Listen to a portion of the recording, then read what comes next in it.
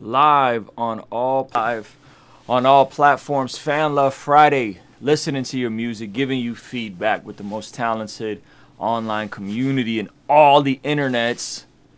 King's Dream Patreon community. Appreciate you guys being here.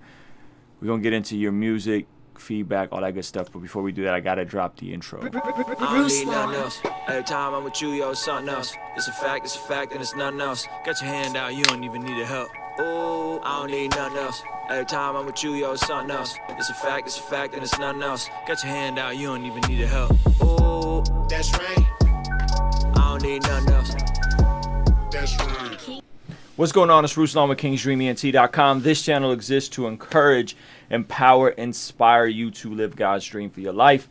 Very glad you be here. We cover all kinds of different topics from music, marketing, God, faith, culture. But on Fridays, we do Fan Love Friday live music review where the folks from the Patreon community, the most talented community in all the internet, come in. We do a music review over Zoom call, and it's super dope, man. So if you're watching this live, appreciate you being here. Give this video a like, give it a thumbs up, but more importantly, let me know where you're watching this from, just so you guys know every time you like, every time you comment, pushes us up further and further in the algorithm, which gets more eyeballs on you, ultimately, if your music is getting reviewed. So if you want your music reviewed, I'll put that information. It's in the description, and I'll drop it again in the chat. But I appreciate all you guys being here. Hey, my name is Ruslan. I'm a hip-hop artist, creative entrepreneur. I run a six-figure boutique indie label called KingsDreamENT.com, and I've been doing music professionally full-time. It was just 5 years. It'll be 6 years this upcoming July. So I live in San Diego, work for myself. Super fun time doing this whole thing, man. So appreciate all you guys being here. We're going to get into some music here in just a bit. But before we do, make sure you guys hit the subscribe and notification bell. All right, let's get into some of your guys' music here in just a second. Again, if you're watching this live, let me know where you're watching this from. And what you're going to see is me bring people into the Zoom calls. We're going to be chopping it up. And we're looking for a couple of specific things. Obviously, music and art are subjective. They are based on people's personal preference and taste. However, we are looking to give you objective feedback, meaning how is the mixing? Are you on beat? Are you in tune? Is there a X factor of a performance? Those are the variables that we're looking at. So music is subjective, but we're going to try to give you guys objective, tangible, actual feedback. So again, if you're watching this live, let me know where you're watching this from.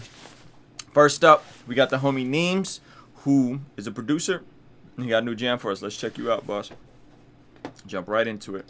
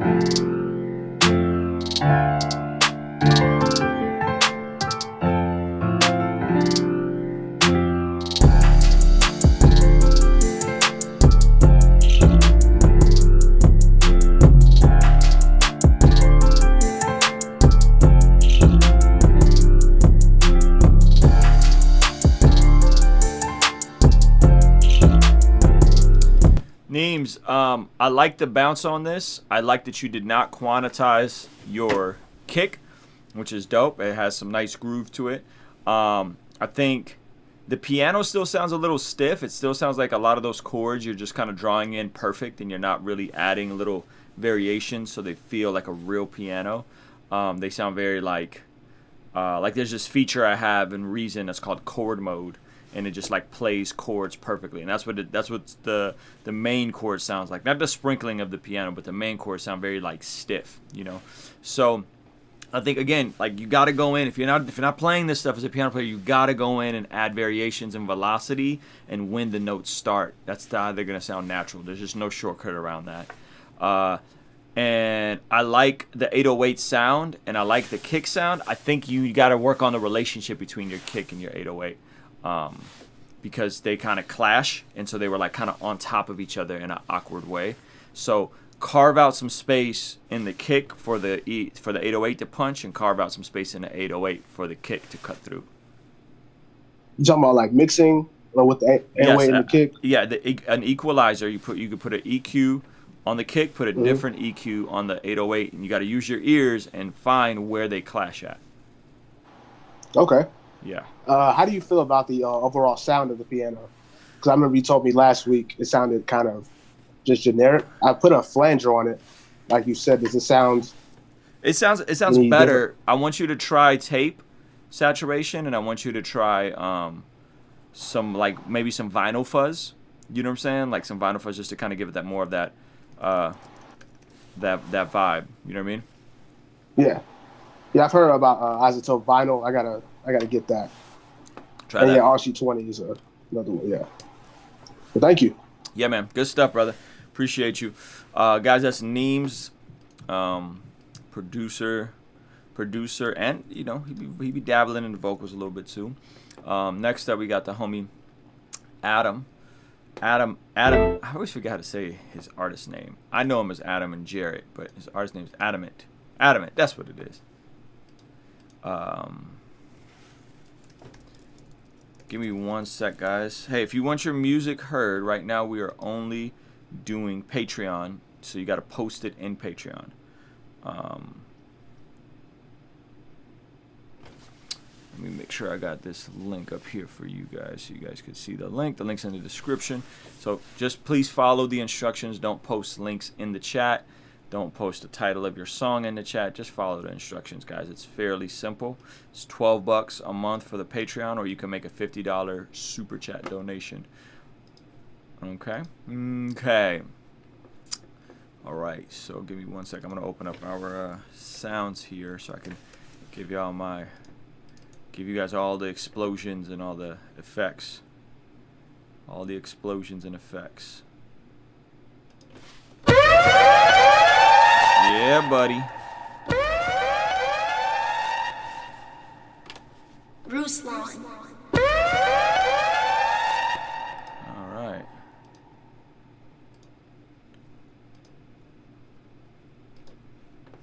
Here we go. I got zero time for the shenanigans today, guys. Follow the instructions if you want your music heard.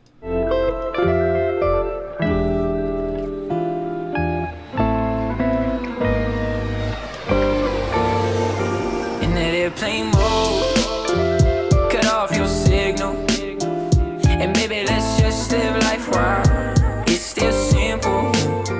In that airplane mode, cut off your signal, and baby, let's just live life while it's still simple.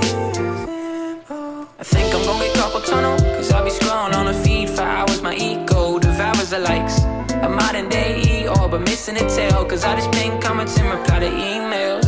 My 2020 vision turning tunnel. I used to see a bunch of happy people on the gram, but now I just see opportunities and funnels. Lord forgive me, man, I hate it, oh yeah, cause if I'm living for a like and nothing more, maybe I should die, should've loved me more. In that airplane mode, cut off your signal, and baby, let's just live life while it's still simple.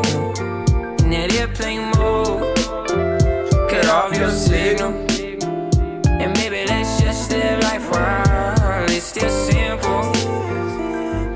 I think I'm about to run away, but not from a 9 to 5. Rather me, myself, and my iPhone, cause I know my identity to whatever social media I'm on. Socially constructing a wall, terrified to be me, cause y'all believe perfection is the end all. That's a volatile mix, a combination that can make somebody go off like politics. I'm sick of treating my phone like a crucifix, basing my life on whether it exists. Instead, I'ma cut it off for a second, man. In that airplane mode, cut off your signal. And baby, let's just live life while it's still simple.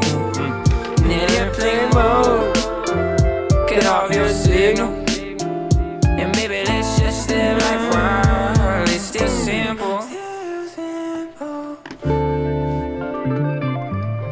Let's go. King's Dreams.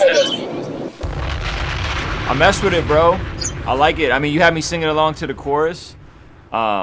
You know, second time around, so I think that's a really strong chorus. I like the fact that you be having like good concepts behind your records, like concepts, and there is like messaging there that I think is very strong. Yeah.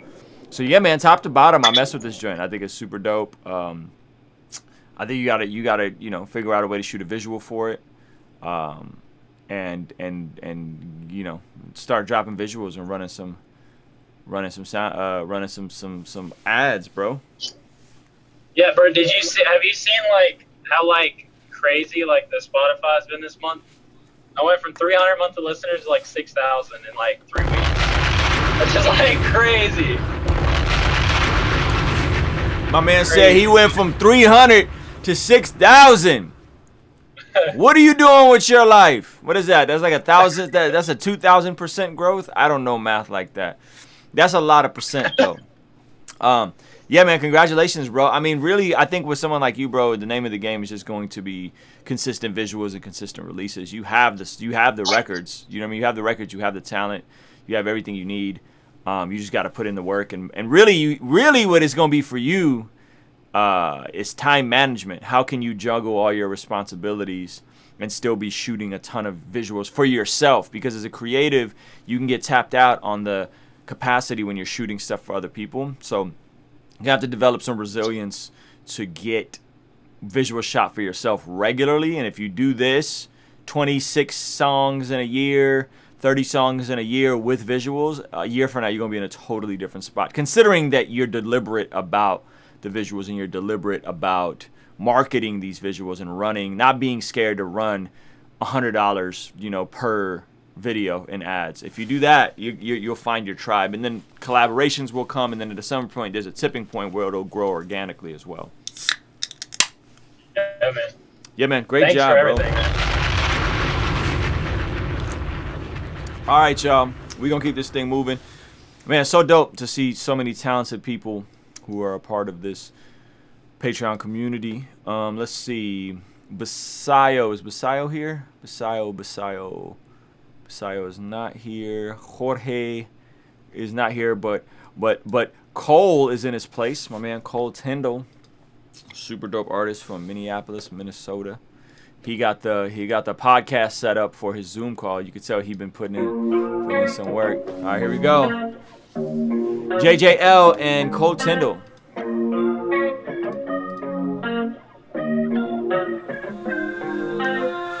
All these nights come and go, only see you in my memory. I know you acting, girl, and as happy as you pretend to be. Some days I just wanna delete your phone number, so I don't call you when I'm gone. It keeps stringing me along. My homies tell me keep my head up, wide eyes, thought you were the one. Yeah, you had to ask me not to write about it. Oh, you embarrassed now? That's the way I feel. I speak the truth until I wear it out. Roll me in half. That's such a dope opening bar to a verse. You asked me not to write about it. Oh, you embarrassed now? That's the way I feel. I'll speak the truth until I wear it out. That's a good opening bar, yo. He's right. It's a song about a girl, and the opening line is, "Oh, you asked me not to write about this, but I wrote about it anyway." And I'm gonna open the song with that idea. They ask me not to write about it. Oh, you embarrassed now? That's the way I feel. I speak the truth until I wear it out. Roll me in half. Said I'd do anything to put it back together. And every time we discuss it, you offended now. Make up your mind. Said it was you who needed work on yourself. And then you flipped it all and said that you want somebody else. You made me take all of our pics off the shelf. I raised my fist and now I'm holding all this broken glass. Blaming myself. I guess I'm better on my own. Only time that I don't got no one telling me I'm wrong. I'm getting pretty good at letting go. It's easier to lose when you learn not to hold on. I feel like I just never know. Do I really want somebody calling on the phone or leaving me alone on my own?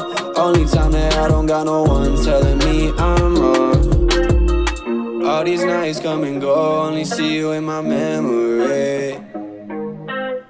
I know you acting, girl, and as happy as you pretend to be. The time we spent it went down the drain. I gave it all, but you still quit. I still recall when I couldn't call, but you tried to stop from that kill switch. Threw it all and we still split. You took the easy way out though. I saw the lies in the other guys, but you wondered why I worked out more. Now I know the outro for the song album you and I made wrapped up. Could've been a lot more, could've made the top floor, but we never could pass up. Going at each other's necks constantly would lead to be the reason my next shorty won't be anything like you at all. I was swimming underwater with my hands tied. Hands tied, undercover in a landslide. All alone, didn't know it was the last time. Last time, burn the fire from the inside. I was swimming underwater, now I'm baptized. Baptized, undercover in a landslide. No more, I ain't know where all my happiness was hiding. Now I'm gonna find it on my own. Yo, that joint is hard, bro. I love it, top to bottom. Where's JJL? He's in here somewhere. Cole, what auto-tune are you using? Bagdar wanted to know what auto-tune you were using on this mug. What's going on? Yeah, so the only song that I have that doesn't... Can you turn your mic up a hair? Yo, I can't. Hold on. Yeah, a little bit. Is this all right? Is this perfect? cool? Perfect. Cool? That's money. The only song no, don't do that. Don't be that guy. You're going to break everybody's ears. That doesn't use Waves Tune Real Time is Comfortable. Everything after that is Waves Tune Real Time. It's so Waves Tune Real Time. Yeah. There you go. That's your answer, Backdoor. Waves Tune Real Time is dope. I just recently got it because Nick D uses it, and it just made sense to have the same auto tune as him. Andy Mineo too. Andy Mineo used Waves. Wait, the Waves Tune Real Time? Dope. At least in live, yeah. You said at least in live? Yeah, I saw it on Ray Rock's. On IG Live. No, on like his live setup when he performs. Oh, okay. That's actually pretty cool. Yeah, I like that. I like that one. I think it actually has a very unique sound that is.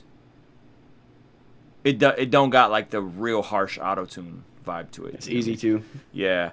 Okay. Yo, I like this record. Did you produce this too, Cole? Yeah. Okay. So you're kind of doing more of the melodic stuff, and then JJ comes in with that double time rap. Yeah. Yep.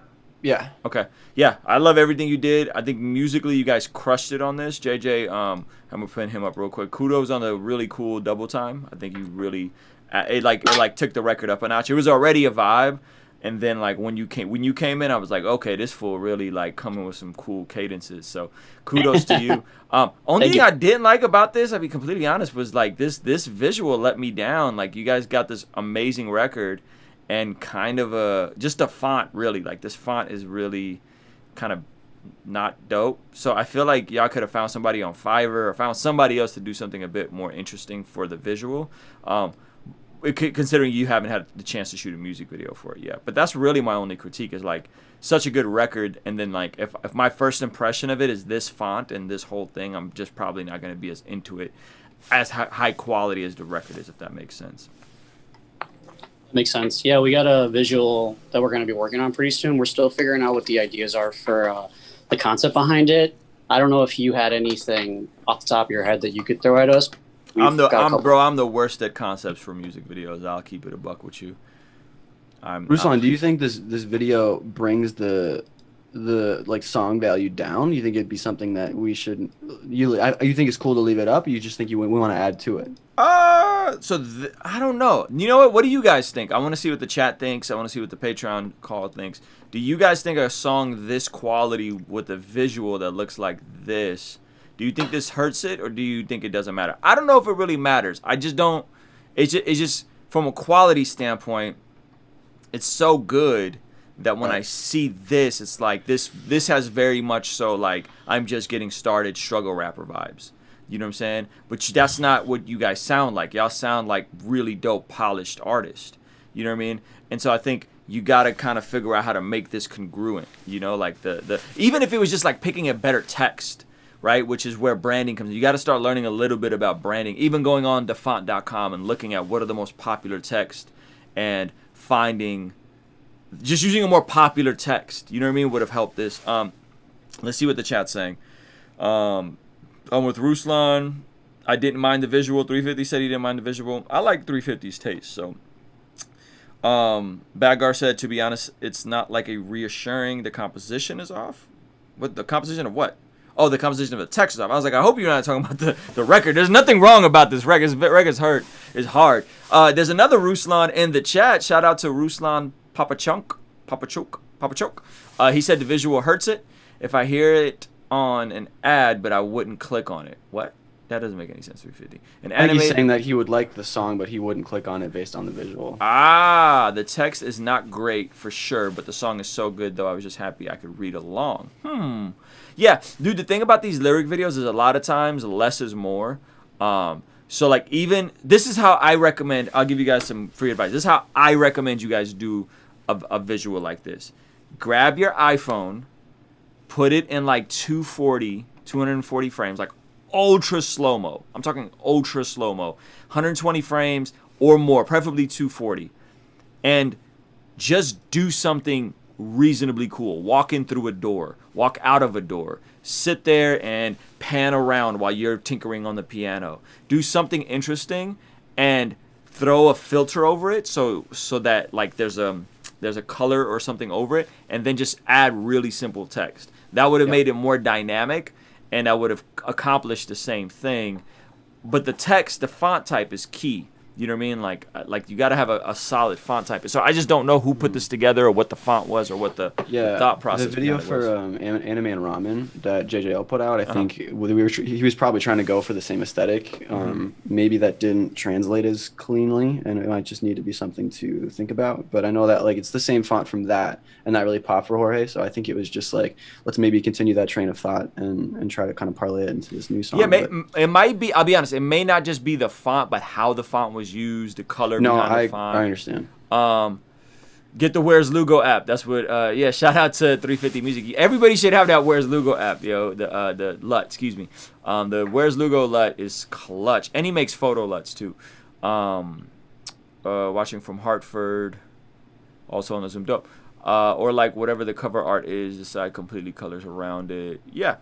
Music pops in my daily mixes on Spotify. Okay. Free photo LUTs, mind you. Yeah. So yeah, I think visuals are unfortunately, Cole, in the same way that you've learned to be a producer and an artist, right? And you mix too, right? You mix all this stuff as well. Yeah, I mix and master this song. Yeah, so you guys got to do the same thing with your visuals. Like you're gonna have to figure out how to add that skill set to your repertoire. There's just no way around it, unless like your little brother is a genius cinematographer and isn't gonna charge you for this stuff. You know, so it's but if you've learned to produce and you've learned to mix this good, bro, and you've learned to freaking rap and sing this good, you can skill stack and add visuals to your repertoire. You absolutely can. It's not that complicated. The biggest thing I see a lot of artists is they just get super intimidated by learning visuals, and it's not that complicated. It's because you're literally just mixing with video. Like instead of using audio, you're mixing with video. And instead of using equalizers and compressors, you're using LUTs and color exposure and color grading. It's the same thing. And it's super fun too, man. It's super fun. And you're trying to get different textures to match. And it's a cool process. So I feel like that's going to be the thing for both of you guys. If you guys can figure out how to just create really cool visuals, they don't have to be over-the-top music videos where you're rapping into the camera and doing all this. It doesn't have to be that. It could be more short film, more cinematic, that kind of stuff. But I think you guys could figure that out, man, and you're instantly going to level up your audience. Your audience retention is going to go way up because people see before they hear in 2020. That's what we're here for, man. Thank you very much. Yeah, good stuff, man. Cole Tyndall and JJL. Follow both of these brothers, man. They're both freakishly talented. out of the Midwest, specifically Minneapolis, and I'm just super excited for where they're going, man. Some of my favorites in this mug. All right, Basayo is still not here, right? Basayo's not here. We did Jorge Norwood. Is Norwood here? Norwood is not here. Wait, how do you say it? Lath LaRue, right? I said that right. I think I said that. It's a Lath. Lath, gosh darn it. I should know it by this point. I'm sorry, bro. All right, let's check you out. That's all good. I've been enjoying your stuff a lot lately. You've been very consistent, so let's check this out. All right. Oh, we got a visual? Let's go.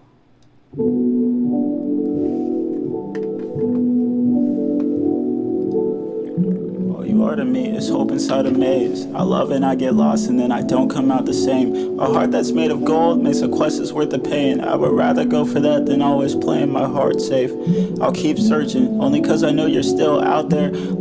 I'm gonna put it on 1080. For some reason it played in 720. Love's amazing, we're amazed to learn it's never fair. My path will be hard, and I get doubtful that you won't be there. I know love is real, but I get scared that it's not real for me. I haven't met the one, but maybe there's nobody there for me. I guess that I'll keep searching, but that search is going terribly. What if I get fooled again and grab for gold that turns on me? What if the gold is real, but I don't reach it cause some tragedy? I'd rather die along the way than find someone that's bad for me. Somebody that will be with me, but simply wants the bad for me.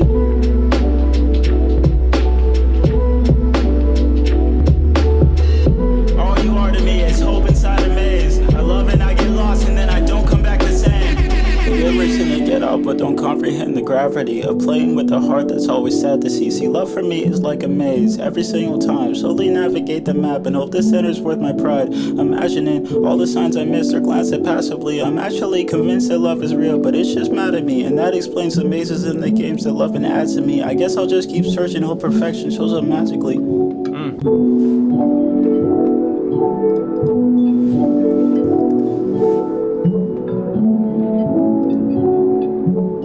All right, bro, I like you getting into these visuals, okay? This is good. This is good stuff. All right, so a couple technical things. First of all, I like the song. I mean, I rock with your music. Like, I think it's super cool, and I think you just tap into, like, an emotional side that can be difficult for people to tap into, and it's super relatable, especially to younger kids. So I don't have a ton of critique on the music. Visually, you rendered this out at 60 frames. What are you editing in? Final Cut Pro. Okay. You got to make sure that the project file is in 24 frames. 24 frames makes stuff feel more cinematic. So what it probably happened is you just accidentally made it 60 frames. 60 frames is what we shoot in to create slow motion. So you shoot in 60, then you slow it down to 40% to create slow motion. 24 frames is 40% of 60 frames, right? So you're shooting in 60, slowing it down to 24. So that gave it a weird kind of jolty vibe at some parts. So just make sure your projects are always in 24. That's going to give you more of that cinematic look.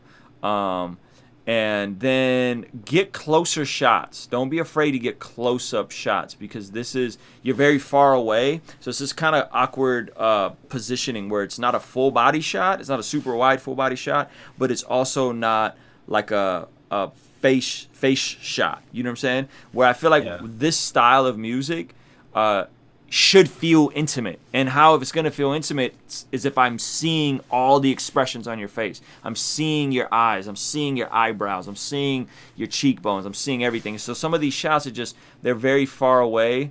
And so like the composition of this is there's a lot of headspace here. There's just a lot of, whereas like if the shot was here, like maybe chest up or maybe even just your head, like that would have created a pretty cool vibe and matched the song as well.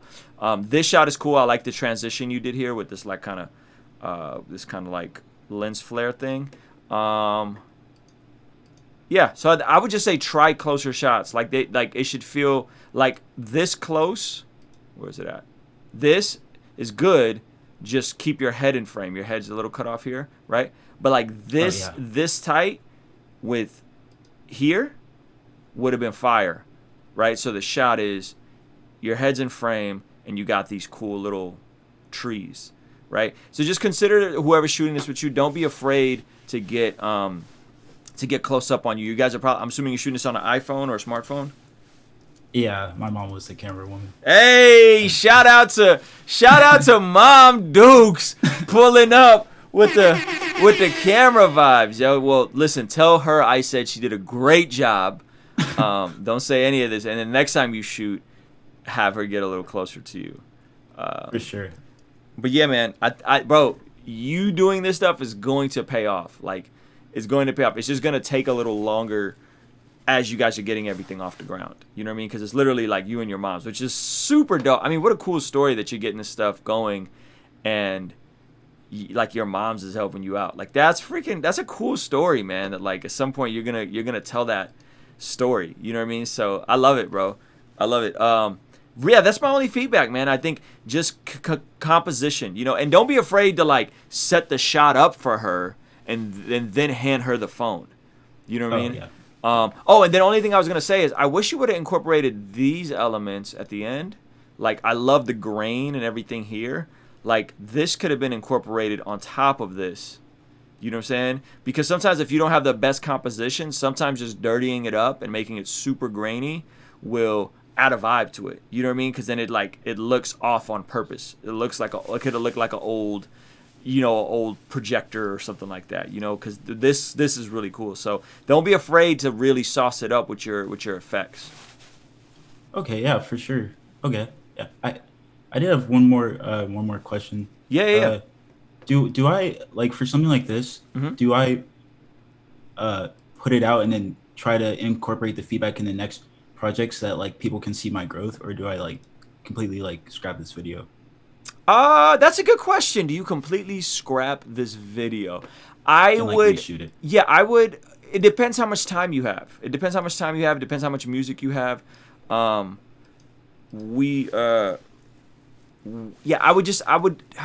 know. What do you guys think? Those of you guys that are in the chat,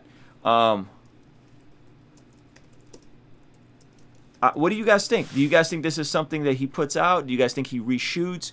Do you guys think he just works on an edit?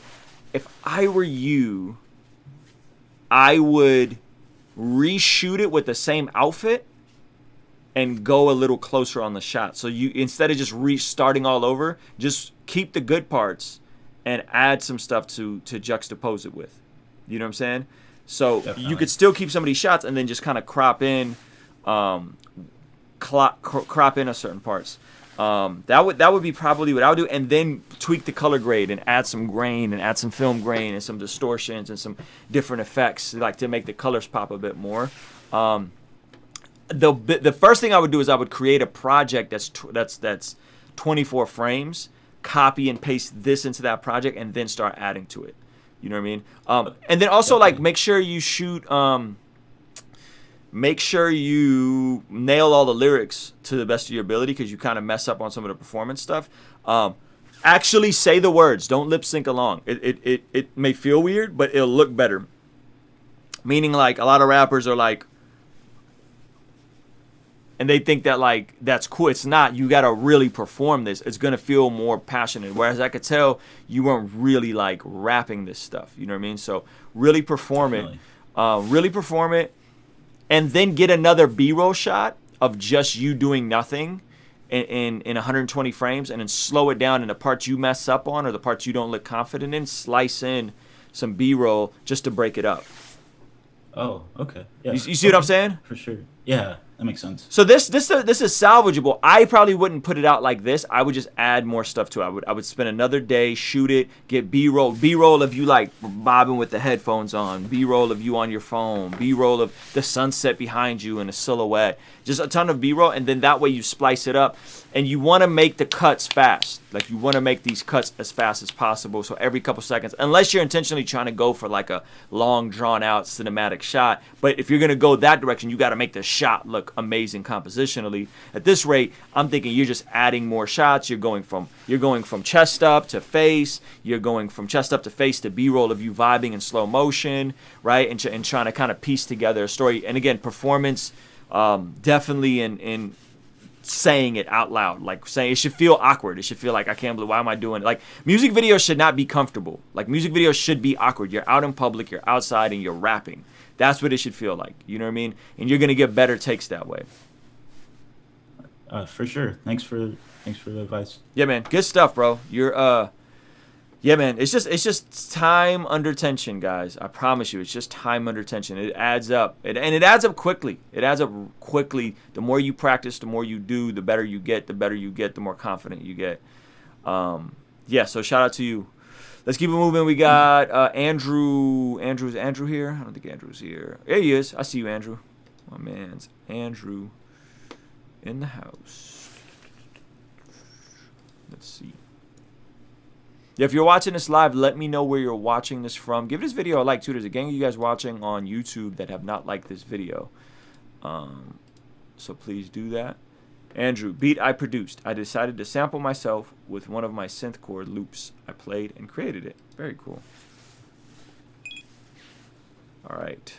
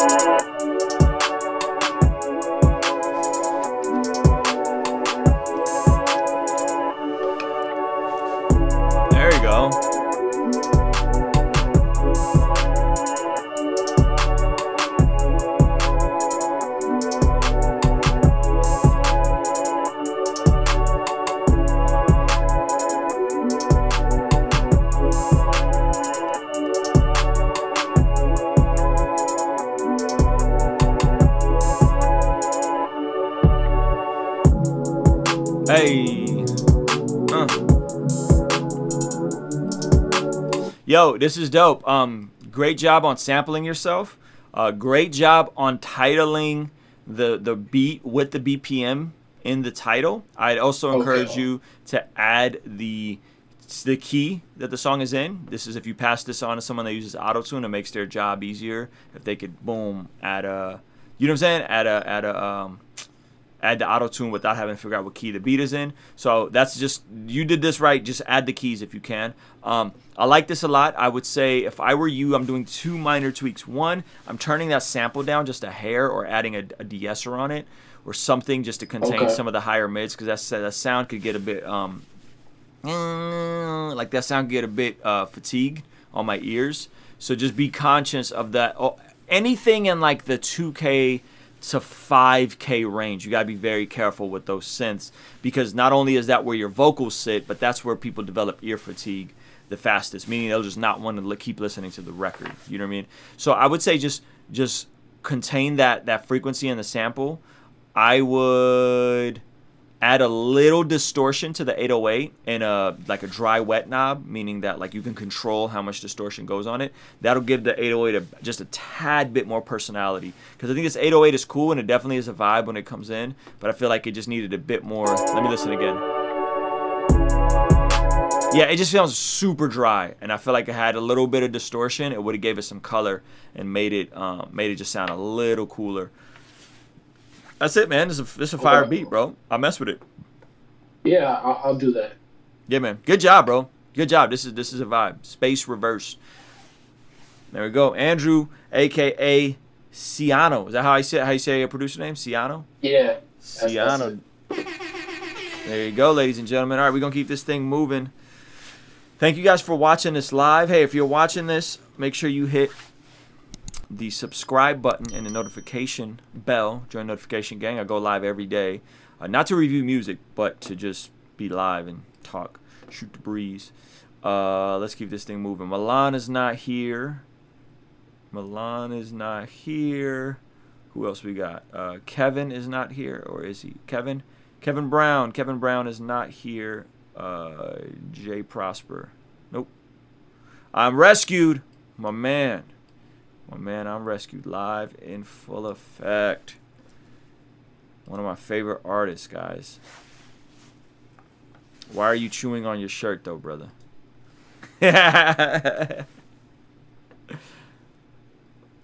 All right, let's check this joint out. Demo. Ooh, we get the new. I know they having my portion. I went and traded for fortune. Hey. All I wanted was to make it big, but that really isn't important. You see myself on the furnace, though I really don't deserve it. Fame and fortune isn't worth it. Pay attention, this is urgent. Look at my shine, it's different. Look at my shine, it's different. Look at my shine, it's different. Look at my shine, it's different. Look at my shine, it's different. Look at my shine, it's different. Look at my shine, it's different. Everybody searching for some peace. G.O.D. exactly what I needed. Where I spit, you can't deny the source. KJ be my reference, just a chorus. Look at my shine, it's different. I do it all for the kingdom. Even if they never listen. Listen. Look at my shine, it's different. Different. Look at my shine, it's different. Different. Look at my shine, it's different. Look at my shine, it's different. Look at my shine, it's different. Look at my shine, it's different. Look at my shine, it's different. Yo, that joint is hard. Look, I think you should reach out to see if you could get Foggy Raw on this joint. That would be crazy if you did a record with Foggy. This is like totally up his alley. I think it would be unexpected. I don't know if you mess with Foggy like that, but this is definitely like some Foggy Raw vibes. And then, did you drop a King James version Bible bar on this? I did. You a KJ only guy? No, not really. It's what I generally read. The King James, not the new King James, like the King James. like the King James. God bless you, man. That's. I wish I could show you. Like, I have a. Let me see it. Let me see it. Let me see it. Let me see it. Let me see it. Like, oh. Yo. My man dropping King James bars. All right, yeah, I love it, bro. Like for real, I would get this to Foggy. You know what I'm saying? If you, I think this would be a crazy collaboration because you guys are so different, but so similar.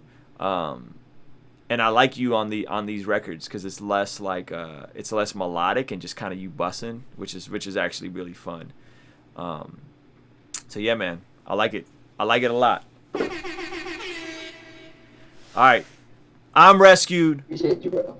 All the way. We still got to get our record in, man. I've been slacking, bro, but I'm easing my way back into the raps. So have no fret. We're going to get one. I actually was trying to make a beat for you the other day. That's so funny. I was looking for like gospel samples to chop up, and I got stuck. And I ended up accidentally making like 3 other beats for hold on, shoot. Why does YouTube autoplay like that? Gosh darn it, YouTube. I ended up making like 3 beats for Nick D on accident because I just couldn't find like a gospel bounce because your stuff just got such a cool gospel bounce. But yeah, man, dude, shoot me a DM tomorrow. If you want, I could forward that along to Foggy and see if he'd be down. You know what I'm saying? I think it'd be a fun collab. Okay, dope. All right, I'm gonna let you go, man. Thanks so much for that. I'm rescued, ladies and gentlemen. All right, we have J Prosper. Where's J Prosper at? Here we go. J Prosper. All right, we're going to play your record, my G. Thanks for being here. Yeesh! Oh, man. Okay.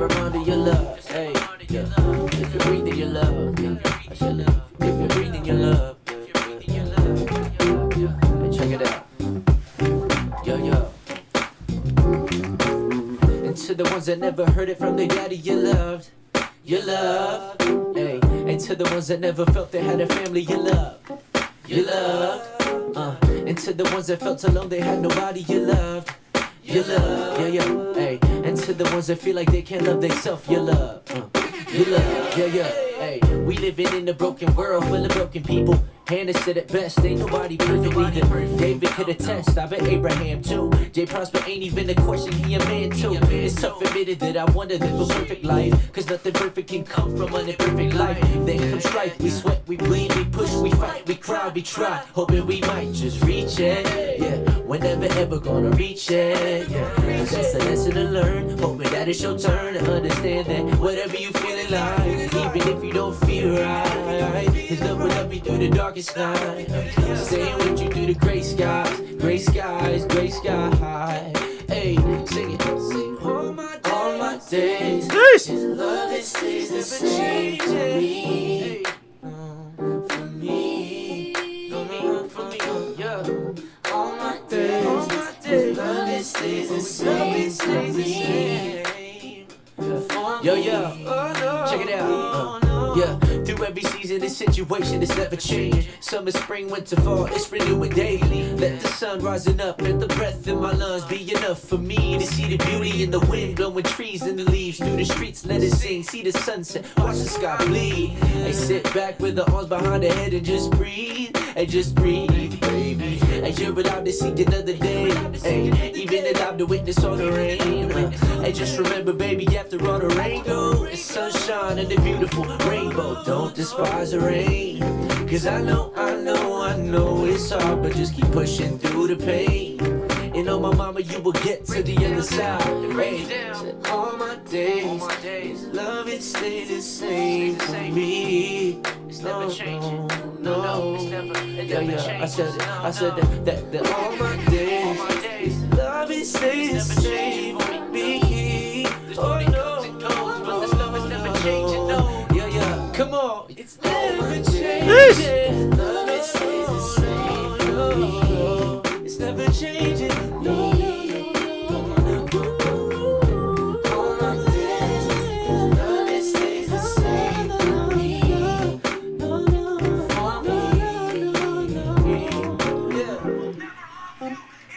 Yo.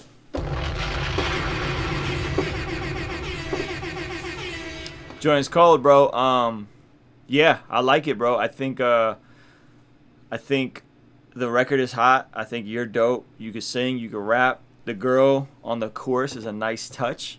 So my thing for you would be like, you got to get these visuals off the ground, and you got to make sure the music stays congruent. Can you unmute yourself?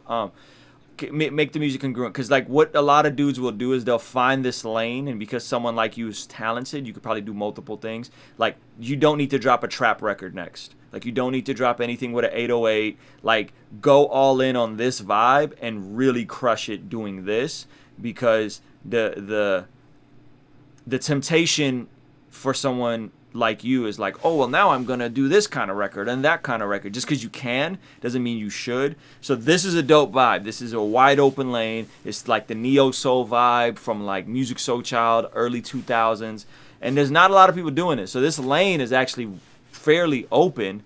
Go in all the way. So just make everything cohesive, make everything congruent, and then start dropping video. Where are you at with music videos?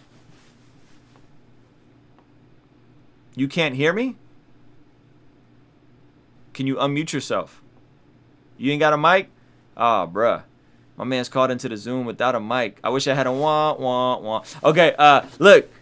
Get music videos shot, man. You're going to hear me talk a lot about that on the channel. Start shooting your own music videos. Get an iPhone. There's plenty of people in this community that you'll see some today if you stick around for the stream. Folks who shoot videos right on their iPhone and are growing their audiences super duper fast. So that's going to be the difference. Like, if you can get visual shot and you can get them good, and then you understand just a tad bit of Facebook, Instagram marketing, there is a huge audience for what you're doing. But it's going to require you stretching yourself and adding some different skills to your skill set. But all in all, man, I like it. I like it a lot. So great job. Jay Prosper, ladies and gentlemen. All right, we're going to keep this thing moving. Shout out to everybody watching this live. Hey, if you're watching this live, give this video a thumbs up for your guy, would you? It only takes a few seconds. There's a gang of y'all watching, not a gang of you guys that have hit the like button.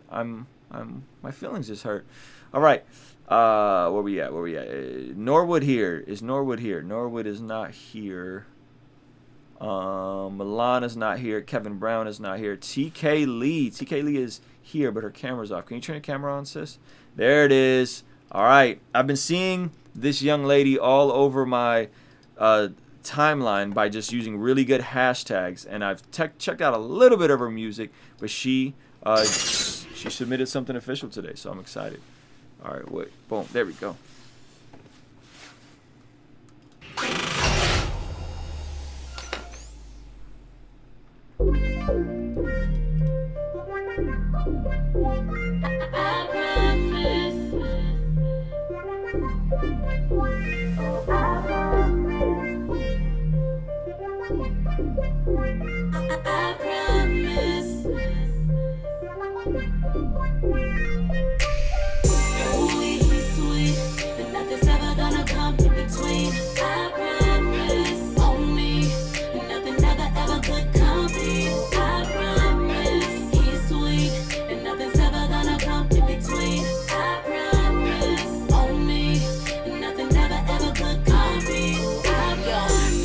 I couldn't get it, I wasn't with it. Like how you love somebody tripping over love that's freely given. You ever heard of love like that? That'll make them call right back. Like, wait a minute, why you so driven? Forget it. I'm better off loving a king like you, cause none of this feel for you, and I'm ready for something new. So let's get it. Ever since I chose the throne, I'm on. Fully clothed, no longer hard. Exposed from scars, I'm armed. Fully loved. Locked in on his keys. Got up about that me. Set free, now better days. Yeah, thank God that his love will never stop, and I'ma sing until I drop, because his love is all I got, and that's a lot. That's a lot. Competition kinda weak when you compare it to a king that's undefeated. Yeah, his name is Jesus. On the throne he's seated. Caught up in the rapture of his love, now I can't leave. Ooh, he's sweet, and nothing's ever gonna come in between. I promise, on me, nothing ever could come between. I promise, he's sweet, and nothing's ever gonna come in between. I promise, on me, nothing ever could come between.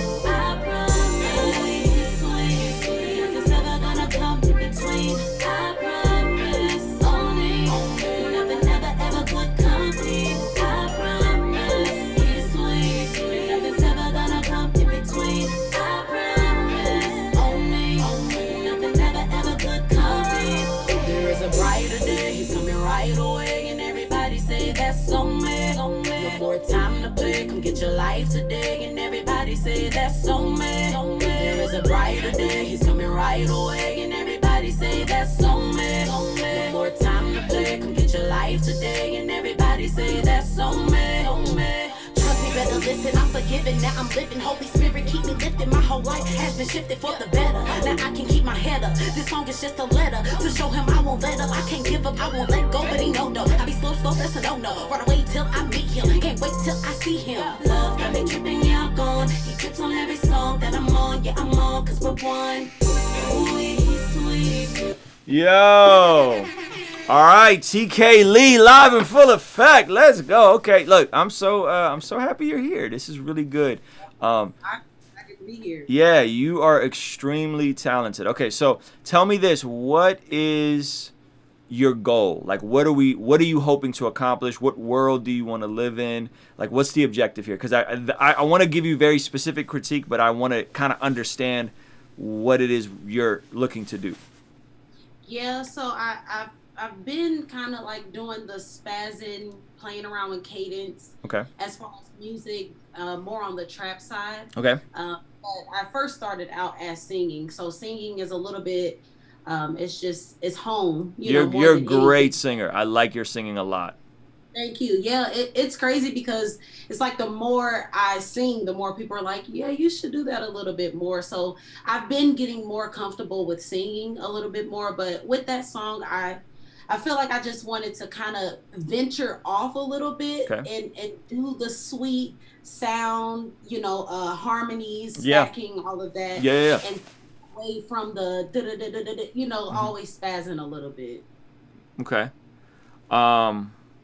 Okay, dope. So what world do you want to live in? Like, where do you see your music position? Like, are you a CCM artist and you're in the world where they're like got guitars and they're jumping around and singing love songs to Jesus? Are you a black gospel type of rapper? We're in the black gospel world. Are you a Christian hip hop artist? Are you a mainstream hip hop artist? R&B, neo soul? Like, what world do you envision yourself? I would definitely lean on the CHH side for sure. Okay. If I mean, you look at the record of everything I've done, it's been Christian hip hop. Okay, let me see. I want to see if I could find some more of your stuff. I'm trying to see like your most popular song. I'm really curious because, like I said, I've been seeing you pop up. Okay, this is kind of like your most popular song. And where are you based out of? Kansas City, Missouri. Hey, Kansas City, Missouri. That's a vibe. Okay, so this is my critique, and you could do with it whatever you like. You're ridiculously talented. You can sing, you can rap, you have a great aesthetic, you understand style, like you have the entire package.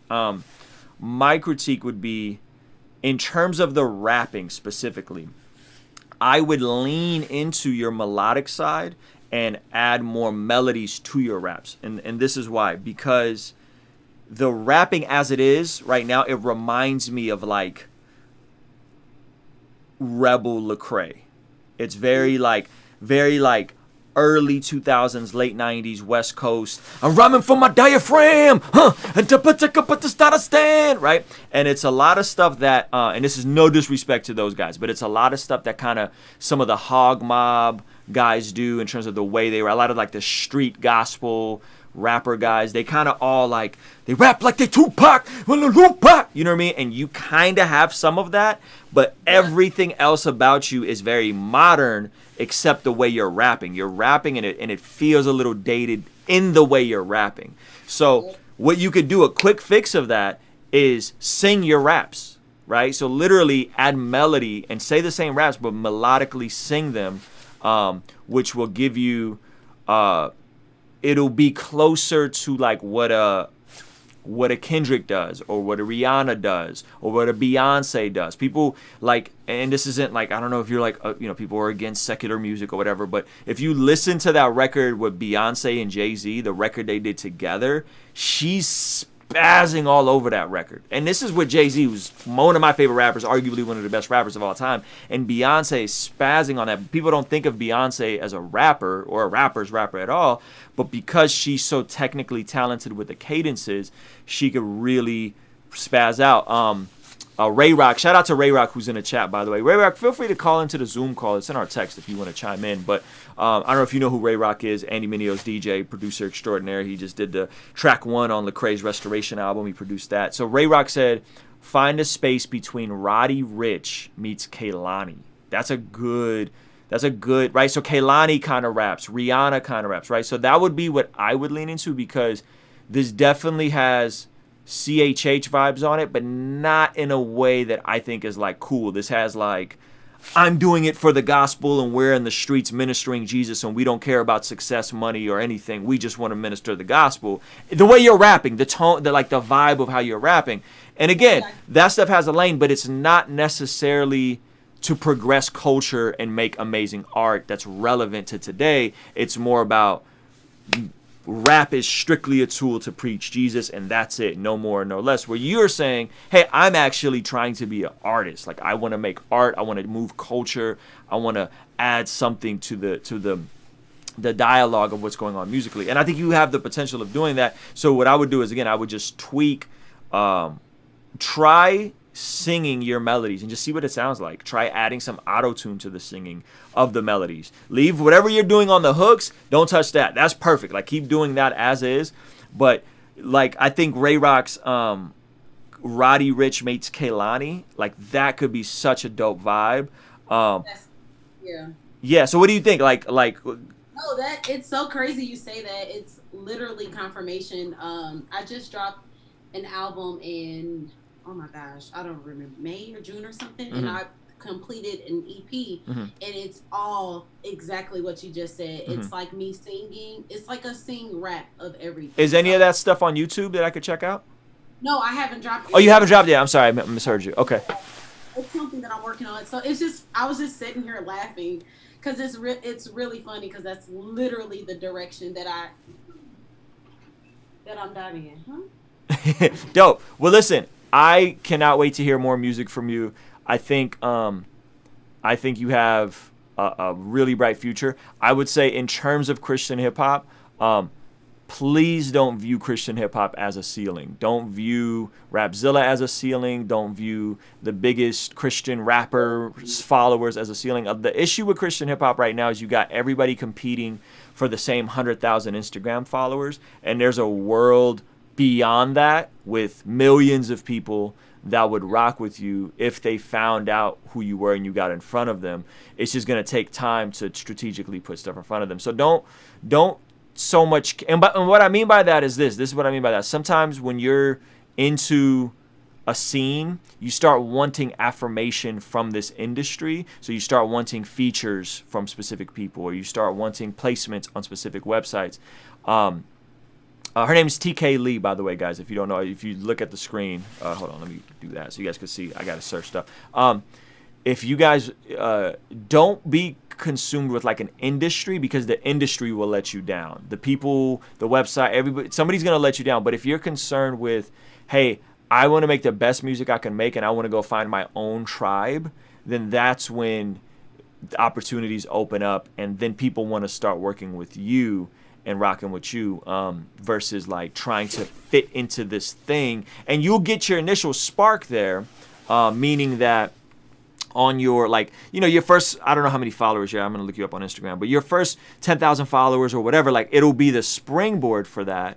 But you can grow beyond that. And that's what a lot of what we talk about here is like, don't let any world, whether it's Christian hip hop, gospel rap, SoundCloud rap, whatever, don't let that be a ceiling and like what to aspire for, because there's a way bigger world out there. I mean, they're saying there's about to be a billion new users that are about to hit YouTube within the next couple years because people are getting fast internet everywhere. So, I mean, think about that. 1 billion people are about to hit YouTube. I'm pretty sure you could find 100,000 of those people to rock with you. I just followed you on Instagram, by the way. And so I think if I'm you, I'm just creating the best music you can make. And then here's the key: visuals, visuals, visuals, visuals, visuals, visuals. I'd rather you shoot 20 visuals a year shot on your iPhone and you just figure out how to finesse it than to shoot 3 of these a year, right? Yeah. These like really nice, like the visual's great, like it's color graded well, but I'd rather you learn how to do 50 of these in the next 2 years and drop them all with Facebook ads and Instagram ads and lookalike audiences. That's going to take you way further than dropping 1 or 2 of these really well shot videos, right? So it's consistency and quantity. So anyway, great job. I like it. The cool thing is, like, you've been doing great. Like, you've been putting in work. You're always on my feed. You're using the right hashtags. So like seeing you in here, I was like, oh snap! Like I've seen you all over the gram. So great job. And just keep going. Yeah, and don't let anything be a ceiling on you. Like don't let nobody like manipulate you into thinking that you desiring to be a successful artist is somehow contrary to the gospel or contrary to preaching Jesus. It's not. Both of them can coexist. You can be successful and get the gospel out. You can make money and be generous with your money, right? So because there's going to be a lot of that stuff projected on you in Christian hip hop, and it's just unfortunate. There's a lot of poverty mentality in that scene, and I think you can be as big as you want to be, whatever your goals are. So you just got to figure out what are your goals and then reverse engineer that. Yeah, it's literally confirmation. I was on live on Instagram yesterday, and I was talking about how freeing it has been to create music just for me. Because I mean, everyone is used to. I don't know if I popped on your timeline through freestyles, because that's kind of how, like, my Instagram popped, was just I was releasing freestyles like crazy. So now, because that's what everyone is used to seeing from me, it's like, oh, you're gonna sing a whole song? Wait a minute. So it's just confirmation. And another thing that slowed me down with singing and doing like the rap sing thing was my engineer wasn't the greatest at mixing singers. He's just straight rappers.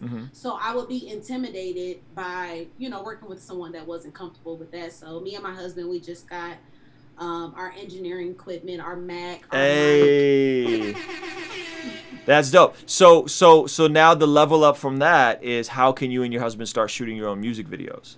That's the next level up. Yeah. And then you guys become a powerhouse. You become your own media company because now you're mixing your own records, you're shooting your own visuals, you're editing your own visuals, and it's gonna take a couple tries before it gets to the quality you want. But here's the key: there's a degree of diminishing returns, meaning that you want to get it good enough, and then put out a lot of it.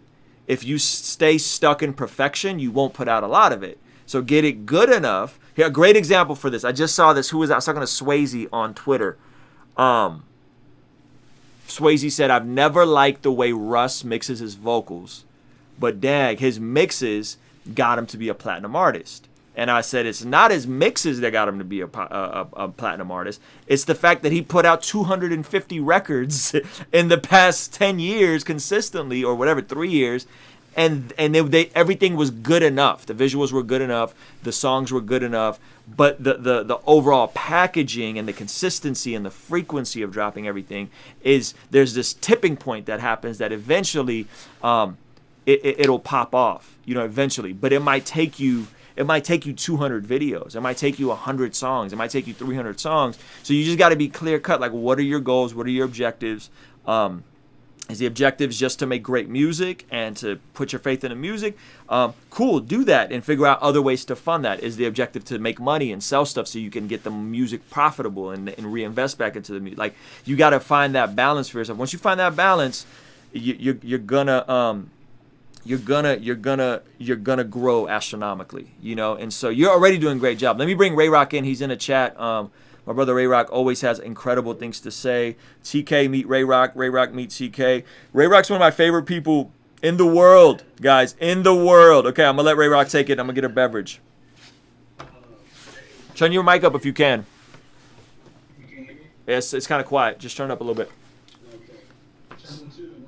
Louder. Can you make it louder?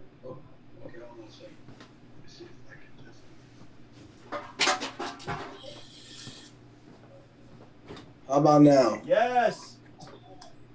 Okay. So I just wanted to just say that I love the music, love the visual that she put out. This is kind of like a general thing for everybody, just to piggyback on what Ruslan said as far as the content goes. So a lot of times when I'm hearing a lot of you guys rap, you guys are telling me the formula, you're telling me the formula and the answer. So, for example, you're like, Jesus, he resurrected on the third day, right? I got 66 clips in the Bible, you know what I mean? Like, you're telling me the formula and the answer, right? But you're not showing me how it's worked out. You get what I'm saying? So, because where it's worked out is where people that are not Christian and people who are in different places in their walk, everybody can meet, right? So, for example, I might not agree on somebody's lifestyle, and but that doesn't mean that we can't agree on justice, right? So, for example, if somebody does better, if a woman does better than me on a test, you know what I mean, and she doesn't get the job, and I get the job because I'm a dude, you know what I'm saying? Then the Bible tells me to stand up for justice, and that's wrong. You get what I'm saying? So it's like in those places we can agree. So as far as the context when Ruslan was talking about the ceiling, we oftentimes put a ceiling when we start talking about the formula and the answer when a lot of people haven't seen the answer or the formula. Believe it or not, Christianity is best experienced, right, through an experience. You get what I'm saying? And that's how that famous thing that every pastor says, man, there's something different about him, right? There's something different about it, right? So my whole thing is like, what are some topics, right, that the CHH community is not talking about, right, that everyone can relate to, and you can bring, a godly perspective on it, right? But just don't be like, yada, yada, yada, being in debt is wrong, or having a divorce is wrong. You know what I'm saying? But, like, people can relate to a divorce, or people can relate to heartbreak. You know what I mean? And the places where people can relate, you'll go further and farther, and your reach will be greater. You know what I'm saying? I'm not saying that, you know, you won't have a song where you just basically tell people, yo, Jesus is the way, you know what I mean? I'm not saying you don't do that. What I'm saying is that make sure you don't box yourself in by just talking about the formula and the answer. Does that make sense? Complete sense. Like this whole experience is just blowing my mind, because once again, it's confirmation. I don't know if you guys know a guy named Chris Cobbins. He's actually like Grammy nominated. And yeah, that's the homie.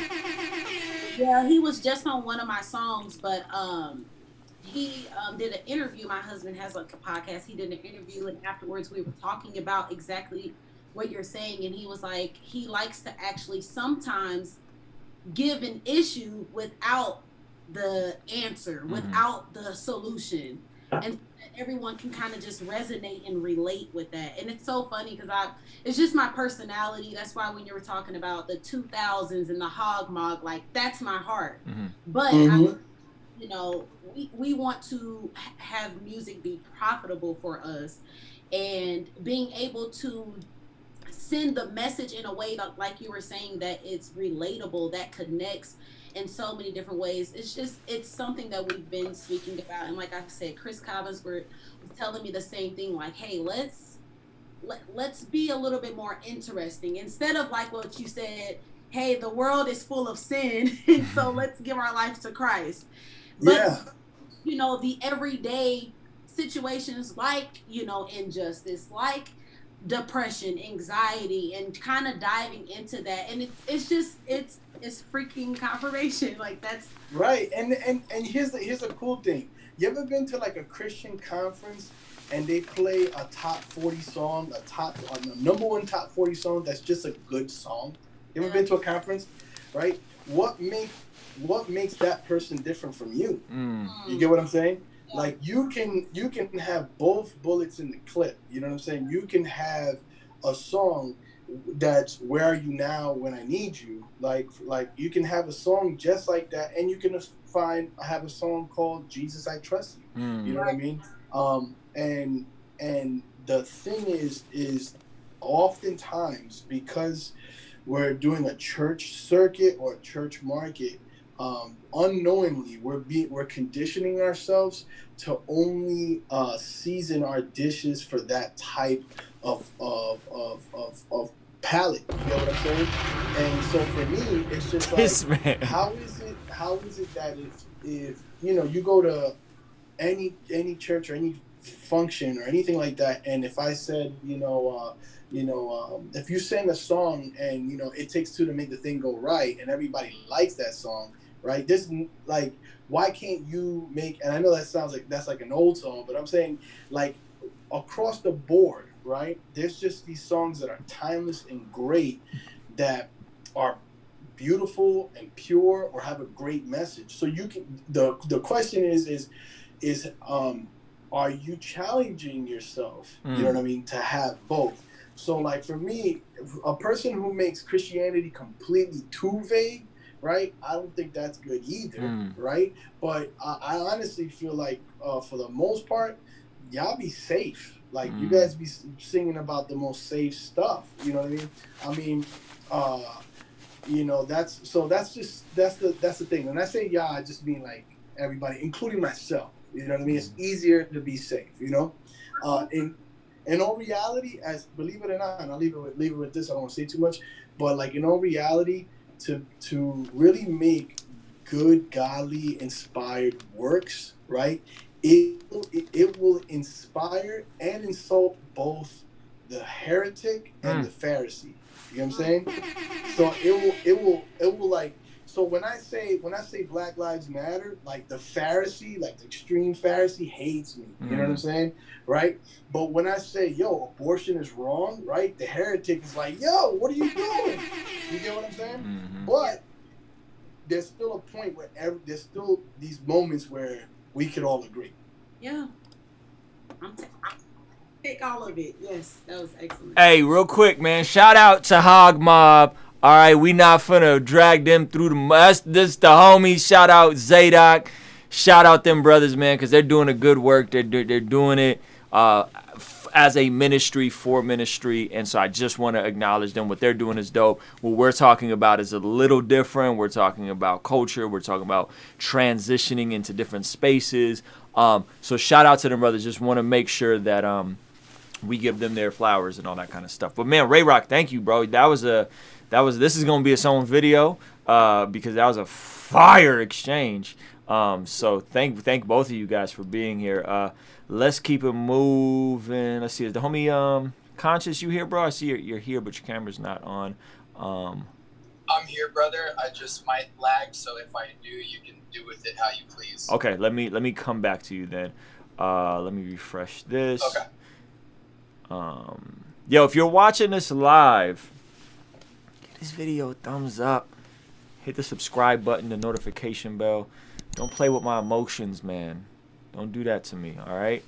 Just go ahead and hit that like button, hit that subscribe button. All right, man, this is a fire stream. You guys are missing out if you're late. My man Ray Rock just gave us some jewels. I mean, he was speaking to TK, but he gave all of us some jewels. Whew! All right, Milan isn't here. Conscious is here. Devin, you did the little period thing and didn't give us a link, champ. You tried to do the slick thing and it didn't work. Refresh. I did. I just refreshed trying to find your link. It's all good. It's all good. I'm gonna find it. I think I posted on the August 21st one. That's boo. Okay. Let me see. Is Norwood here yet? I don't think Norwood is here. Go back. Here, let me just copy paste and put it on the. Is Riley in this joint? Riley is not here. Okay, let's just do 350. 350's here. He's been here since the beginning. And then I'm going to come back to you, Devin. Just put, if you could go back and post it inside of that post. That way I don't miss it. My man, 350 Music. Texas in the house. 16,000 monthly listeners. Let's go. Hey, man, that's how you get your name out. 350, y'all. Let's go. Turn your mic up a little bit if you can. You're kind of quiet, champ.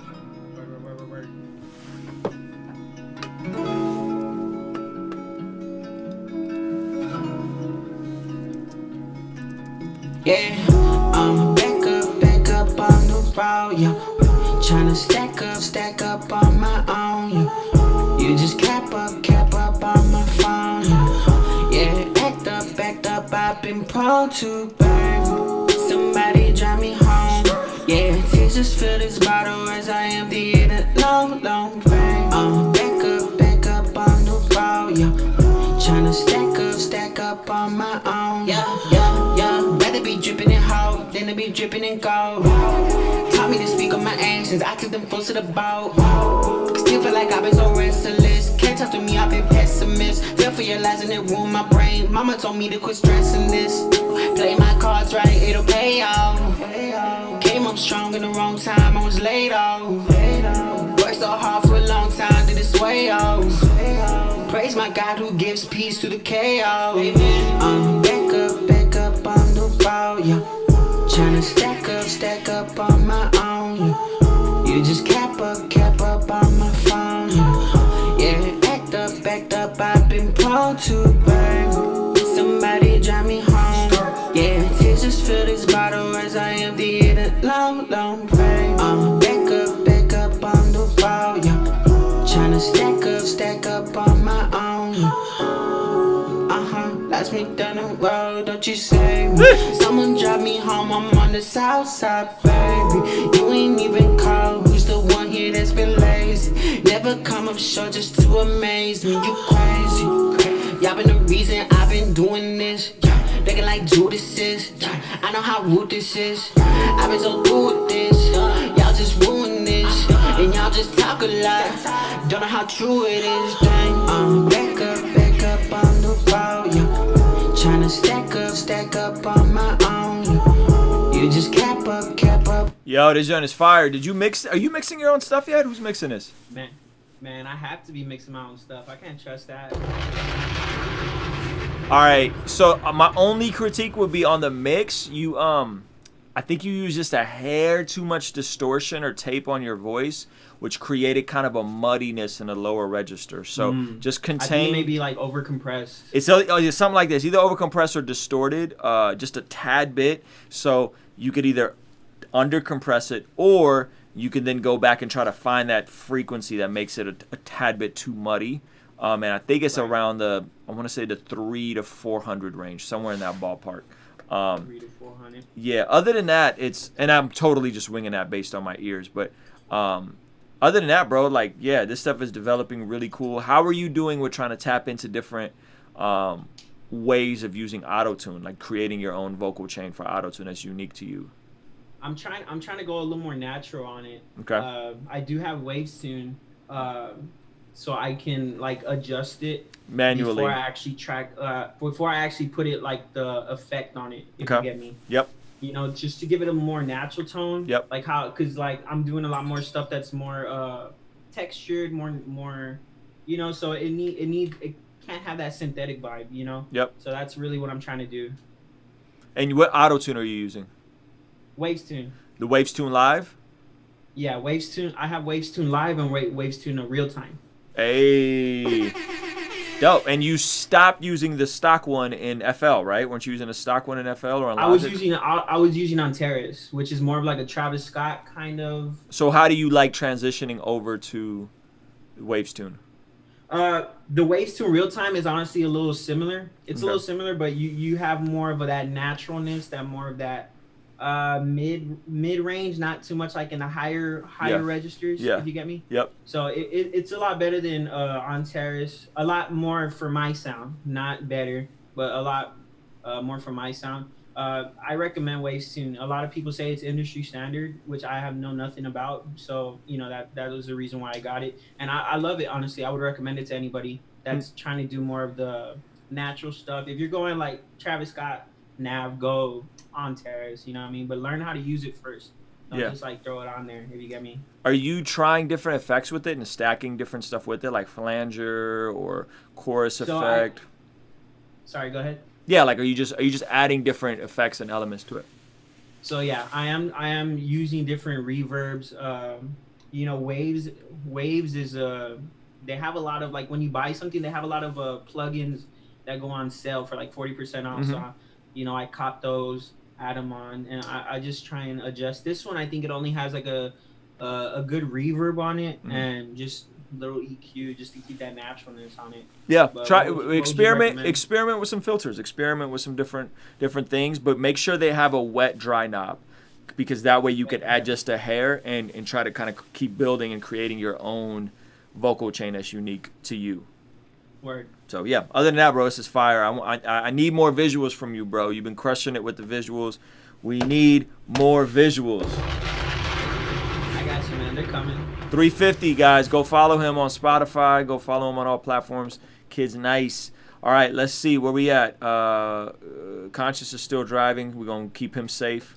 So that means we're gonna go to. Let me see. Norwood's still not here. Yeah, Norwood's not here. All right, we're gonna go to Devin Lee. He is here. Devin Lee has been crushing it, top to bottom. A few months ago, Darker won. Once submitted previously. This cause some profanity on here. So hide your kids, hide your wife. I need to add that little sound effect. Hide your kids, hide your wife. That'd be hilarious. Deleted ego, ladies and gentlemen. The second track is to be complete opposite perspective. Okay, here we go.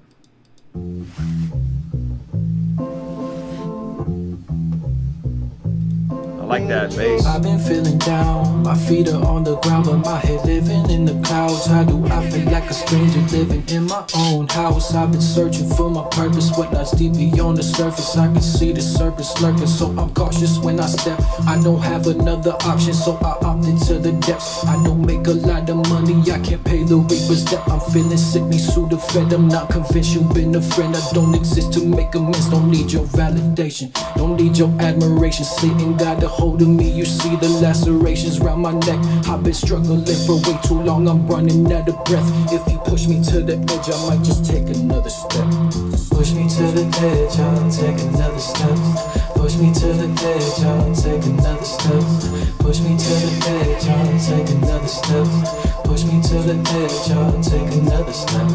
Push me to the edge, I might just take another step. If you step to me, you step into the demons in my head. You see the one I used to be, I lay that person down to rest. I'm not that person anymore, but he's been creeping on me. Everybody sleeping on me, I'll cut you off quick. I don't need any fucking reason, homie. Say you tell the truth and show me, I don't ever see it. You can't get me to believe it. I've been working on my flaws, but I am flawless when I need it. I just call it as I see it. I think autumn is my season. I've been falling off the deep and I am reaching to the peak, then jumping off without a parachute. Running from my past, I don't even have a pair of shoes. I only fear myself, I am never fucking scared of you. I've gotten so far, but I got so far to go. How can I complain? It's the fucking life I chose. I don't think I'm lost, but I don't know which way to go. I don't trust anyone, but I gotta trust my soul. Push me to the edge, I'll take another step. Push me to the edge, I'll take another step. Push me to the edge, I'll take another step. Push me to the edge, I'll take another step. I gotta trust my soul in the midst of... Yo, this joint is dope. I wish it was a little shorter. It's a bit long, to be honest with you. And I think you could have done something to kind of break that beat up a little bit. A lot of times, guys, just throw in a low pass filter. If you like don't have the stems to it, just throw in like a low pass filter on a last bar or the last two bars, and adding some type of like a flanger or something like that, a wah-wah effect, can make the beat kind of feel more dynamic. So this felt just kind of like a bit. It wasn't a loop because there's some sounds that came in and out. But I'm assuming you didn't have the stems for this, right? Nah, I didn't have the stems for this. Yeah, so you just gotta kind of dress it up a little bit and try to like flex with some effects. That's a cool little saying. Flex with some effects to kind of make it more dynamic. Mutes, pauses, cut on the one, let the bar really hit, right? Like just kind of make it more dynamic. And then that's really it, man. I wish it was a little shorter, 3 minutes and 12 seconds. It's a pretty old track, a few months ago. I mean, that's old to me. So, I definitely want to put that onto a project and kind of have like two perspectives on it. So yeah, it's dope. It's dope. Where are you at with the visuals? I'm actually recording some stuff tomorrow. So there you go. We gonna see a visual next Friday? Hopefully. I think we're just doing like some social media visuals right now. So like some kind of snippets. Come on, man. We need a music video, man. We need a music video. Yeah. We're talking. We're definitely gonna get something going. I had a question, man. As far as like my social media, it's kind of just like all over the place. I was kind of just thinking of like deleting everything and then kind of starting from scratch and just only posting like quality stuff. What does that sound like to you? Does that sound like a good idea? You probably should delete everything, like if it's random and all over the place, specifically for Instagram. And I think if you do that, just be intentional about moving forward. But also the flip side to all of that is, and I struggle with this too, bro. The flip side, don't delete your current Instagram. Like don't delete and start all over. Yeah. So yeah, just delete the old post. The tough part is, if I look at people that are actively growing, aggressively going on Instagram, it's the people, and this is a Gary Vee thing, it's the people that don't treat their Instagram like an art gallery and treat it like a journal. And I struggle with this because I have a degree of like wanting stuff to look perfect and wanting stuff to look good and the aesthetic to be dope and da-da-da. But the truth is, man, you're gonna be better off viewing it less like an art gallery and more like documentation, and then create systems around how you're going to document. Meaning this, if you have the same filters you always use on everything, right? You have the same color grade. This is why I tell people to get the Lugo color grade, right? Create a consistent aesthetic, but it is going to be about frequency and quality of uploads. So just going once a week isn't going to cut it. You're going to have to post something every day. You're going to have to use the newer features. So right now, the newest feature that everybody should be using if you're trying to grow your Instagram is your is the IG reels, the 15-second videos. Can you make interesting 15-second videos? Whether it's you recording for 15 seconds, you playing a beat of you vibing, whatever, right? That's how you're going to grow, is using the newest features, and the frequency of content is key. And how do you get quality, frequent content? You do it in a systematic fashion. You don't do it as a piece of art. You do it as I use this color grade all the time. I light my stuff this way all the time. I shoot at this time all the time. I angle stuff at this time all the time, right? And if you do that, then you could pump out more content, make it fast. The same thing I'm doing here on YouTube. I just haven't scaled it to Instagram yet because I'm struggling. But on YouTube, I have the quality here that's good enough. It's not perfect. It's just good enough. And I'm able to create a ton of it all the time. And because of that, my YouTube is growing by 2,500 new subscribers every month because I'm uploading several times a day. You know what I'm saying? And so I think that it's the same thing on Instagram. How can you create a ton of really good content but not treat it like it's an art gallery? Just make it as artistic, make it good enough artistically. You know what I mean? What are you putting on your Instagram right now? I guess that would be the question. I'm gonna pull up. I mean, I have a lot of music. I do a lot of skateboarding, so I have a lot of skateboarding on there and music. So I don't know. I just feel like everything's kind of all over the place. Not really like a plan to it. It's not really like a concrete thing. It's kind of just I'm just posting. The skateboarding stuff is dope. So what I would do is get a color grade for this, right? If you're posting short videos, and see that's the thing. A lot of these videos could be IG reels. You could post these as IG reels, right? They're 15-second videos. Why not? So this is what I would do. Here's an easy way to scale it. Find a couple filters in the Story app that you like. Preferably one main filter. You like the color grade, you like the grain, you like the effect, you like the way it looks on your skin tone. Use that for your stories. Scale the stories to IG reels. Scale those to your grid. We've just created a system for you because you're posting cool stuff. It's like you're a skateboarder. Why would you not post about you skateboarding? That's a dope niche. You know what I'm saying? You're the rapper skateboarder. Boom. Lupe Fiasco. That's how he got on. One of the dopest conscious rappers of all time. He got on as the skateboarder rapper, right? That's fly. Don't stop posting that stuff. But be intentional. Make it vertical because that's what Instagram favors. Use a filter so you get it aesthetic enough. Shoot it in slow-mo. Right, so always shoot everything in 60% and 60 frames, preferably in 120 frames. Everything you should shoot because these tricks look way cooler if you're if you're doing it and then all of a sudden it slows down. You can do that right on your iPhone. You know what I mean? Yeah. So that's an easy way. And so again, what we're doing is we're saying, okay, boom, now we're putting it on the grid. We're putting it on your stories. You're shooting it on your camera roll. You're putting it on your stories, finding a filter you like, and then you're taking that, you're making it an IG reel, which is going to push you up the algorithm, and you're putting that to your grid. So you're doing 3 things at once, right? And the key thing is like the color grade. Like find a color grade you want. I would go buy that Lugo LUT pack. It's $30. You know what I'm saying? See if there's something in there. See if there's something in the IG stories. Because there's a ton of really cool color grades that they just came out with. And yeah, I don't think you stop posting this stuff. I think this stuff is cool. I would stop posting this stuff. This stuff is not cool. Like just random, like graphic.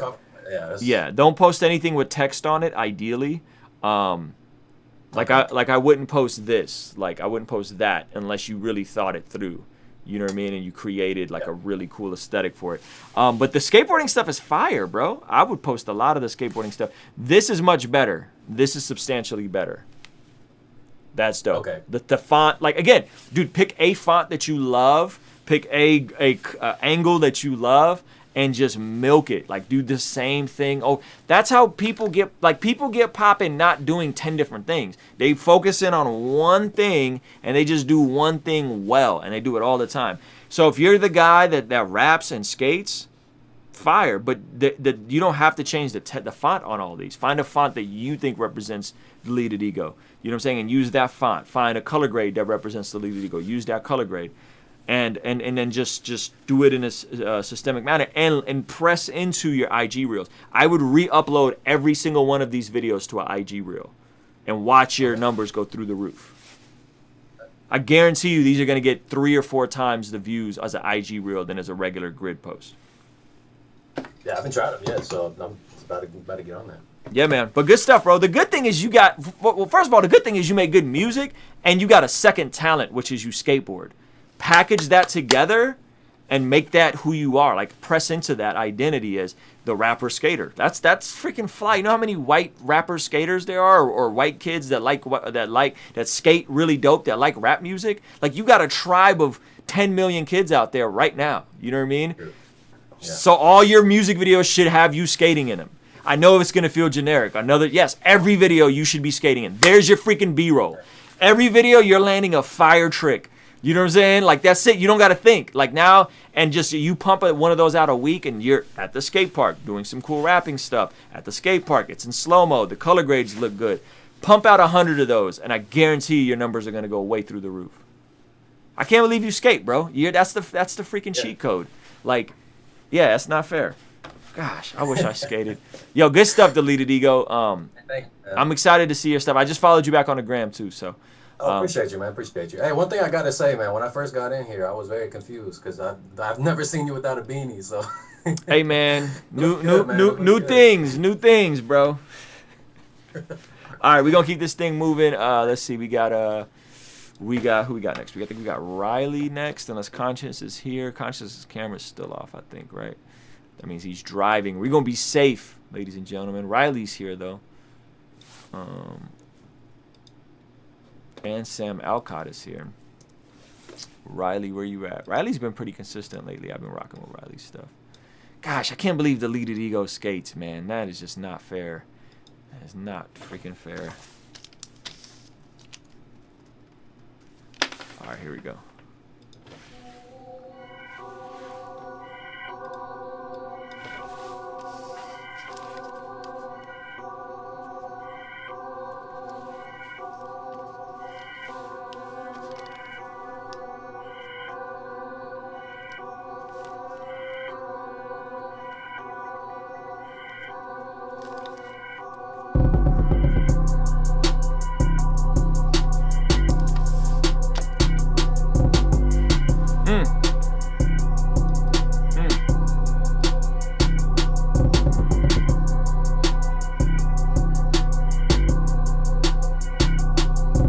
Those kick rolls are fire.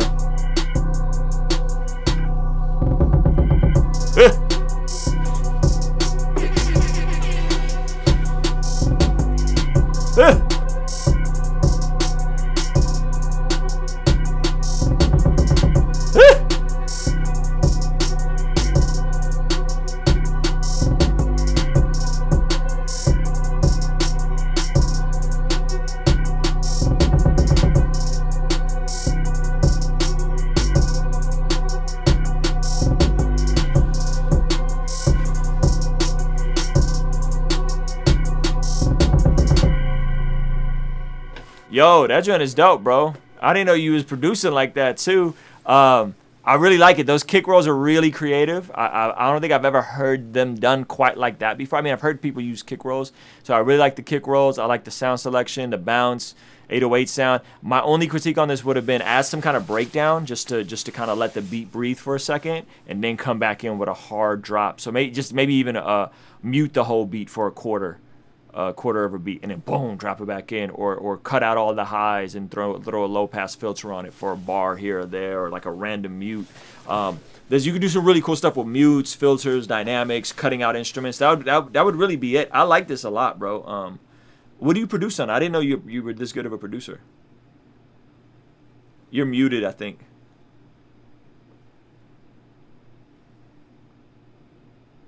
Can you hear me? Yep, I can hear you. I had my system plugged in. You're good. I record and produce in FL. So. Okay, dope, man. Yeah, definitely got a modern vibe, man. But yeah, I mess with it, bro. I mess with it big time. I think. Like I said, I haven't recorded anything in about 2 weeks just because I've been so busy with school. So in my free time, like between classes or whatever, I'll put my headphones on. I'll make a couple beats every now and then, but it's nothing that I do. Like I don't really make beats on a serious note. It's just kind of you should when I have. You should. Here's why.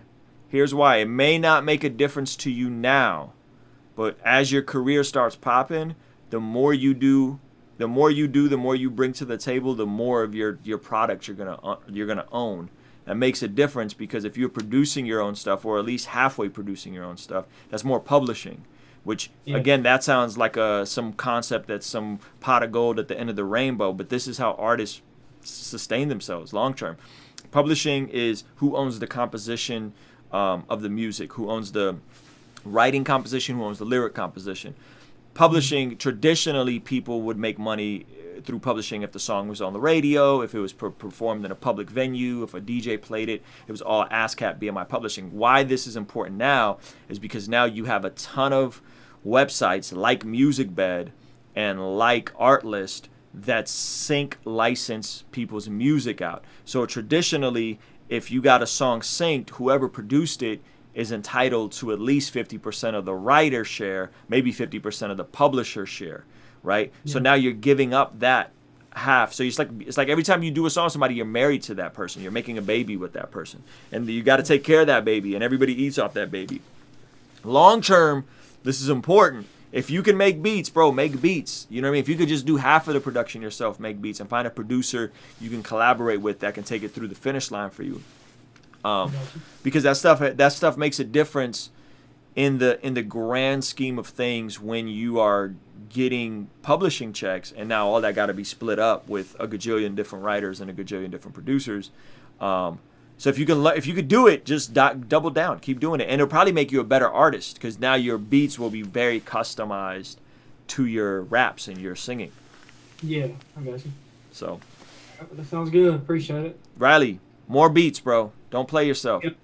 I'll have a video to show you for a song that I've already submitted next week. So. Dope. Oh, and by the way, Emmanuel LLT asked if that beat was for sale. So I don't know if he's in the chat, but y'all should connect. Is he in the chat?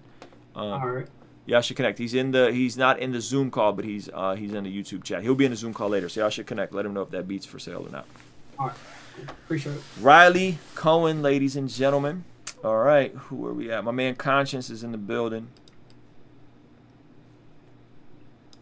Get this pinned up. Yo, if you want your music heard, the link is right above me. The link is right above me. You can go get your music heard. I'm gonna pin up the homie Conscience. Looks like he's at some nice park somewhere with palm trees behind him. The song's called Bliss. More of an album cut, but up tempo. All right, let's go.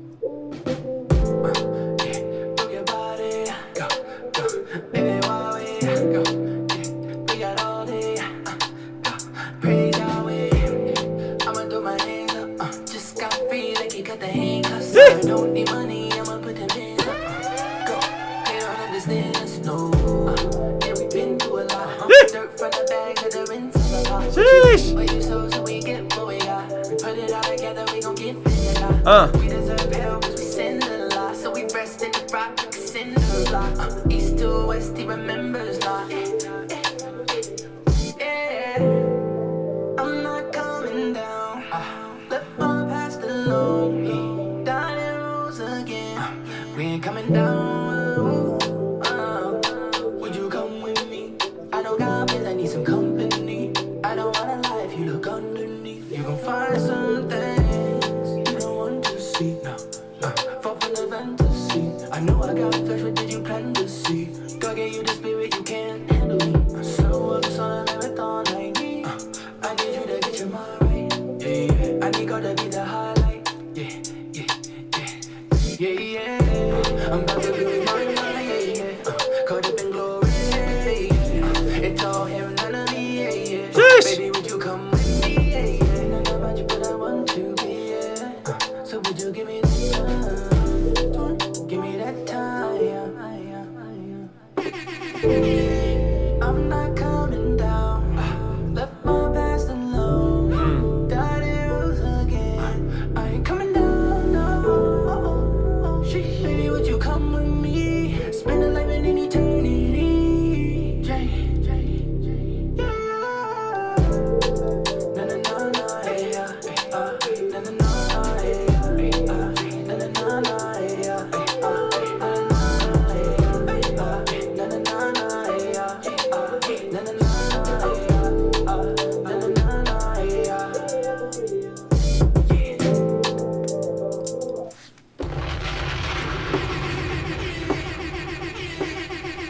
Yo, I don't think that's an album cut at all, man. That joint is dope. That sounds like you need to go to like Hawaii and shoot a visual for that. You guys walking on the beach and hanging out. That joint is crazy, bro. The Afro beat drums, the bounce. I really mess with it. Thank you, bro. Yeah, I really mess with it, man. How's the visuals coming? We shot 2. We're doing a 3rd one this weekend. Nice. You guys just doing them with the gimbal, the iPhone gimbal, or are you working with a cinematographer? Yeah, both. So the cinematographer joint is in 3 weeks. That'll be more official. But right now I'm just getting a lot of content, practicing the post editing and stuff to get my aesthetic right. But right now I'm just shooting to have content. So nice. We're doing the gimbal iPhone joint for all my personal stuff, and then I put the money down for the official joint. So we'll just see how they all look. Yeah, man. You also skate, which is another rapper cheat code. Gosh, bro, me and Deleted most definitely are doing a skateboard music video. No question. Gosh, I wish I would have learned to skate back in 8th grade. I moved out here to North County. Everybody was skating. Didn't learn to skate. Was too busy playing basketball. That skill would have came in super aesthetically helpful as a rapper now. Hey, you got to film you balling, dude. Yeah, but you can't do like skating is such a cultural phenomenon. Like you could use that visual and that like culture throughout a ton of visuals. Where like basketball, you can't like show basketball stuff. You know what I mean? Like you can't make basketball as part of like your brand. Skating's kind of a cheat code in the hip hop community. Totally, man. Totally. But bro, good stuff, man. I'm so excited to see you shoot videos. Let me know. Let me know if you need any help. I know Bart's really good with like the filtering stuff as well. The transition from mixing to editing video, fairly easy? My experience? Yeah. Yeah, like I'm doing YouTube University all day long. So the good thing about filming is with the iPhone 10 or higher, you film in 4K, so the quality's there. The gimbal makes it smooth. So really, I'm just learning how to put effects and transitions. But I've already produced 2 of the videos myself. I'm just, like I said, trying to get into like you were saying before, get into a system and an aesthetic that I want to rock with like long term. So I'm gonna start dropping them probably in a week from now. So the editing is easy for you. You're literally just trying to figure out what color grades you're gonna use, what transitions and that kind of stuff. There you go, man. Yeah, looking at myself on camera, getting better with angles and cropping, but yeah.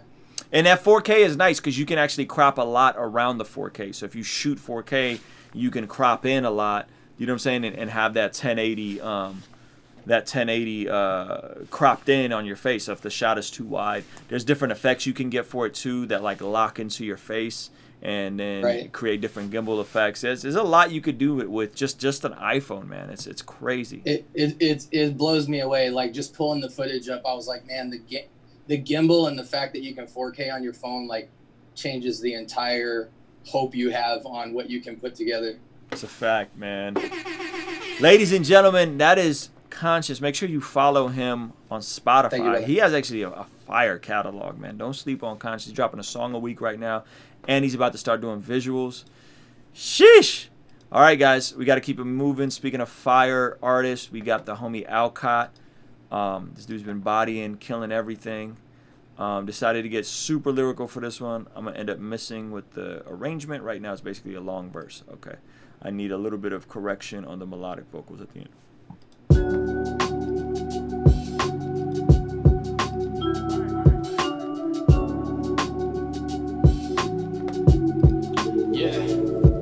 I've been speaking to Satan like a parcel tongue.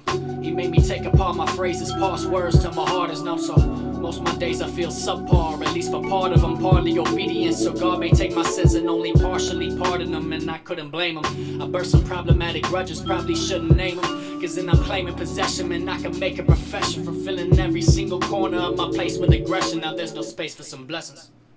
I could use some painkillers for real, just that some mute pretty is dope. far from a pharmacist. Walk through every single village, feeling I don't belong in it, like I'm parking my car in a handicapped spot. Any bad thoughts so hard to stop them from marching in. They say I'm full of myself, not thinking I'm full of myself. They trying to knock on a narcissist. Apart from apartments, I never feel at home. Depart department stores with parcels, hoping they can heal my soul.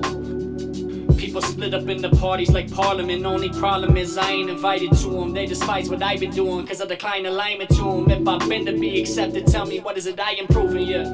Mind of a genius, the heart of an artist. Cause down to the bone, how far my scars is pathetic, worthless, or poetic purpose. To live as a scrivener. Too bad I'm more like Bartleby than Barnabas, cause that's never been what my target is. Should be hard to miss, but then again I'm no Artemis. I'm praying on my tombstone, no letters are scarred. And if I don't never grow up, how can I measure my harvest? Maybe it don't really matter like pleasure and harlots. As long as dues is paid, then it's whatever, it's nonsense. Just put respect on my carcass. A caucus of liars around, pick up the Glock, stop cocking and fire to hop up in the cockpit and fly about it as hellhole. I ain't never coming back here, homie. Hell no, ripping away from this place I was stuck to like Velcro. But then I leave behind everything I ever felt for. Oh wow. Oh wow, oh wow. Oh wow, oh wow.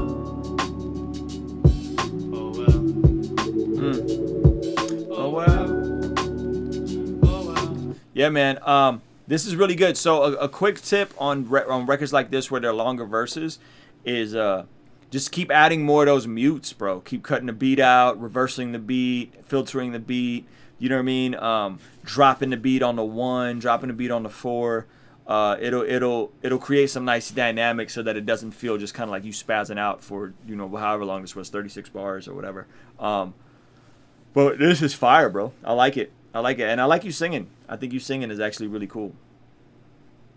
Yeah, appreciate it. No, I can decide. I may end up like just splitting it into 2 verses. At some, I don't know. I just started school back this week, so I'm like a lot more busy, and so what I'm gonna try to do to get myself to consistently make stuff is like just make sure I have something to submit every Friday. There you go. That means that it'll probably be like a lot of stuff like this where it's just like not like fleshed out at all yet. Like Yeah. I did this like a couple hours ago, so. Yeah, Eximio said I would have made the oh well the hook and split the verses. Yeah, I think that sounds like what you're gonna do. It sounds like the plan. So, bro, good job, man. The time management while you're in school, that's gonna be the thing that I think helps you level up as an artist, man. Because you gotta manage consistently creating while this is your last semester or last 2 semesters. Yeah, last 2 semesters. Let's go, Mr. Alcott. You got robbed in that last contest, by the way. Everybody go send. Go send. Again, said he's gonna do something with me. So. Go send futuristic angry DMs, everybody. He keeps not choosing Alcott for these contests, and you kind of keep bodying all of them. So, anyway, man, great job, bro. I'm very inspired by just your work ethic and you being willing to try new things, like shooting really good visuals on your own. Keep going. Appreciate it, man. Sam Alcott on all platforms. Go follow him, guys. Super dope artist. There's so many dope artists that you guys are going to discover here that are going to be massive.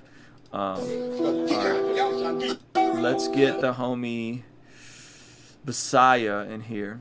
Hopefully I said your name right, boss. Excited to check this record out. Legacy. Oh, this is Legacy. Messiah is your government name. I forgot. Here we go.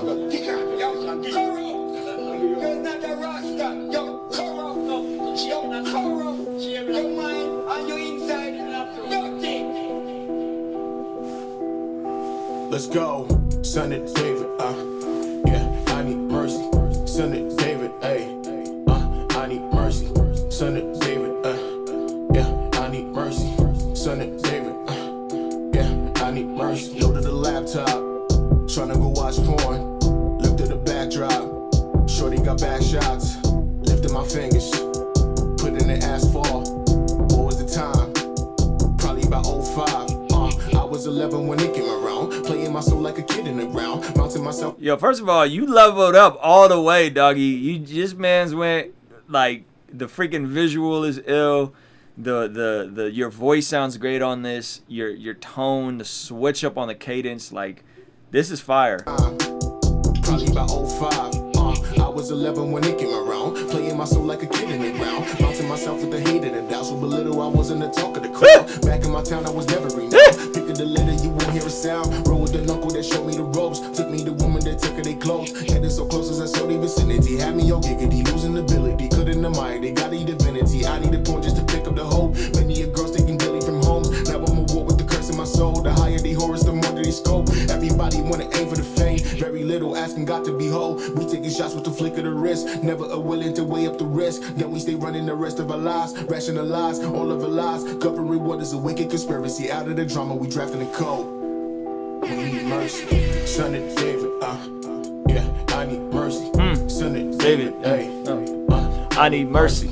Son of David, I need mercy. Oh, son of David, man. Yeah, I need mercy. Okay, I get it, I'm worthless. And a man like me so helpless. See so much goddamn horror. I could fill that hand with water. I pay my dues at the altar. I'm still at war with sin. Trapped in with a mortal body that's so embodied with lustful scenes. Hurtful things in the same routine. Every day wake up, bless up. Come right back to the sin, no mess up. Then I'm all stressed up, feeling so restless. Trying to let go, I'm popping sedatives. Feeling so limitless, yes, so pitiful. Looking at God like I'm not pivotal in this season. I do treason, dealing green like Bernie Sanders. I ain't got paper, I'm too raw. Smoking on trees, I break the law. Count the seed, count beneath the bite on my Applebee's. I'm losing all my touch with reality and feeling so depressed with the infamy. I'm literally stuck with no light, flying night flight. Son of David, yeah, I need mercy. Son of David, I need mercy. Son of David, yeah, I need mercy. Son of David, yeah, I need mercy. Yo, this joint is dope. Hold on, let me pull back a line. Every day wake up, bless up. Come right back to the sin, no mess up. Then I'm all stressed up, feeling so restless. Trying to let go, I'm popping sedatives. Feeling so limitless, yes, so pitiful. Looking at God like I'm not pivotal in this season. I do treason, dealing green like Bernie Sanders. I ain't got paper, I'm too raw. Smoking on trees, I with a mortal body that's so embodied with lustful scenes. Mercy, son of David, yeah, I need mercy. Son of David, yeah, I need mercy. Okay, I get it, I'm worthless. And a man like me so helpless. See so much goddamn horror. Yo, this joint is dope. I like everything about it. I like the visual. I like the aesthetic. I like the raps. My only concern here is this line. This is a record that Christians are gonna get behind unless you're saying what I think you're saying. Much goddamn horror. Goddamn horror. No, so like I have this thing where it's like it'll seem like I'm actually saying goddamn, but I'm saying god damn. You know what I'm saying? Yeah. So like, Hey, listen, don't alienate an entire audience, man, and die on that hill. Like, I know you're saying got, I get it, right? That's like an Atlanta thing. They say got damn a lot. But there's the majority of Christians who this is going to highly appeal to and speak to are going to be like, I can't believe he said it. I can't listen to, like, you know what I mean? Yeah, like I actually had first time I had those conflicts with the record, but it's like the purpose of me writing the song was for people that's actually struggling. You know what I'm saying? Because it's like the underlying theme is for God to actually have mercy. I get it. You know what I'm saying? No, I totally get it. I'm saying if I were you, count the cost on that, I would just edit it. I would just edit that thing out. Like, I think you're gonna do way better because this is such a record that Christians could get behind, that I just wouldn't want you to fall on that sword for the sake of something that is just not that big of a deal. You know what I'm saying? Like, I think you could edit it and still get the point across. Because you're making art. I mean, the artwork on this, the entire message of this is fire. Like, this whole, hold on, shoot, where did it go? I'm trying to find your album cover because your album cover is freaking fire. Like, the artwork on this is fire. Like, this whole thing is so fire top to bottom. I just don't want you to get caught up in that whole, like, he's a cussing Christian rapper thing, because that is not you go into that vortex, bro, and that is not fun to come out of. See, me, like, I just don't get, like, comments like, you know, how about not alienating yourself and hindering the Holy Spirit in you by it? You know what I'm saying? Because it's like, again, like, I totally get what you're saying. You know, I think it's 100% right. But it's like, does a word block how much of the song is inspired by the Holy Spirit? You know what I mean? Because it's like, if it's called to reach a certain type of person, you know what I'm saying? It's still inspired by the Holy Spirit. But it's like, yeah, I definitely get what you're saying about, like, alienating a group of people that actually do want to listen to the song. But just for clarification, I'm not, on my end, in terms of intention, I'm not saying God damn, I'm saying God damn. Yeah, so I'm just saying you're gonna have to explain that to a lot of people. I'm not saying it's not Holy Spirit inspired. I'm saying do you want to have that conversation at scale, right? Do you want to keep having this conversation? I just don't know if it's worth it, in my opinion. I vibe to it. I think it's hard. You know what I mean? I rock with it. Because I find like those conversations happening more. Because it's the same thing that happened with like what's it called, Toby's song. What's it called? Try Jesus. You know what I'm saying? Yeah, Try Jesus, not me. Yeah. Because it's like it's a slippery slope. But Toby doesn't say "God damn," right? Yeah, but it's like the Try Jesus. Don't try again. Like I love the song. But some people are Toby knows how far to push the line without completely alienating his Christian audience. Like he knows how far to push the line. You know what I'm saying? So you just gotta know. Like you gotta know where to how hard you could push before people go. And I'm just saying that's one of those like for it to be misunderstood as using God's name in vain. You know what I mean? I'm just saying, just be cautious. That's all I'm saying. You know what I'm saying? And I've had this same conversation with Foggy before. I had this conversation all the time. Like, just drop a clean version of it. It's not that big of a deal for you to drop a clean version of it. You know what I'm saying? This is the comment. Some people will come across it and turn it off immediately. Nah, bro, the Holy Spirit doesn't inspire that kind of thinking. Paul tells us to let go of that way of thinking. I don't want to get into what the Holy Spirit does and doesn't inspire. I could quote scripture, but hey, it is what it is. Yeah, I mean, he's saying, damn. Yeah, I think it's too close to what it sounds like, and maybe, you know, I mean, that's a whole nother theological can of worms. I'd rather not open up right now. But I understand. I definitely understand. I get where you're coming from. I would just be cautious, tread lightly, and this again, bro. I went as far as you can go into the I'm not a Christian rapper. I'm going to use profanity. Like I've been there. I've done that. Listen to me. It's not worth it. It's not worth it. Be a Christian. You don't got to be a Christian rapper, but be a Christian and a Christian in casual. I don't know if y'all say that in Toronto casually inside of Christian circles. Goddamn, most Christians don't say that. Now you will hear a Christian say hell. You will hear a Christian say ass here and there, but you're not going to hear a Christian say something that's so close to using God's name in vain. You know what I mean? Yeah. So that's all I'm saying. It's kind of crazy. Yeah, it's kind of crazy for me because it's like this was on a 13-track album, and it's like probably 2 records on there that you could just pick out and be like, yo, like this is close to cussing. You know what I'm saying? But like I just like, you know, like I've come like a long way from the point where it's like that whole mentality of, oh, I have to cuss to like make my music expand or whatever. But I just feel like, especially when I was writing this song, I was tapping into like a place in my life where it's like, you know, like I was just free in my thinking and doing whatever the case may be. So like, yeah, like the growth is still happening, and yeah, over time I definitely will not have to lean on words like that. But like in terms of intention, that definitely wasn't the case for me. But yeah, I can see why it's going to be talked about. Yeah. Edward Sotelo said, I mean, the CHH fans will be divided on the song. I see people complaining, being annoyed that John Keith on everything said damn. Yeah, that's a great point. Yeah, like cats get just offended by damn, let alone got damn. That's just, yeah, man. And all I'm saying is, moving forward, I'm in a different spot too. Like I'm a father. You know what I'm saying? Like I have zero desire to tamper with people's consciousness and what. Like I have no desire to do that. That's just where I'm at in my season of life. So I would just say, man, as someone that's gone down this path before, I had a whole album. You can go look it up. It's called Do For One, and there were some lines there. I had a whole album in 2004 called Out of Order EP, and there's some lines there. And like in hindsight, I wish I hadn't. It didn't add anything to it. It didn't help anything. It just stirred the pot more than it needed to be stirred. And that's my problem. Like it's the conversations. You know what I'm saying? I've had the conversations. I'm telling you, the conversations aren't gonna go anywhere. I'm telling you, you're not gonna persuade anybody to think that it's. You know what I mean? I mean, again, unless you don't want anything to do with Christian hip hop. You don't want to play any churches ever. You don't want to play any Christian events. You don't want to do any of that. Just remove yourself. And if that's what you want to do, I don't recommend that because I think you could build a base in Christian hip hop, build your listeners up, build your audience, and then springboard into building a more diverse audience. But you just got to count the cost on it, man.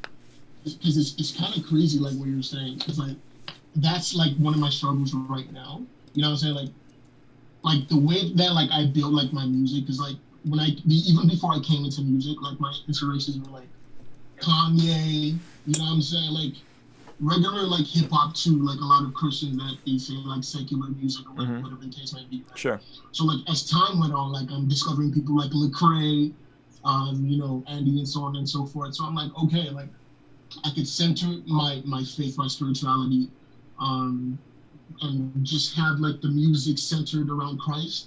But like I've always been a big proponent for like not holding people back from growing creatively. You know what I'm saying? Yeah. So listen, I get it. I get it. We're not talking about creativity. We're talking about an audience and business and building a core audience. If you're building your core audience on the back of Christians, this isn't going to fly. That's all I'm trying to say to you. So you can get into the my artistic liberty and I have freedom in Christ, and you do, and you can do whatever you want to do. I'm saying if you're over here trying to build a base in Christian with Christians, this is incongruent with that. That's all I'm telling you. Oh, by the way, I'm not trying to argue because I'm seeing like the comments like yeah, they don't like you in the comment section right now. Just chill, okay? But like, you know what I'm saying? Like, I just like having these conversations. Sure. Because there's some Christians that will like run and be like, "Oh, yo, this is sin." You know what I'm saying? Like, I get like faith-wise, there's some conversations like you don't have to have. Like, you know what I'm saying? Like, I'm not trying to have these arguments with nobody. The line's simple. I could change it 100%. Yeah. It's like. I know. Listen. I know you're not trying to argue. I don't even think all profanity is a sin, right? And that's another can of worms that I don't want to open up. I don't use profanity because I want to be the same person in all of my circles. I want to be the same person I am around my son, that I am around my rapper friends, that I am around my normal friends. Like so that's why I don't use profanity, and I don't think it's necessary. Like I don't have a need for it. Now, you have to count the cost on it. That's all I'm saying to you. And so we could talk about artistic liberty and all that kind of stuff, and I'll be like, yeah, bro. Like, and I think there's artists like a John Bellion who uses profanity. He uses it like different colors on a painting, right? And he uses different words to evoke different emotions. The difference with someone like that is John Bellion has nothing to do with Christian music. He doesn't collaborate with Christian artists. He doesn't tour in Christian circles. He doesn't do anything in Christian anything. But he's a Christian, or I would like to believe he's a Christian based on the profession of his mouth, right? Foggy Raw is another one of those guys. Like Foggy Raw will push the boundaries and then kind of fall back. You know what I'm saying? And push. And the thing with him is, I always tell him, bro, I love you, but I'm not playing your music in my car with my son in the whip. I'm just not. I don't want him hearing all those N-words. My son is half black, and that's a whole nother conversation whether black people should say the N-word. I don't care. I don't have a position on that. I'm just not playing it with my son in the car. Make a clean version. That's my pushback to Foggy Raw, is make a clean version. The difference between the N-word and goddamn is that it's so eerily closer to dropping God's name in vain, which is one of the 10 Commandments, right? So it's not just, he says the N-word. Like Bizzle says the N-word sometimes. You know what I'm saying? Or did in the past. It's not that. This is more coloring outside of the line. So that all I'm saying is, man, if you don't want anything to do with the Christian audience, if you don't want Christians to be your backbone, then keep doing what you're doing. If you do want Christians to be your backbone, and you do want some degree of influence with the Christian community, then, and you ever want to play churches, you ever want to do conferences, you ever want to collaborate with mainstream Christian artists, it's not going to serve you well to say God damn. By the way, like most of my catalog isn't like that. So I know that. I'm just I know that. This is a conversation that's had all the time, and I thought it was good for me to point that out so that at least you got to make your own decisions. I'm just here as like, hey, homie, here's the facts. I've been down this road. It's not worth it. Like, it's not worth it. From everything I've gathered from you, you want Christians a part of your journey, right? This is going to alienate 99% of them. They're not going to hear you on this. They're just not. I've been here. I've said damn and got like crucified. You know what I mean? The Rapzilla article. I had to not read the comments. Like, I've been down this road before. Had to ask Rapzilla to take down an interview of mine. you know what I mean? Like trying to explain everything you just said. I tried to explain this in long form and it just didn't click. And this is, so anyway, man, I appreciate you being here, bro. Good stuff. Music is fire. The visual is fire. The album artwork is fire. You're fire. Just, I would adjust this if I were you. It's my opinion. Yeah, man. Guys, that's the homie Legacy out of Toronto, Canada. Super dope artist. Let's keep this thing. Actually, let's check out the new John Keith. I gotta use the record, but this dude just dropped a fire video. I'm gonna play it for you guys while I go use the restrooms. Came out 3 hours ago. Anti-Hero on all platforms. Yes. We back. Yeah, yeah. I'm at the top of my game. It's only Christ to blame. We know the reason you came. Diamonds and dollars and chains. How about you sit back? I got this. Relax. Who said I chase up? Yeah, cause I said I'ma need racks. Got plans on the right path. Do my dance. Cause I like that. It's no chance. Don't fight back. I am. Got my back. I don't need gold. I've been rich. I don't need gold. I've been rich. I don't need gold. I've been rich. I've been rich. I've been rich. Look at the track, I've been running that. Hit up the squad and we running back. Who with the ball like a running back. Ain't gotta ask where my brothers at. I don't need gold, I've been rich. I don't need gold, I've been rich. I don't need gold, I've been rich. I've been rich, I've been rich. Wait, I don't think that's the one. Is you made like that? Yo, of course I am. Is you made like that? Yo, of course I am. Is you made like that? Yo, of course I am. Yo, of course, yo, of course, wait. Made like that, yo, of course I am. Is you made like that, yo, of course I am. Is you made like that, yo, of course I am. Yo, of course I am. Yo, of course, yo, of course. Papa told me go and get it, and I got it though. I belong, I'm a native like a Navajo. Too hot with the drip, that's a lava flow. We got things on the way, them bitch I don't know. Call the brodies up, told them Romanos. Where we going, way up, okay, got it, bro. 2020 is all I'm seeing, it feel like my year. It's the last supper, they so mad I cut my hair. Boy, holla, my skirt solar. I ain't got a roller, my life tore up. Yeah, step in my slides, stay on the side. This in my jeans, I ain't gotta try. God never change, but he give me ready though. How did y'all ain't really fam like a step, bro? Wait, that's an old me, but I can't be. Can we follow through? Follow me and see. Yeah, wait.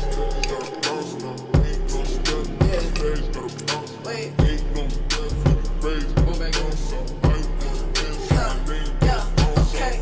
Is you made like that? Well, of course I am. Is you made like that? Well, of course I am.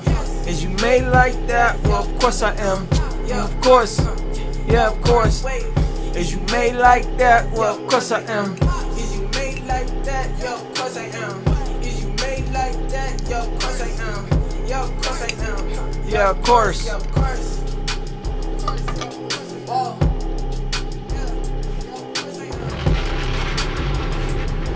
Cha-cha.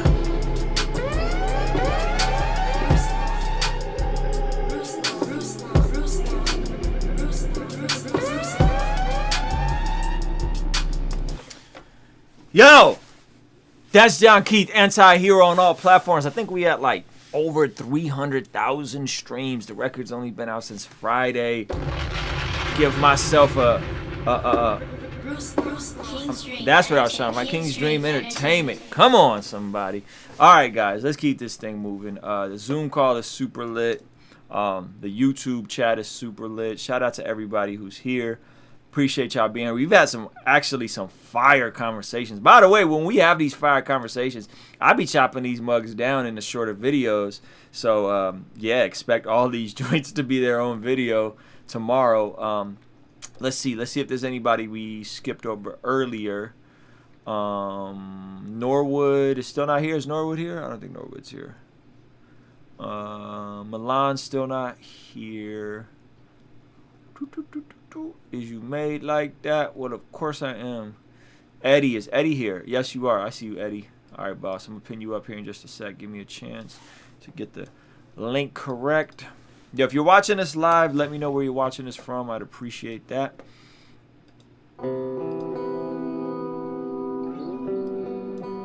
Eddie with the music video vibes. I like it. The color grade on this is fire, by the way.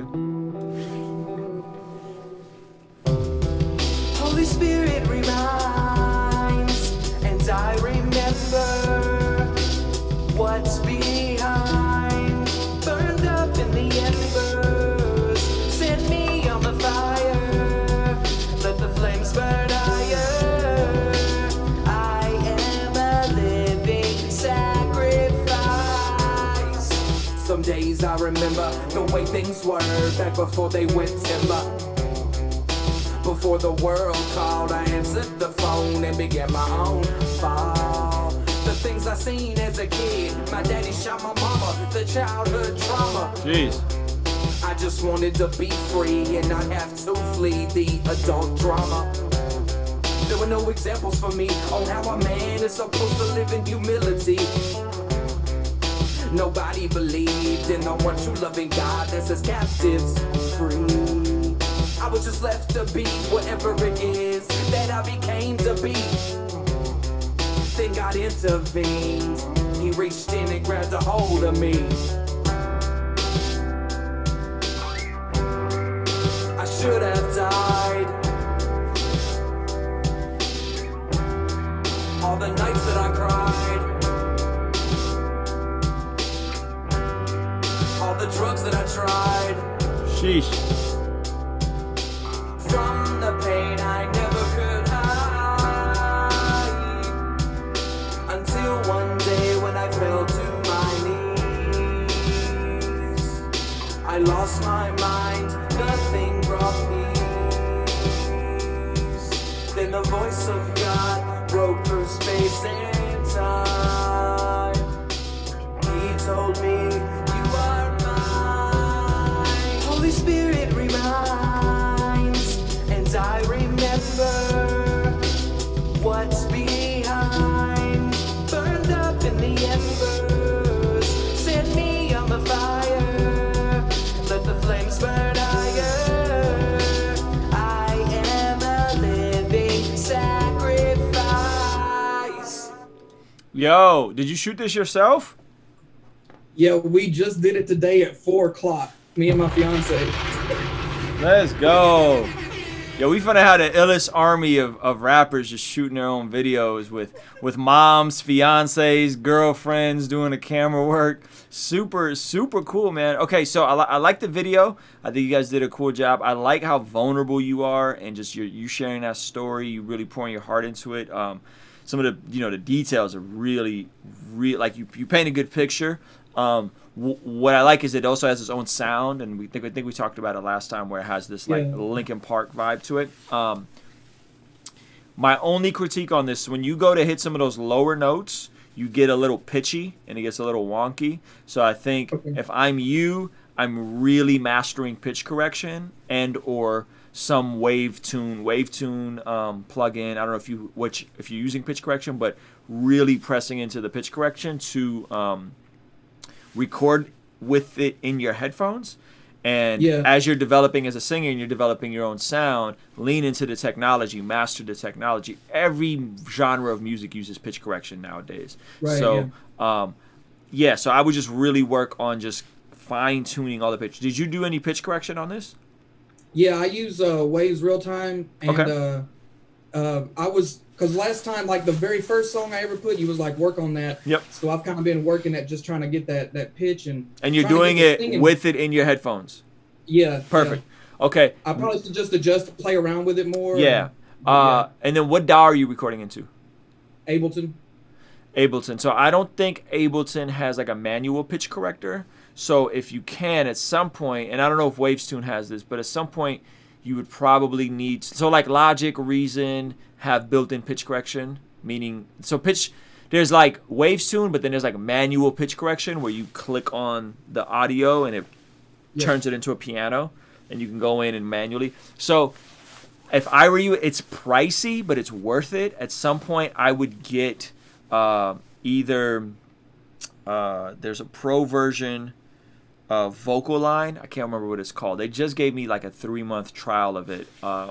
Of Vocal Line. It's expensive though. and or Melodyne. Melodyne is, I think, going to be the cheaper version, but Vocaline, there's a pro version of Vocaline that does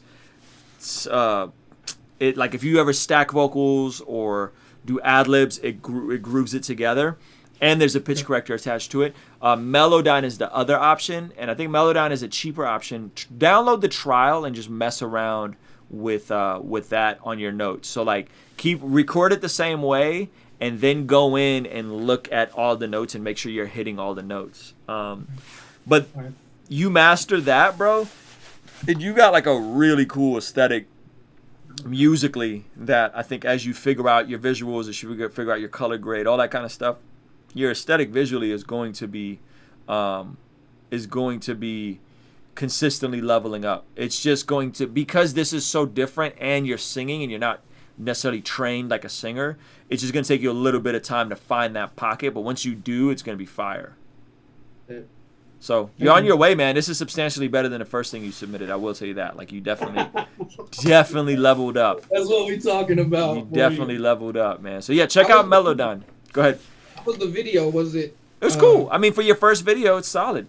Okay, cool. Yeah, it's solid. The shot of you sitting down was really cool. Like that was really dope.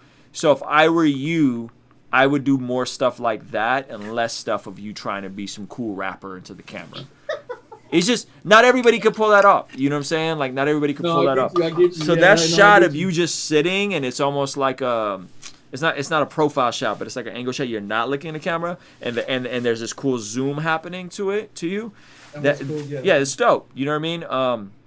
So I would really figure out how to make the visuals look cinematic.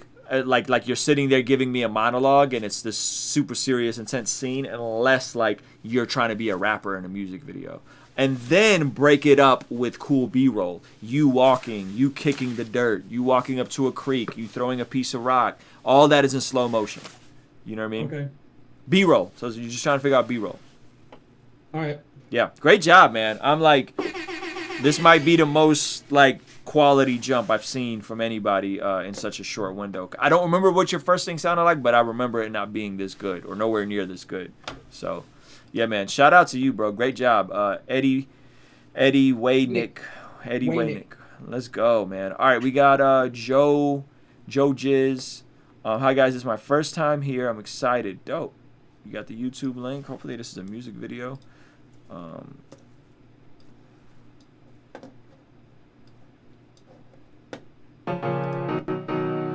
Give me 1 sec. I'm gonna pin you up.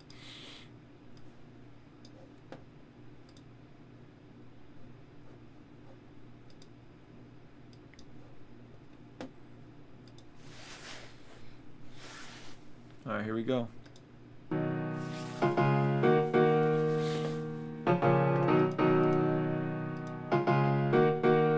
Life is good, oh. Look at the weather. Everything is fine, oh. Glory to God, oh. I just wanna dance. I just wanna be there. I just wanna dance. I just wanna be there. We gonna party tonight. We gonna party tonight. Yeah. Don't ever give up, okay? Even though things are going bad, yeah. Oh yeah, oh yeah, yeah. Keep your eyes on your okay. Even though things are going bad, yeah. Oh yeah, oh yeah, yeah. 'Cause I believe that we gon' see a better day, a day where everybody's gonna elevate. So welcome to the party, we gon' celebrate. Don't stay outside, you better do anything. Oti kanga na eba, blessing God, come back. Oti kanga na kanga, blessing God, come back. Life is good, look at the weather. That horn is crazy. Glory to God, oh. I just wanna dance. I just wanna be there. I just wanna dance. I just wanna be there. We gonna party tonight. We gonna party tonight. Yeah.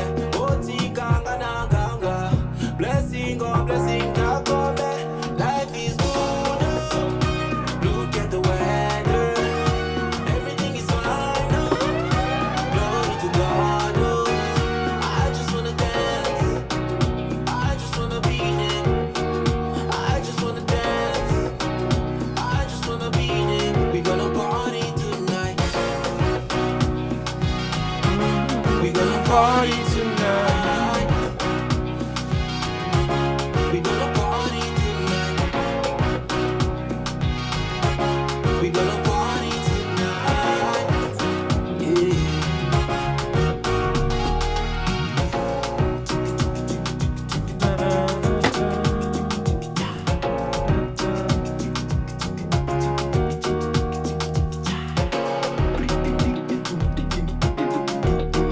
Yo, this joint is dope, bro.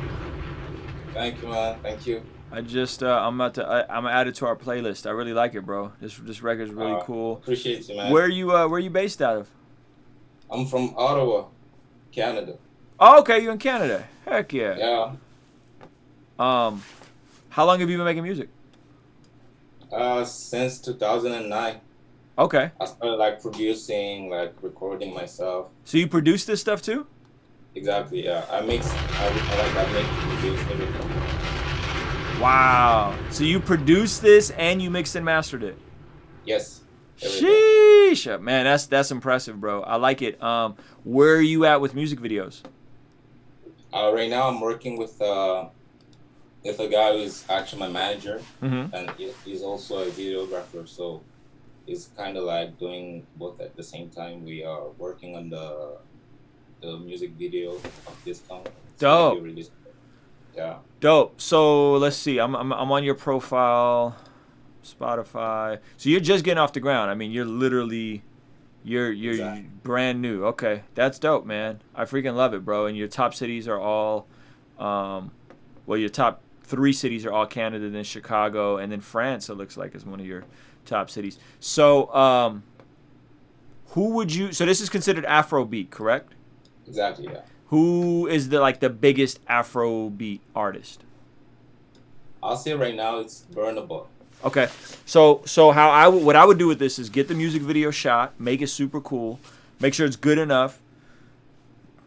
The song is great. The song has a great bounce to it. It has a great groove to it, and this is how I would do it. So, and then who would you say like your favorite Christian artist is? I'll say, that's hard. I'll say Lecrae, but at the same time, I really like NF, but I don't know if he's a Christian artist anymore. Okay, so let's think of somebody a bit more niche down. Let's go one layer niche down. Besides Lecrae and NF, someone not as big. I'll say Toby. Okay, Toby Wigway. Yeah. Okay, so then what I'm doing is I'm shooting a really dope visual to this that looks good, that feels good, and I'm marketing this to people who like Burna Boy. Is that the artist? That like Burna Boy, also like Toby Wigway, and like Lecrae. And I'm running Facebook ads and Instagram ads to people who are into that. And then, how many Instagram followers are you at? I have like 900 something. Okay, so 900. So once you crack a couple thousand, then you could start running lookalike audiences, meaning based on your couple thousand, run lookalike audiences. There's a huge audience for this right now because Afrobeat is massive.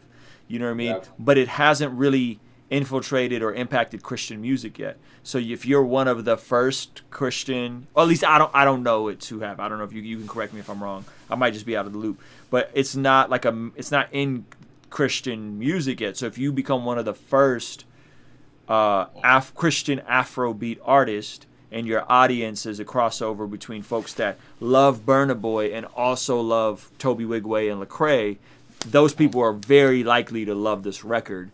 You see what I'm saying? And you could select that right inside of Facebook. Just make sure a couple things. Make sure the visual is good. Make sure it's lit well. Make sure there's a good color grade on it. And make sure your first 5 seconds are super interesting. So if the song, let me listen to the song.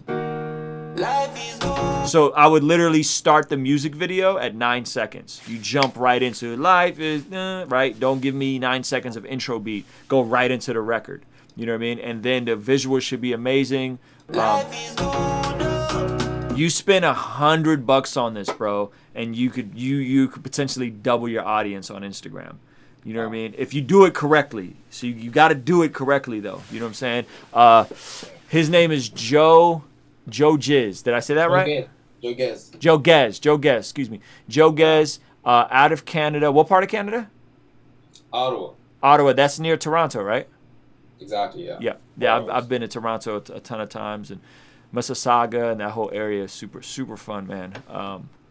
One of my favorite places to travel to. So Joe Gez, you guys can follow him on Spotify. It looks like he has a couple records up. But yeah, bro. So let me know when you shoot this music video. I can't wait to see that. Okay, so I stand corrected. Thank you, Elijah. There's tons of Christian Afrobeat artists: Limo Blaze, King's Kid, Stevie Valentine, to name a few. Are you up on those guys? No, but to be honest, I'm not like I'm not trying to be a Christian Afrobeat artist. Okay. Yeah, but I'd like to have a Christian audience. Okay.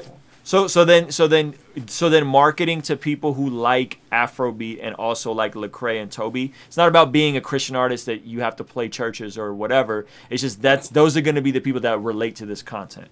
You know what I'm saying? The messaging they're gonna relate to that. So I would definitely shoot a video and really work this song. I think you stay persistent and then do it again with every song you release, and you should be able to grow fairly quick because the song is a bop. You producing it, you've developed your own sound. You know what I mean? I think it's dope. Appreciate you, man. Thank you. Yeah, man. Let's keep it moving, guys. Wow, that was a pleasant surprise, man. That was really cool. I'm really excited about that. I can't wait to see the visual for that. I'm not super versed in that world, guys, so all I knew is the song had me moving, and I was like, yo, that's freaking fire. All right, we got AJ for short. This man definitely leveled up last week. Let's see if he's continuing to level up. What is these weird files you're sending me, my G? AJ, you didn't title the file Wave? All right. Hey, if you're watching this live, thank you for being here. Thank you for watching. Give this video a like, a thumbs up. Let me know where you're watching this from. I'd appreciate that. My man's AJ sent me a text edit file. I don't know what's going on. Is this a Wave or an MP3? Quick. It should be a Wave. Quick Wave. All right, let's see. Let's see if this opens. There we go. All right, here we go.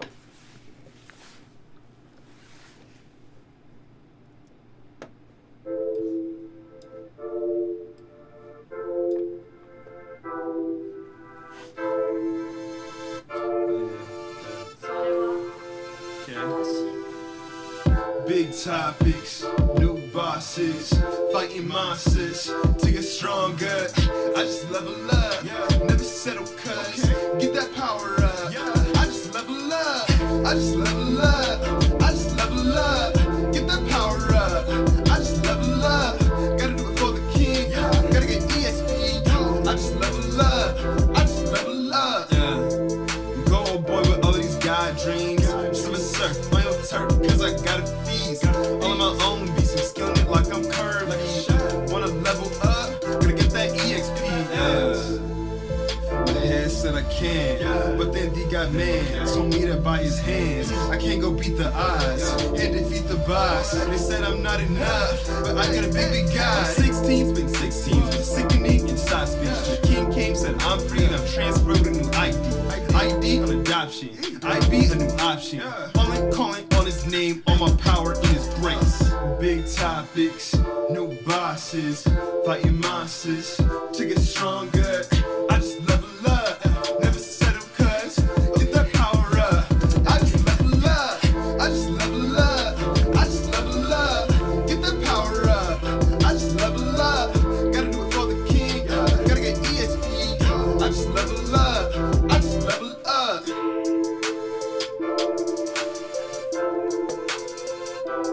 Yo, you did the beat on this too? Yes, sir. I produced that, and it's supposed to have a featured artist on it for the second verse. So I definitely think the consistent growth is there, which is cool. There's just certain things I think you're going to get better at with time. Your delivery being one of them. The way you hit the faster cadences will be another one. some of it just feels a tad bit forced. Some of it feels a tad bit early in terms of the way the words are coming out. And I think a lot of it is like you just making 50 songs. You know what I'm saying? There's no real shortcut around your mouth learning the repetition to rap cadences like this. You know what I mean? That just takes a while to fully develop. I think the production is cool. I feel like you got to spend a little bit more time wanting to mix these sounds together, blend these sounds together. As a rule of thumb, there's frequencies you want to either accentuate or you want to pull back from. Frequencies you want to, in a beat, frequencies I like to accentuate in my kicks is 50, 60 hertz on an EQ. Frequencies I like to contain in a sample or in a synth sound is anything between 2 to 500, 2 to 5,000, 2,000 to 5,000. Those frequencies tend to sound a bit harsher, in a way to just create space that I always use as low pass filters. So I think you got to really spend a bit more time just kind of getting those drums to knock, getting those synth sounds to sound cool. And if you have splice, don't be afraid to use loops and then add on top of them when it comes to drums. Drum breaks, drum sounds, just grooves of drums can add a lot to your production. As you're still learning, you can press into those and then stack them with other sounds. So you're learning two different things at once. You're learning to produce and you're learning to rap. You know what I mean? And both of those take very deliberate focus and attention to get those right. Those you don't just stumble into. I mean, some people I guess do stumble into being just like a super dope rapper, but they just take time. And I think you've shown a good amount of growth fairly quick. Let me listen some. I'm trying to give you something very tangible to walk away with in terms of like the rapping side. The production side, get them kicks to knock. Use some loops for drums. That'll instantly make your stuff sound better. And watch those mid frequencies. Let me give you something for the rapping. I just level up, gotta do it for the king. Gotta get EXP. I just level up, I just level up. Go boy with all these God dreams. Silver surf on your turf, cause I got a feast. All of my own beats, I'm skilling it like I'm curved. Like a shot. Wanna level up, gotta get that EXP. My head said I can, but then he got me. You got a good rapper voice, bro. Like your voice is cool. Told me that by his hands, I can't go beat the odds and defeat the boss. They said I'm not enough, but I got a big guy. 16's been 16, but sickening inside speech. The king came, said I'm free and I'm transferred a new ID on adoption. I be a new option. Only calling on his name, all my power in his grace. Big topics, new bosses, fighting monsters. You switch the cadence up a lot. That's cool. To get stronger, I just level up. Never settle cause get that power up. I just level up. That kick gotta go. That kick is not good, bro. That kick is trash. Trash. I just level up. I just level up. Get that power up. I just level up. I think the thing that sounds most awkward to me is the way you say level up. I just level up. Like you gotta loosen that up a little bit, like loosen the flow up, and then when you go into the gotta do it for the king, like you gotta say that cleaner. Like you got this like it's this, I don't know if it's a hesitation, but you aren't like gotta do it for the king. Like you gotta loosen that up. Gotta do it for the king. Gotta do it for the king. Da da da da da thing. Yeah. Instead of gotta do it for the king. Like you're early. You're really on the beat and early to the beat. You gotta loosen it up and give it some groove. I just level up, I just level up, yeah. Gotta sound more relaxed, gotta move more on the tracks, yeah. I just level up, when you're recording to just do a little bit, just to kind of loosen it up and feel a little cooler. Just add a hoe in there every now and then. I just level up, hoe, but you gotta take the hoes out because you're a Christian rapper. I'm totally joking, guys, but you know what I mean. Just have some fun with it. Like you should feel this is a swaggy hook, so it shouldn't feel. It shouldn't feel awkward, you know what I mean? It shouldn't feel like, ugh, is he really leveling up? You know what I mean? So stuff like getting up, moving around, motion creates emotion. You shouldn't record a hook like this sitting down. You should record a hook like this moving around. You know what I mean? Dancing, right? Shout out to Eximio. But those are the type of things that'll create a better energy, instead of like you're trying to nail it like a perfect rapper, and I need you to be the coolest guy on the freaking face of the earth when you record this. You know what I mean? So you got to tap into that inner cool. You feel what I'm saying? Okay. Not try and like hit every single drum or hit every single like note. Yeah, it's okay to be it's okay to be behind the beat. I mean, I do that sometimes where like I naturally kind of tend to be on early, and I'll go in after the fact and like pull stuff behind the count just to give it more groove and more soul. And you're not reading this stuff, right? No, I'm not. Yeah, shout out to Just Rays. He said what Ruslan is describing is quote unquote sauce. That's it right there. Like you gotta tap into your saucy side. I don't know what you gotta do to do that. I don't know if you gotta go drink a couple energy drinks, do some push-ups. You know what I'm saying? Watch your favorite. I don't know. You know what I'm saying? Play some basketball. So you gotta tap into that and try to channel that energy in there. Right. Okay. And so double checking, you'd say the same thing about the previous songs that I've showed, right? Yeah. I need to loosen up. Yeah, just loosen up. Okay. Loosen up. Put some shades on. Put some sunglasses on. You know what I'm saying? Like, guys, so much of hip hop is attached to culture, but specifically like the cultural equity of what's considered cool. So it's very difficult to not sound cool and be a good rapper.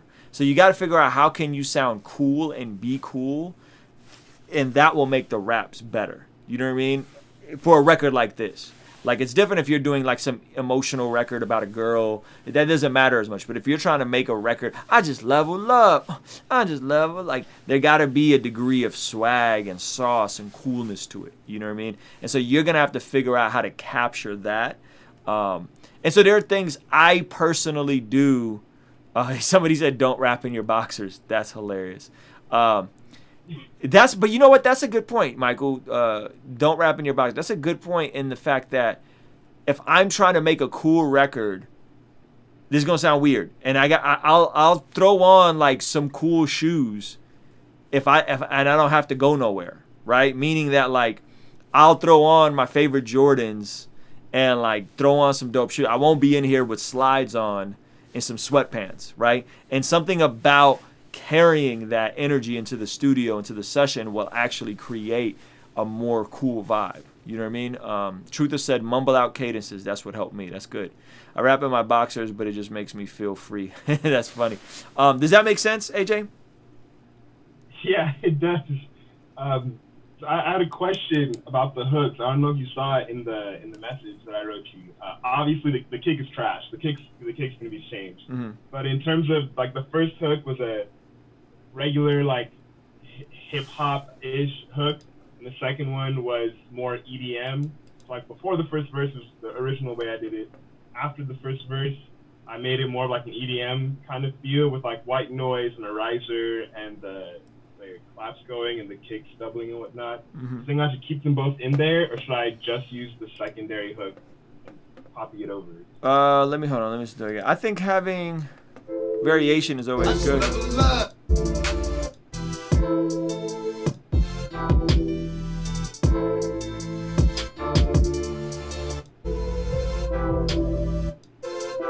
Where is it? Give me the time signature. 140? No, before 140. So it's like 110. Level up. To get stronger. I just level up. Never settle cuz. Get that power up. I just level up. I just level up. I don't think it makes a difference. I'm not a fan of that EDM. You gotta be very careful with EDM because EDM can get hella dated within a year or two and sound played out. So you gotta be careful with like using EDM stuff. I don't think it makes a difference in my opinion. Yeah. Oh, okay. Yeah, I don't know. I mean, it's cool. The beat needs work, man. That kick needs work. You gotta use some real drum sounds. You gotta use some better drum sounds. The beat definitely needs some work. So. Oh, okay. You think I should fix the beat up and make it a little bit better before I send it to my friend for his verse? Yes. Okay, cool. Yes, I think so. Okay, I'm gonna let you go, man. Thank you so much for being here. That's AJ. Let's see who else we got in here. Is Tremel in here? Tremel. I don't think Tremel's in here. Tremel Wiltz. Yeah, I'm right here, bro. How you doing, man? Wait, where you at? I don't see you. Hey, can you hear me? There you What's are. up? Perfect. I'm gonna pin you up. Give me 1 sec. All right. So, give me 1 second. Yep. I gotta take the baby out the room. She wants to run crazy. No worries. Just go ahead and mute yourself.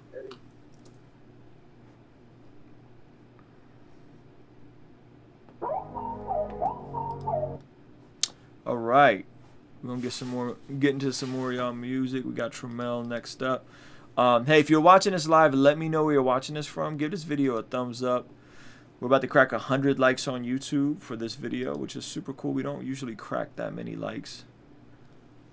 I appreciate all you guys in the chat that are giving really good tips and ideas on how to sauce stuff up. That's super fun. 98 likes. Let's go. Let's go. Maybe we'll do some freebies if we cracked 100.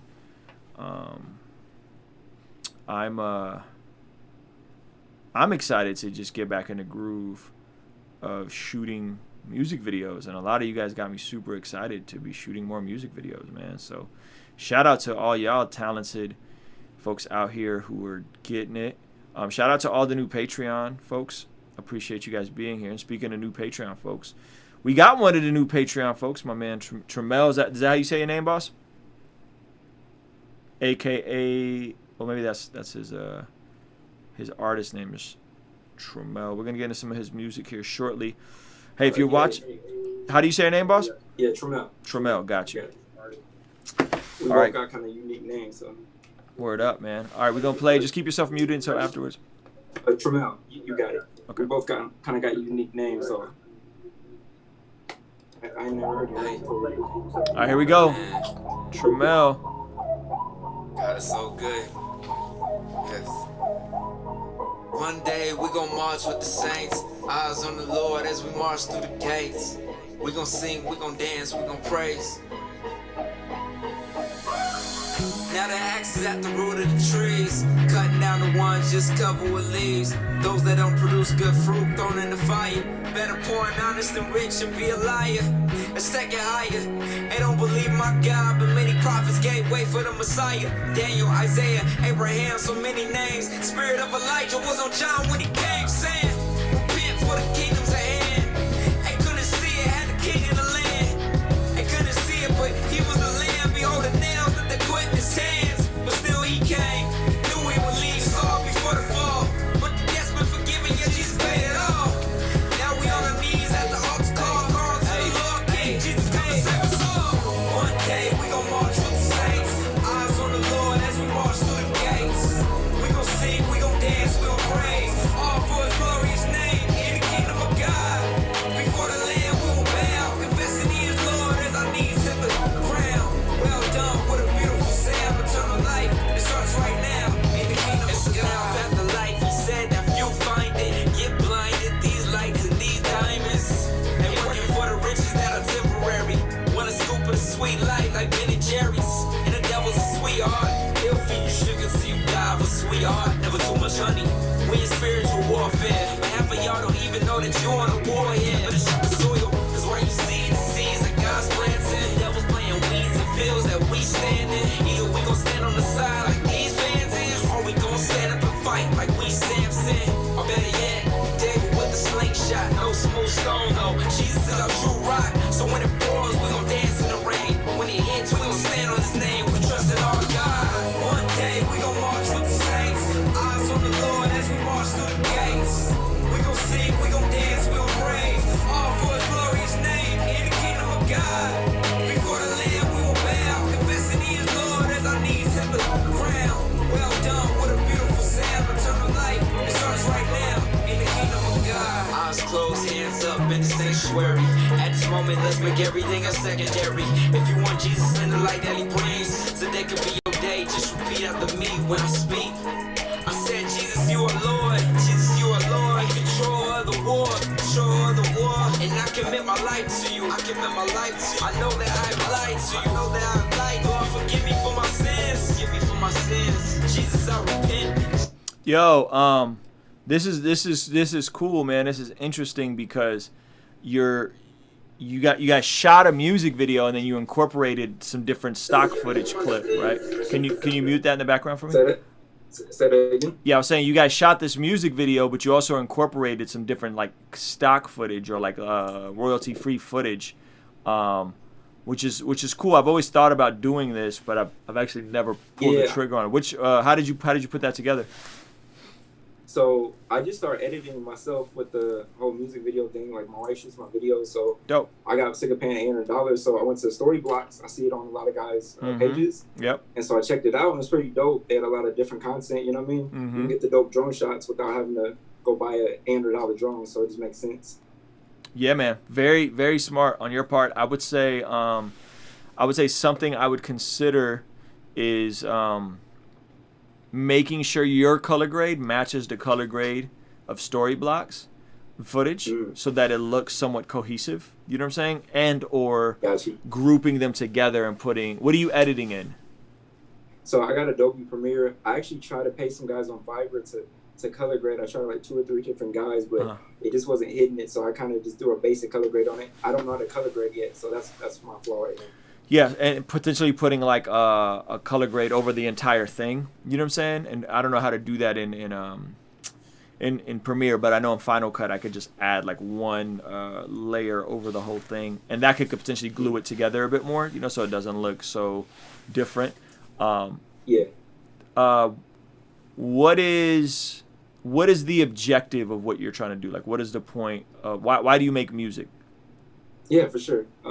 So I kind of started going this other route. Like I started very secular, and then I went kind of like the NF route, where I actually started getting on the radio in my old hometown in Reno, Nevada, and I was doing shows. But I was having guys that were doing the secular rap, like opening underneath me, and then I got to this point where I got convicted, and so I really trashed like a bunch of music that I had, and really just started fresh because I wanted to give.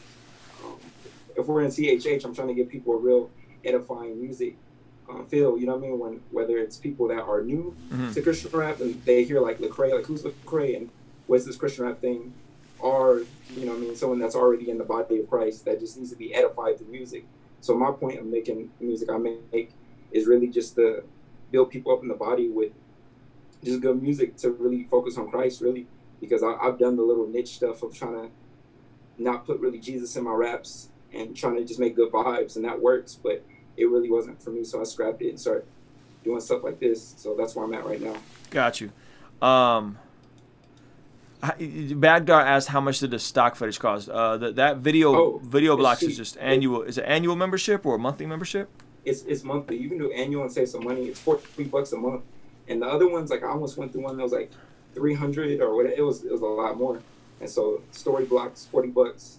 It'll save you a lot of money. There's different ones. There's different ones out there. Definitely, I think it's clutch for drone shots, but that's neither here nor there. So, if the objective is, hey, you just want to make music that's edifying to Christians, I think you nail it here. You know what I'm saying? I think this does that. If the objective is, hey, I want to make progressive art that's relevant to where music is now, I think you could be a bit more creative with your cadences. I think some of the production felt a little dated with the way the snares were used. And then like, I mean, that's why I asked, because like that last verse, I mean, you're pretty much walking people through. It was the Sinner's Prayer. Yeah, the Sinner's Prayer. I made that track for a youth group. I went to a Christian youth camp. Yeah. In last summer, and literally I made that track as like the anthem of the whole camp. Yeah. For youth that were going there. So really, some of the other tracks I got, they can relate more to people just in the streets and doing my old life. You know what I mean? Going out to the club every night. But this was more of a straight, hey, leaving to Christ. I've never even done a Sinner's Prayer type song, so I thought it was different. Yeah, I mean, I'd say almost every Christian rapper has done some type of Sinner's Prayer in their raps. You know what I mean? So again, so much of this is dependent on what is the objective, right? So if the objective is like, man, I just want to make really edifying music for Christians and youth group kids, cool. You know what I mean? If the objective is, hey, I want to make this a music career and I want this to become a profitable income, I think you gotta you're gonna have to just consider some other variables in the creation process, in the marketing process, and in the overall packaging of what you're doing. What would you say the main things, like, is overall things to change up? Because by your face, it seems like I got a lot to work on. So no, you can clearly rap. Like, you can rap. You know what I'm saying? I think if you can, you weren't here when Ray Rock was here earlier, but he made a lot of really good points. No, I was listening to him, actually. Yeah. I disagree with some of the stuff he said, to be honest, but because I actually had a track that was going crazy. I was going to Black Lives Matters protests, and I was doing this track called Raised in America, and really I had this whole track where I was trying to reach out to the whole, gay community, the Native community, Mexican community. I had like this whole package of just vibes, and I really, like I said, trashed it all because I started seeing people that weren't there for the gospel songs. They would come to my shows, but it was, I want to hear that track and that track. But as soon as I started talking about the gospel, they pick up on their phones, they go text, and they come in. You know what I mean? Once the tracks they like came, and so I was like, no, I'm in this for Christ. I'm in this to save souls and win souls. I see this as a music ministry. It's not like a artistry. I mean, I've had people say, if you take out Jesus, I'll sign you to a small record label. And I just didn't want to do that because that's not where my heart's at. Right. So that's what I'm saying. Like, if the objective is this is a music ministry for you, right? Then the means to how you do it is going to be different than how I do it. See, I'm trying to bring people on a journey along with me. I'm trying to service people and give them value in very tangible, practical ways. Right. And then in the process, I'm attracting a diverse audience that's not just Christians. You know what I mean? And there's not just Christians watching this stream right now. Yet in that journey, they're going to come along with me. And what I'm becoming is I'm becoming that example of a Christian in culture that's unapologetic and uncompromising about my views, but at the same time, they get a different perspective than just the gospel preached through a rap song. It's a longer term play, right? So to me, my life is my ministry, my music and my art and my YouTube. That's a business. This is a business that I'm in. You know what I'm saying? My life, my overall life. So if I'm a Christian, I minister in every part of my life. I minister in my home. Let me finish my point. I minister in my home. I minister with who I am when I'm out at the grocery store. I minister, right? I'm consistently ministering, and Jesus becomes the overflow of every area. It's not compartmentalized to just who I am on the mic. You know what I mean? And I'm probably times I'm very overt about my faith, and there are times where I don't talk about my faith at all in my music, right? Or on my YouTube. There's videos I have where I don't talk about my faith at all. You know what I mean? And there are videos that I'm intentionally, I got to bring this back to a biblical principle. I got to bring this back to a Bible verse or some type of Bible passage, right? So where it sounds like your method is like, if you were a YouTuber, every video would be a Bible study. Every video would have to go back to the gospel, right? And that's cool. That's cool. Just know that your audience is different. And just know that you are approaching this as a ministry, so it should probably be packaged different. It should probably look more like a nonprofit for you, and less like a for-profit LLC. You know what I mean? And so you have to figure out what is that balance for you. It's going to look completely different for someone like me. So I'm sorry. Now go ahead. I didn't mean to cut you off. You had a question. Just the same question you asked me earlier. What would you say is the point of your music? Like, why do you make music? That's a great question. So I make art to contextualize Jesus and to make the principles of the gospel and the principles of God simple to people, right? I have a gift for making complex things simple, meaning that like I could get an artist on here and I give him some really practical marketing advice that seems mad complicated, but it's really simple. And a lot of it is connected to my worldview as a Christian. Help people, add value, encourage people, edify, right? So I'm here to empower people to live God's dream for their life, right? Both spiritually, financially, both relationally, professionally, across the board. So my ministry isn't necessarily to preach Jesus and that's all I'm consumed with, right? Every Christian should preach Jesus. Every Christian should make disciples. I have a unique slant in where I'm positioned as a creative in that I could preach Jesus, but I could also show people Jesus and take them along the ride and to see how does a Christian engage in a fair way in the social unrest that's happening between Black Lives Matter? How does a Christian engage in a healthy way with politics? How does a Christian engage with business ethically? How does a Christian make money ethically? How does a Christian, right, take care of his body? So I'm trying to really make these things tangible and practical, because what I ran into a lot of people that love Jesus, that preached the gospel up and down, who were on the streets doing evangelism, had the right theology, knew the scriptures, but their life was a train wreck, right? They had the right belief, but their behavior was awful, meaning that they were in the same place they were in before they got saved. They were still in the hood. They were still in debt. They were still living paycheck to paycheck. They were still in bondage. And I'm like, yo, I come from nothing. I come from poverty. I come from being very, very poor, on welfare, government cheese, the whole bit. I feel like there should be a transformation as somebody's life is transformed. Their life is transformed. Yeah. Well, I think on that point though is like, I guess that's what confuses me, because I hear so many Christian rappers that make music like they, you would think like, okay, in their life they're living it out, they're walking it. On their music, it's not really edifying. Like when you hear a song, it just like it sounds like a secular song. So I don't understand why they market themselves as a Christian rapper instead of just a Christian that raps. Because every time, like when I worked at Walmart, people will come up to me like, "Yo, I heard this new Christian artist." They're not Christians, you know what I mean? They're like, "I heard this Christian artist, and it's dope. Like I like what he's talking about this and like that," and it gives them a different worldview than what they already know.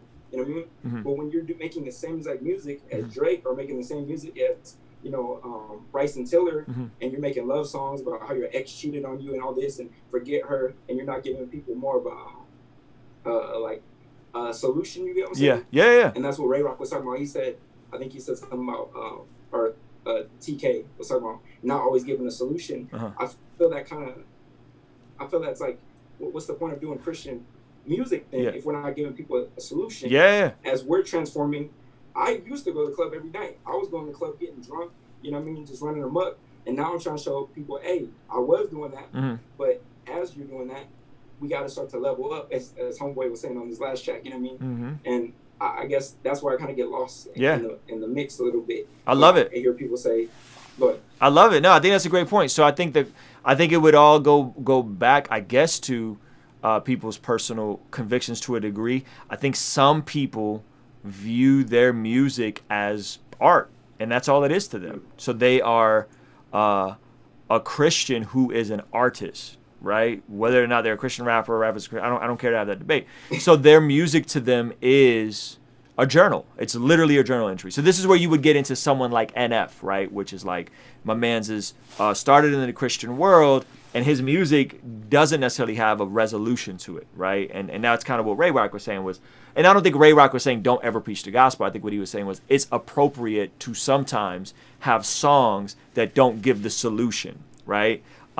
Where do we present the solution? In my opinion, I feel convicted to do it on an album. Every album that I make, there's going to be a clear gospel presentation on it. But I don't feel the conviction to do it on every YouTube video or every song or every Instagram post, right? I don't feel that conviction to be like, oh, I gotta, this is my one shot. Somebody may not know Jesus if I don't tell them about Jesus in this 3-minute song. I have a way bigger view of God than that. I don't think I'm saving anybody. I literally don't think I save anybody. I think God saves people, and I think God plants seeds, and I think I'm one part of that process. And somebody might hear Lecrae, or somebody might even hear NF, and then somehow in the algorithm stumble across what I'm doing, and somehow stumble across a video, and then somehow end up in the middle of this conversation and be like, wow, I've never really thought about Jesus like that. Maybe I should open the Bible app and read my Bible, right? And so I'm thinking of it as like, God is the one saving people. It's not me. And I'm not no like hyper intense Calvinist or anything like that. But let me read a couple of these comments real quick. This is a really good conversation. Thank you for bringing this up. From the outside looking in, Ruslan makes Christian music dope for non-Christians too. Like, if anything could encourage others to look into more. No offense to this artist, but it was like so face value. there's enough of that.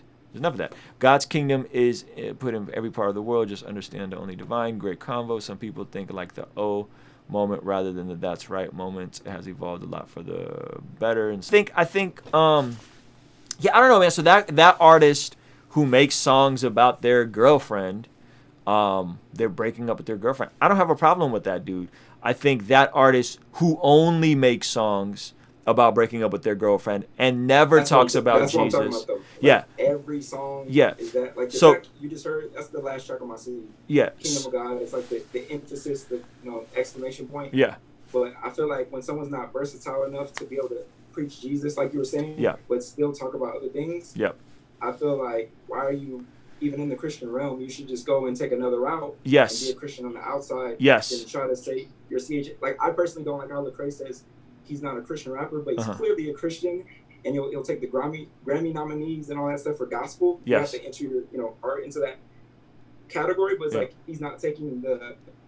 You know what I mean? Like I get confused by people that try to take both paths. Like why don't you just say, you know what I mean? Yeah. You're a Christian, but you like like kind of what you're saying. Like you're just doing like your thing. You don't do it on every single song, but I guess that's what I'm at. Yeah, no, I think that's a fair point, and I think if somebody isn't going to have some degree of being explicit about their faith and their art, then yes, to your point, why call it Christian art or Christian rap or whatever, right? So I think my issue with the NF early on, and I don't know if it's still happening, it might be, was that they intentionally marketed him to youth group kids, Christian youth group kids. And I thought that was unethical. I don't think you should market music that's fairly dark, that doesn't have a ton of gospel in it, to emotionally fragile kids who are depressed, like in youth group. I think that's kind of janky, but that's just my opinion, right? So I will say this.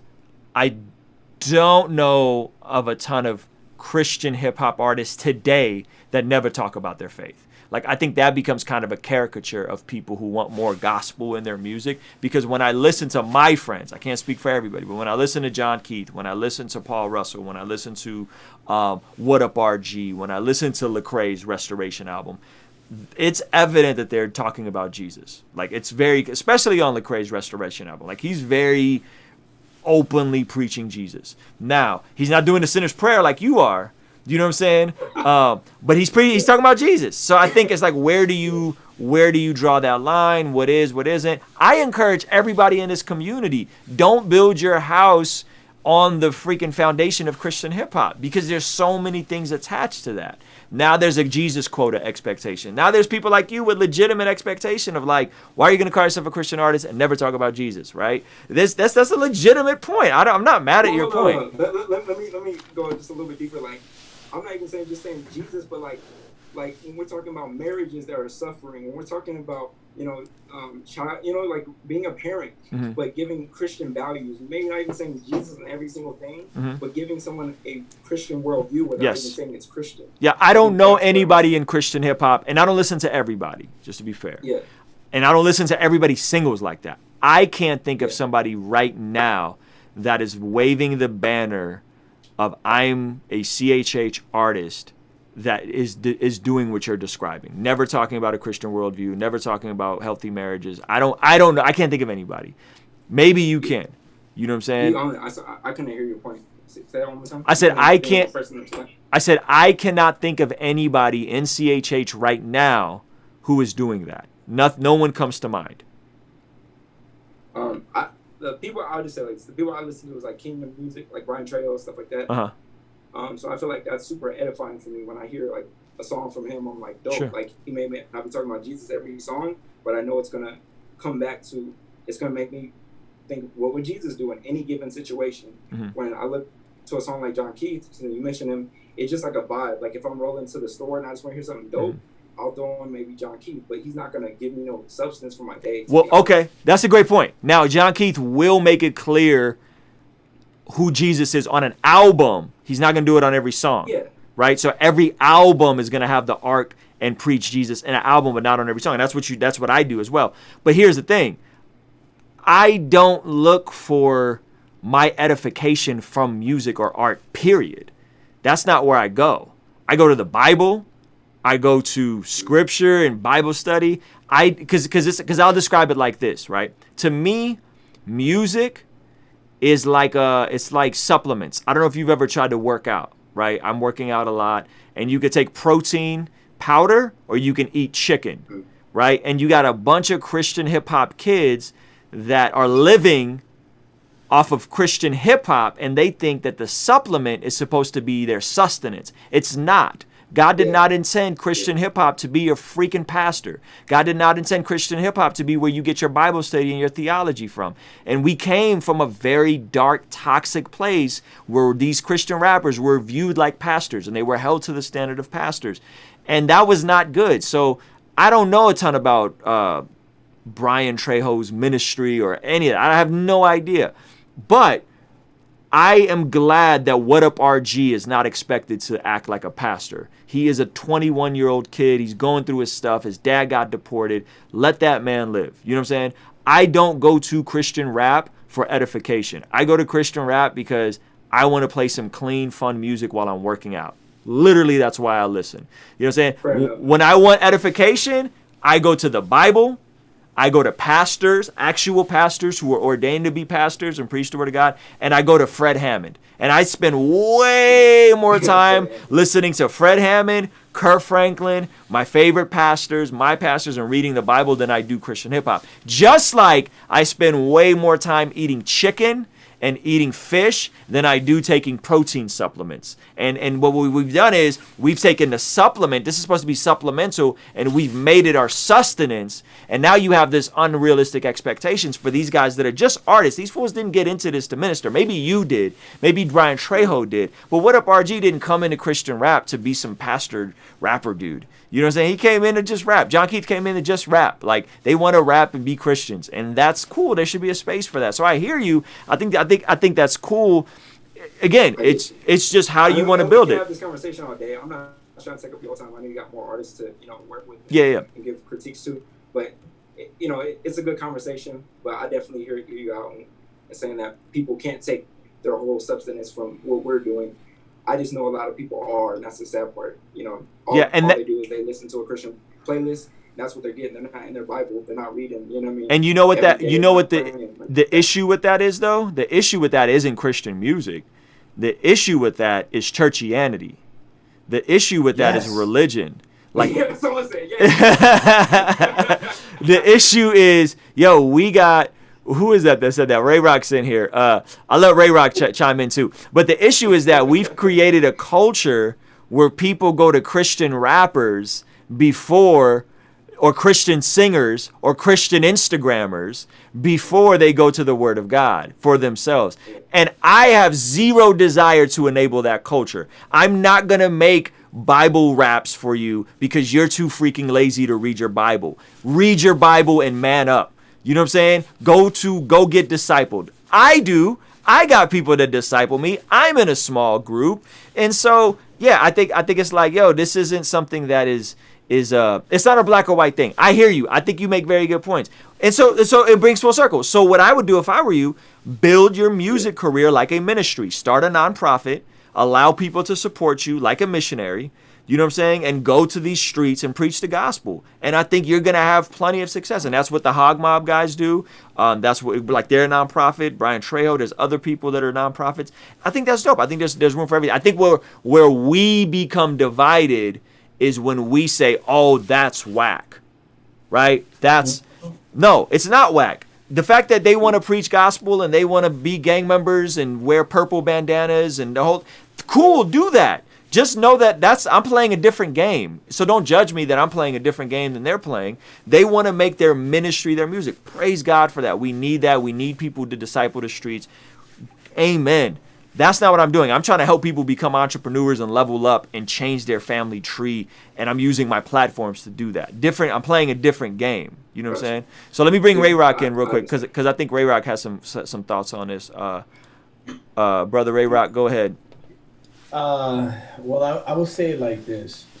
You ever hear a sermon from somebody that you really respect and that you know, and they take a portion of that sermon and it's like they take it out of context and they use that against that person, right? Mm-hmm. Or the pastor himself, right? He says something during a sermon and because there's a stream of consciousness happening, he's able to say, hey, don't get me wrong, I'm not saying this, I'm saying this.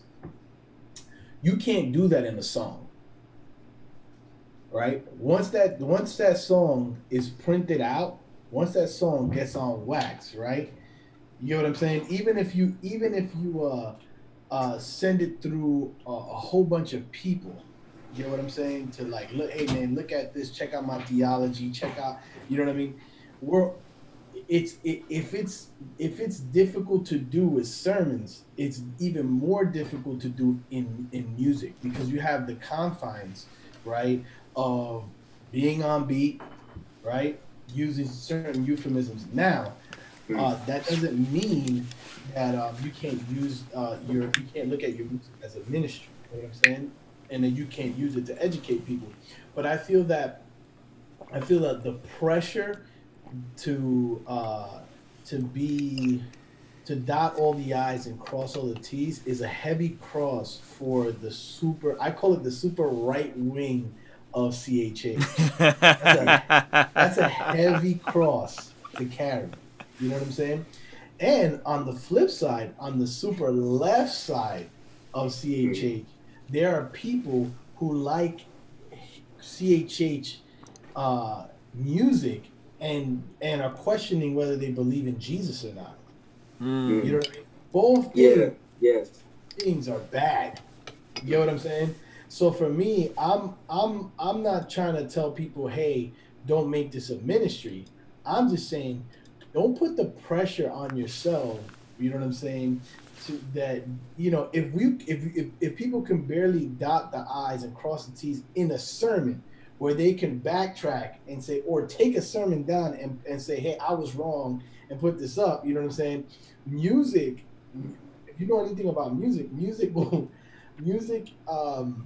somebody will remember a song more than they'll remember a sermon. You get what I'm saying?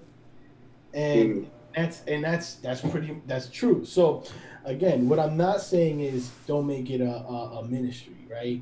And what I'm not saying is to go the other way and just make stuff that is with Christianese, you know what I'm saying, and not believe in Jesus. What I'm saying is that both sides have a responsibility, and both sides need to be nice to each other. You know what I'm saying? Because, you know, it took a person like yourself, you know, time to really think through what you wanted to say. You know what I mean? How you wanted to say it, you know what I mean, and convey it, and the people who do that well, that's impressive. You get what I'm saying? On the flip side, sometimes in trying to get all those dots appointed and those T's crossed, you know what I'm saying, the song is trash. You get what I'm saying?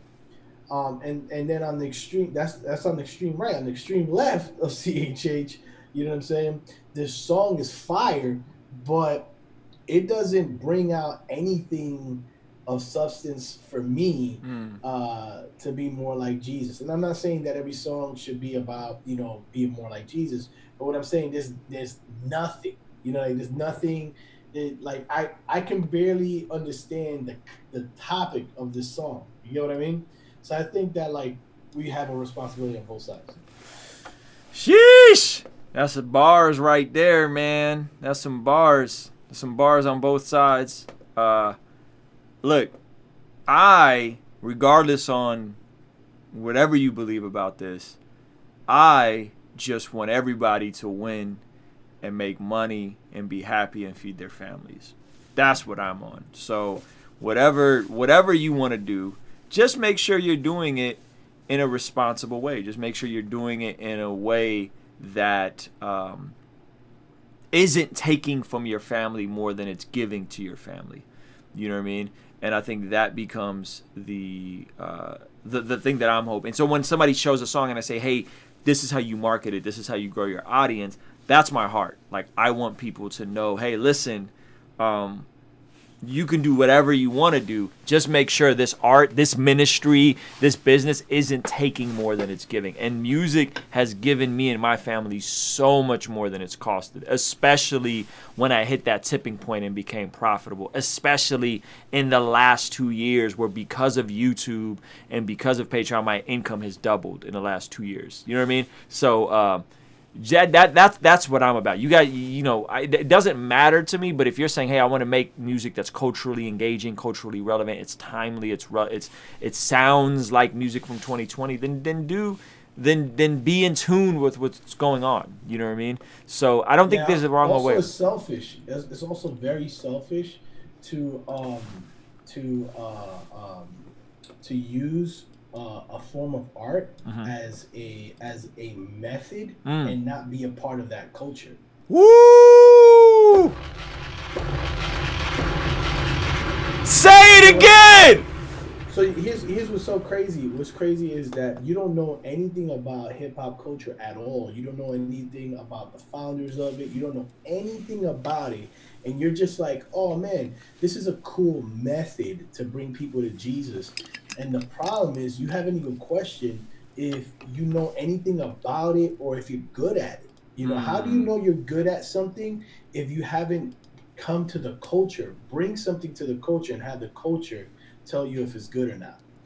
You know what I'm saying? You're gonna be like the guy in American Idol. Hey, my mom and my aunt said I can do this really well. You know what I'm saying? And the bloopers, where like they're singing their heart out and they think they're killing it, and everybody's like, no, this is terrible, and they're so surprised. They're like, what do you mean?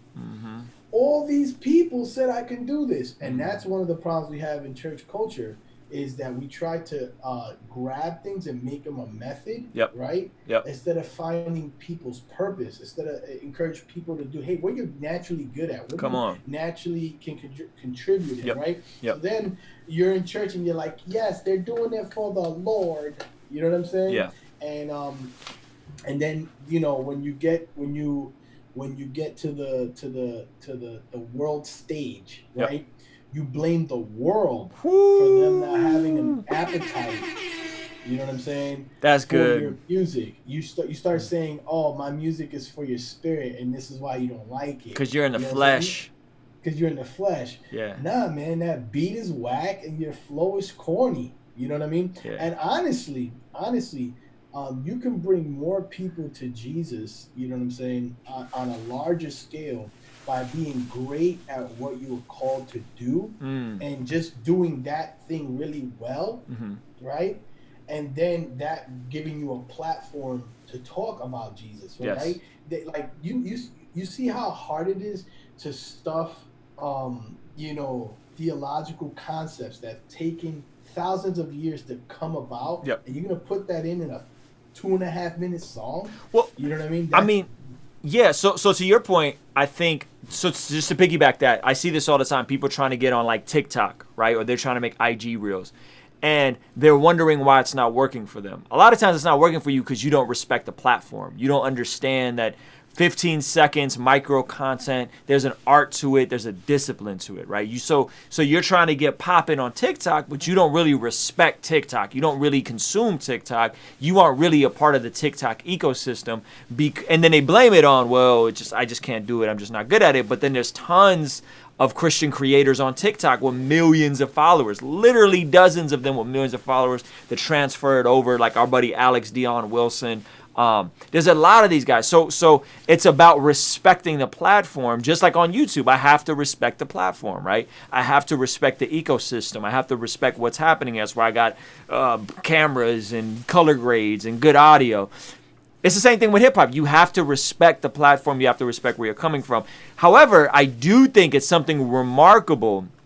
It's something remarkable and something very impressive about artists that can do good music and impart heavy theological concepts in their art. That's why I think a guy like Seven is super successful. What he does is not for me. It is not my cup of tea. I don't listen to it. I don't ride to it. I don't own any of it. However, when I have heard it, I'm like, yo, This dude is phenomenal. Or Shy Lynn, who I've had issues with, right? Like, Shy Lynn is not my cup of tea. However, the fact that he can make a record about the 5 solas, the fact that he could do lyrical theology, it's very impressive to me. Like, he does something that is very difficult to do. However, to your point, it is going to slightly lack some of the cultural engagement of it. It's going to be it's going to be the pastor dude that doesn't know how to make a point in 15 seconds, so he keeps striking out, you know what I'm saying, on that platform. But it's okay because he could just be on Facebook and it'll work on Facebook, you know what I mean, and it'll be dope on Facebook. So I think there's a balance of both. And then and there's guys like Eshawn Burgundy that just like, they just do a really good job of preaching through rap, and it's dope and it's cool and it's creative. And yeah, man. So I think those are some really interesting, weighty points that we all need to really consider. You know what I'm saying? All right, we're gonna keep this thing moving. Ray, you the man, bro. You be dropping gems left and right. Ray's a thinker, man. All right, we got Sean Wickoff. It's a track I'm releasing in a few days for the first. Be blessed to make it for the Crossroads Student Ministry. Dope, man. A record for the student ministries. I like it. Let's go.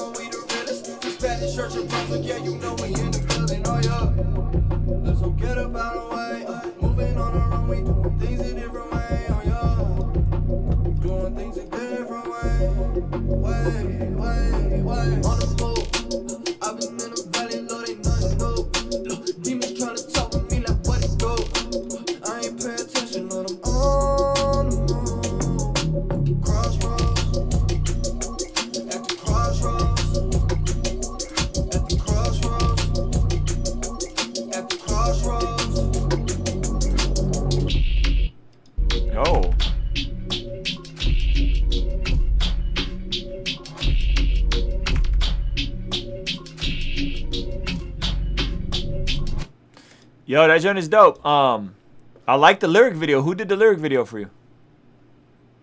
His name is Frizzy Visuals on Instagram. I found out about him through just Ray's.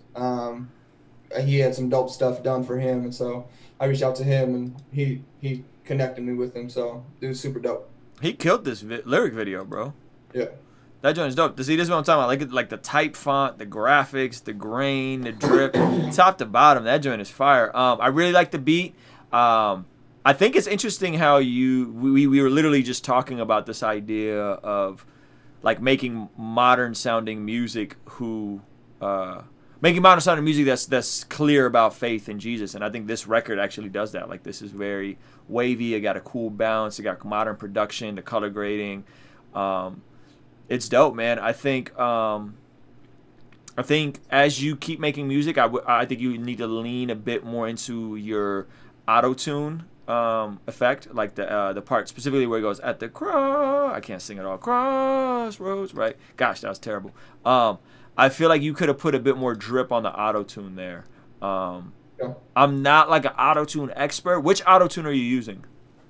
Waves tune. Waves tune. Real time. Are you stacking it with anything? So EQ, compression. I don't think I did on this one, no.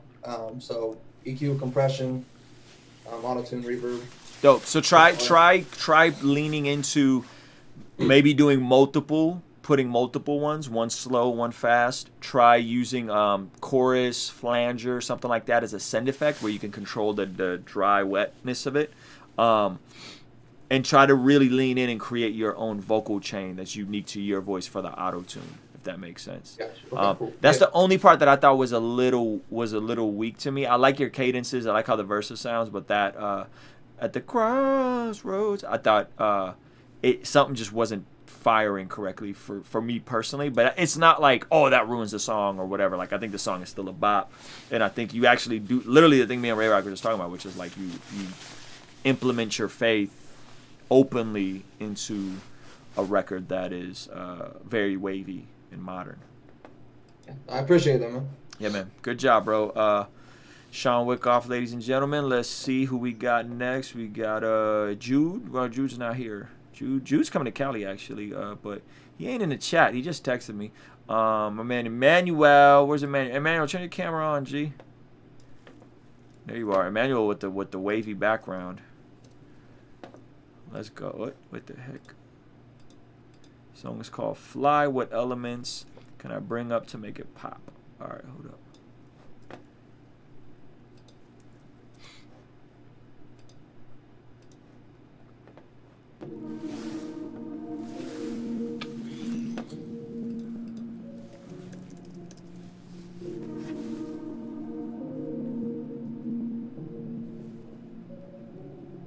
Tell them demons they can die today. Jesus full force, he made a way. Jesus coming soon, you need to pray. Satan coming too, gon' have his day. Hey, understand who we is, about the truth. Understand how we get it, about the truth. With his love, I see it, about the truth. Told me a lot of things I need. I'ma get that, talk about you. Need that, you with me, you with you. Cause you see me in my life. Make it better, made it better, provide. I'ma get that, talk about my need. Cause I understand you. We gon' get you cause we need it. Come see, need it. Tell them demons they can die today. He made a way. Jesus coming soon, you need to pray. Satan coming too, gon' have his day. With the vibe, got my vibe, he just ride, I just ride. Do or die with my guy, you know why. Who am I? Got an eye, don't despise. We gon' fly, we gon' fly, we gon' fly.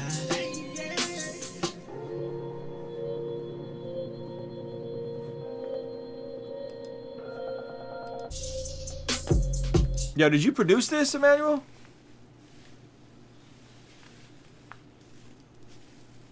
It's a collab. Collab production? Yes, but yeah, it's a collab. Dope. Yeah. How are you with fine tuning your auto tune and tweaking it some more? When it comes to that, hold on. When it comes to that, I'm still playing with it because again, I make music outside, so it's kind of not super what I want yet. Yeah. So I'm just. I think it's so dope that you make music outside. By the way, I know you think that's like a hindrance. I think it's the flyest thing ever that you just be outside. Man, I'm just trying my best, bro. Yeah. No. Okay. So check it out. I think there's something in the tweak of the auto tune that needs to be made. I don't know enough about auto tune to tell you change this or change that. Some degree of like, it's either compression or. Stacking the auto tune or slowing down the speed. I think it's slowing down the speed. Something in there I think could be tweaked. I like the production and how cinematic it is. I don't. Let me listen to some more. Hold on.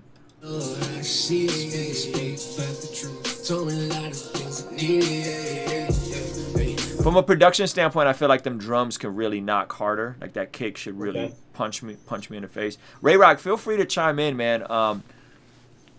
Beat is hard. Beat is dope. I really like the beat. The kick, yeah, it can be a little more punchy, but those things they'll come with time. You know what I'm saying? I also would say like, one thing that you could do to make sure that your drums are. What are you using? Are you using Fruity Loops, Logic? FL, yes sir. Okay, so like, what you want to do is like, in Fruity Loops it's just watch any video on YouTube. Fruity Loops is the best program to sidechain anything. Like you can sidechain like anything, and then you can do it in seconds, which is amazing. So, hold on. When you say sidechain, you mean like click at the bottom, click, and it slides to the next. Just go on YouTube and say, how do I sidechain my kick? Oh, okay. To That's my what bass I always line. thought it was. Yeah, it could be. I haven't used Fruity Loops in a minute, but I've seen people do it like in seconds, literally. Like, basically, what it is that sometimes like your kick is being overpowered by your bass line, like the frequencies are right. So you start with carving out some of the frequencies out of the bass, to make sure you have your kick come up. You know what I mean? It depends on the type, how the kick and the bass speak to each other. You know what I mean? So like, in all reality, you gotta look at mixing music as things that have relative ideas, relative spaces, right? And you're really mixing the space more than the individual sounds. So it's not about making this sound louder or this sound louder. It's actually saying, oh snap, this sound and this sound have a relationship to each other. You know what I mean? It has in similar ingredients, right? So who's gonna do the talking in that area? Because if we're both doing the talking, right, it's gonna create, it's gonna fill up space in the mix, and things are not gonna cut through the way you want them to. That's very dope too. That's bars right there, man. That's right, because what ends up happening is you're just pushing your faders up, you know what I'm saying? And you're like, yeah, I need this kick and the snare to sound really loud. But in all reality, you can make your kick and your snare sound loud just by saying, okay, I use this sample from Splice. This sample from Splice has a lot of low end, right? And it's competing with my kick, and now my kick is getting lost, right? So I need to take out a little bit from the sample and bring it in with the kick, right? And and you got to give and take. How does all these things speak to each other? Yeah, I've done it to where I take a sample and I'll take off the low end. Yep. And then I'll hear the kick and I'll raise that up to where I think my ear is. Does any of this come from my headphones or my ear? So for me, what I do in your situation, if you're mixing from your headphones, what I would do is I would listen to instrumentals like on Spotify that are mixed really well. Like, go listen to Dr. Dre. Listen to Dr. Dre. Just listen to any of his music, and just see how just listen to his music, and then go and give your ears a rest from you listening to your stuff. You get what I'm saying? Okay. And then what you want to say is, it's not about my music being as loud as Dr. Dre's. Remember, Dr. Dre's mixing it and he's sending it to somebody else to master it, right? It's how do I get my music to sound as balanced, okay, as Dr. Dre? Because what ends up happening is people try to mix and master as they're making their beat, and then they squash and destroy like a lot of the dynamics of the beat, right? Yeah, I see you. Yeah. So you want to just. That's my problem, by the way. That's one of my biggest problems is figuring out how to hear my mix and not like master it as a mix. Yeah, don't do that. What you want to do is, I have a rule. I have a rule. It's like, my rule is if I'm using my speakers, headphones, whatever, I mix everything in I mix everything in yellow, and I'm like, yo, how can I make my sounds cut through and sound balanced in yellow? Okay. One thing I do is I turn it down. I turn my mix all the way down, probably like just lowest where I can still hear it, and see what's still loud. That's good. That's good. You should do that at the end. You get what I'm saying? But when you're making the beat, you can raise the volume to your headphones. You can get like an amp for your headphones, and you can, because if you want to just feel the music, you can make it louder. You can make your headphones. The interface is not like an amp. It is, but what I'm saying is that the way you want to train your ears. The way you want to train your ears is you want to mix while you're making the beat, you never want to go in red. Never. You just want to stay in yellow, okay? And then at the end of when you're done with the beat and you feel like it's all balanced or whatever, then you can take a transient master and push the whole thing up. You know what I mean? A transient master. Yo, yeah. Real quick. So go ahead, Ray. Well, real quick, like it could a transient master or an adaptive limiter. Like basically, for you, that would be like slapping on the maximizer, right? You have a maximizer. That's what it's called on Fruity Loops, right? It's slapping that, or slapping a limiter if you have a limiter, right? And just basically what the limiter is doing is, what you're basically doing is, after you make your track and you slap a limiter, an adaptive limiter there, you're basically telling the limiter, hey, I want to keep everything from going to red, but I want everything to get loud here, right? And what it'll do is it'll still give you some dynamics because you made the beat in yellow. You get what I'm saying? But because if you made the beat all in red, you know what I'm saying, you're peaking all over the place. There's no dynamics. That's just a shorthand. Yeah. Like, there's more to it. Yeah. Should I start making music inside, like, because when I make the music, I make it to where it's loud. So I'm already in red. Yeah. So you don't want to do that. That's why I was telling you, you're better off getting like a little amp for your headphones, right? Yeah, right? You're basically saying, yo, I want to feel the music, right? Yeah. So you make the music, make it, right? Make the beat, get your idea out with your little amp, right? To make things louder. And then once you're done making the beat, right? Go back, right? Turn off your amp and then start bringing things like select all your faders and bring everything down where you're at that yellow orange, okay? And then when you're at that yellow orange, the next step is to say, okay, what sounds are sharing in certain frequencies, right? The bass and the kick, how do those share in frequencies? Who do I take away, right? And still accomplish the same thing, right? Sometimes the snare, is sharing a frequency with another sound. Sometimes, yeah. Y'all getting super deep, just FYI. Yeah, I'm gonna leave it like that. Well, last question, because we gotta go. All right. So, does the amp make me make loud music without clipping? No, the amp is just for you to feel the music. But I'm saying in the software though, I keep the software at default, but I turn my amp all the way up. Is that gonna make me feel it still without clipping? Yeah, it's gonna make you feel it without clipping. That's what you want. It's gonna be a false narrative. But what I don't want to do, what I'm telling you is a bad thing to do, but it's a bad thing to do for mixing, but it's a good thing to do as a creative. Yes. Right? Because we're basically saying is, I want to make this beat and I want to feel it as I'm making it. Yeah. Cool. Go do that. Use an amp to do that, right? But then when you get back to it, now you're gonna hear things in reality.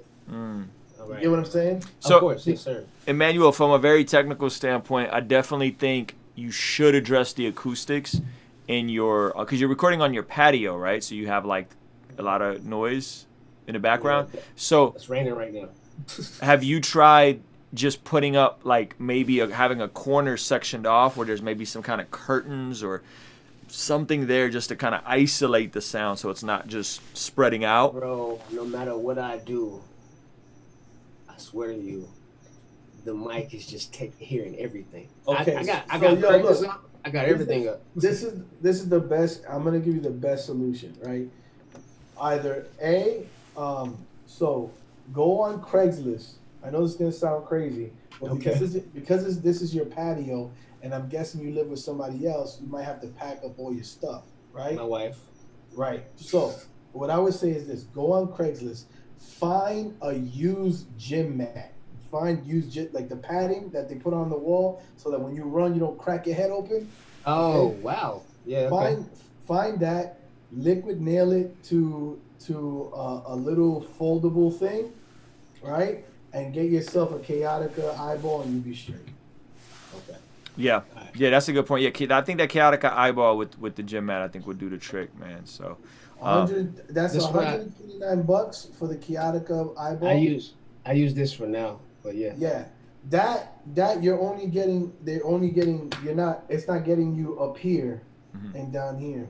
Gotcha. Okay. And look, if you and I will leave you with this, and this is a good tip for everybody else. If you're broke, guys, and you can't buy a Chaotica eyeball, which I think you should save your money to do it. The other way around getting a Chaotica eyeball is go on Craigslist, find yourself a sponge dodgeball. Okay, a sponge dodgeball. Listen to me. Find a sponge dodgeball, right, and find a drill bit. Okay, that is the diaphragm of your mic.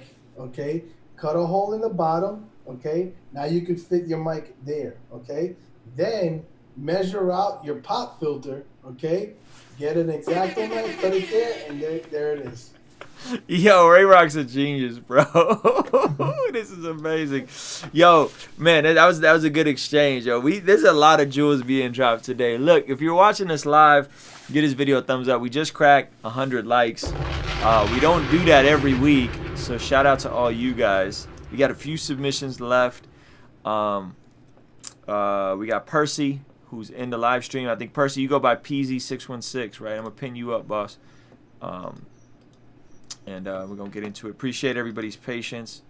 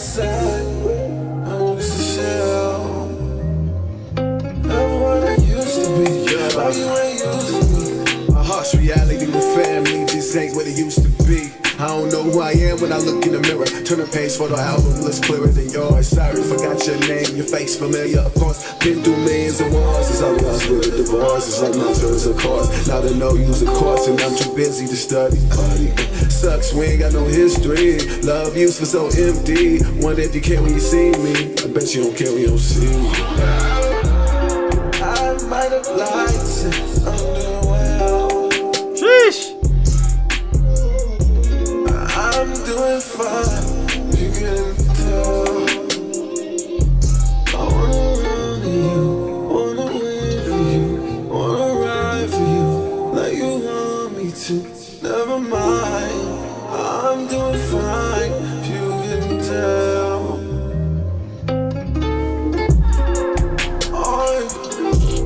I'm doing fine. Yo, bro, this is dope, man. I love the vocal chain. Like, I literally, this comes around to almost every person's using auto-tune, which is like, make the auto-tune yours, make the auto-tune yours. And you definitely made this joint yours. The effects, the stacks, I don't know if you're running chorus or flanger in there. That's what DAW are you using? Yeah, Ray Rock, like, yo, what is the science, son? You gotta unmute yourself, Peasy. You muted, champ. There you go. Yeah, I'm using Logic Pro X. What auto-tune? Antares. Antares, okay. And then I'm assuming you're running some flanger and some other like sidechain effects? Or send effects, rather? Bro. It's actually just I just was working with the auto-tune and then I hit the right I'm using this couple reverbs and yeah, it wasn't really much. I didn't use a flanger at all. Really? Yeah. I was actually a breathy delivery. Yeah, man, that joint sound crazy, bro. It sounds great because he has a breathy delivery. One critique that I would say that I think would benefit is, although I love your vocal chain, there's a moment where I want there to be a little less for the verses. You know what I'm saying? Break it down for me. So, for example, like for the chorus when you're singing the right, that is beautiful to be all nice and airy and stuff like that. But I want you. This is not a bad critique. I'm giving you just something that heighten the thing. I want you to take a time to do things where you design the verb from moments. You get what I'm saying? So so as you're rapping, you know, make certain things wet and certain things not. Okay? So usually when we throw a verb on things, right, we just slap it on the whole record, right? And then, right? But now, like, where you could take it up a notch is where you automate the verb. You know what I'm saying? And that's something you can learn from a guy like Travis Scott, right? Because there's moments where he's just rapping and then he's like, yeah. You know what I'm saying? Like, you know, like it's and it's for like but it's only for a second. Yep. You know what I'm saying? It doesn't happen throughout the whole song. Yep. You know what I mean? So that's what I would say. I would play around with moments because you got to remember, like, this music is all about the rise and the fall. You know what I'm saying? It's all about the rise and the fall. And if the more you can do that, so you can do that lyrically, right? You have to describe something. You can't talk about triumph unless you're talking about like the work that you're doing, the battle, right? You can't talk about triumph without talking about the battle, right? You do it lyrically, you do it sonically when you're making the beat, right? The drums, everything can't be as loud all the time, right? There's a rise and a fall, you know what I'm saying? And then even with your vocals, there's a rise and a fall. Yeah, I like that, and you actually gave me that feedback on a record. I don't remember what record it was, Ray Rock, but that's actually really good feedback. And I've actually implemented this. So as a rule of thumb, what I do is I turn the reverbs just down a hair when the verses are in there and the beat is more broken down, right? And then another thing that a lot of people miss is also automating the volume of the verses, the vocal track, when the beat breaks down. Because when a beat breaks down, the vocal not only feels louder because there's less music, but in the mastering, that vocal is also going to get compressed again, so it's going to bring the vocal up. So then when a beat breaks down, it's the same volume in theory, but it's actually way louder. So that's those two little things I think you could implement in how you're, and it's just automation. It's just, this is like taking those little extra steps to automate your effects, to automate your volume, and get stuff cleaner. I like this record, bro. I think this is super fire.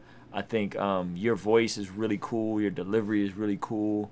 Man, I blame you for that, man. You pushed me. You was like, all right, bro, we can rap. You can rap, but I want to hear, like, you got to have a melody, and then it's just kind of like, unlock something. There we go. I love it, man. Where are you at with the visuals for the? Are you gonna do a visual for this record? Yeah, actually, was talking yesterday with my guy who shot the last video. And, I got a whole treatment planned up, so we're using a green screen this time.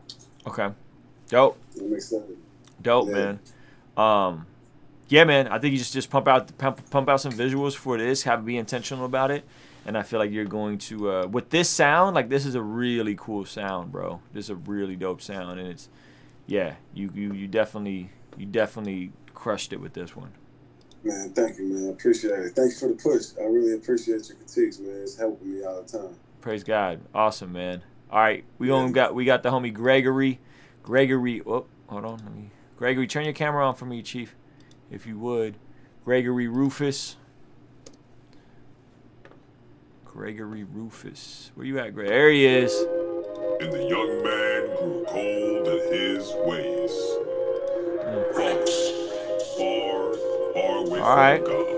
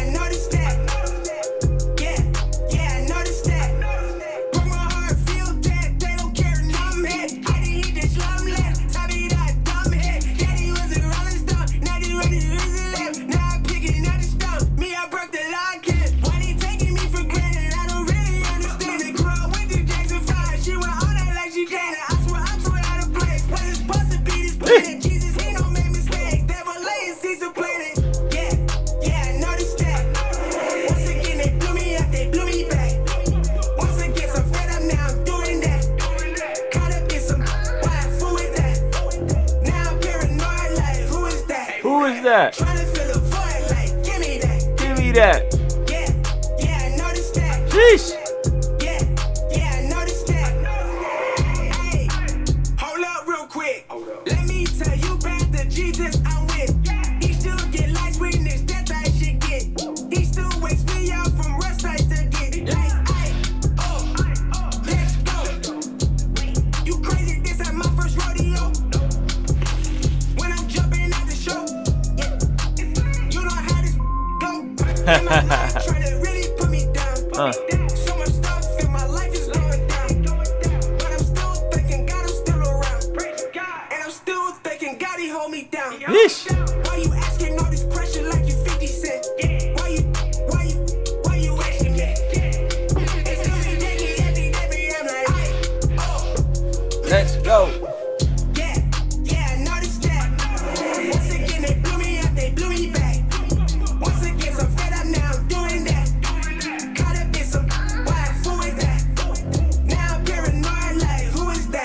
That. Like, give me that.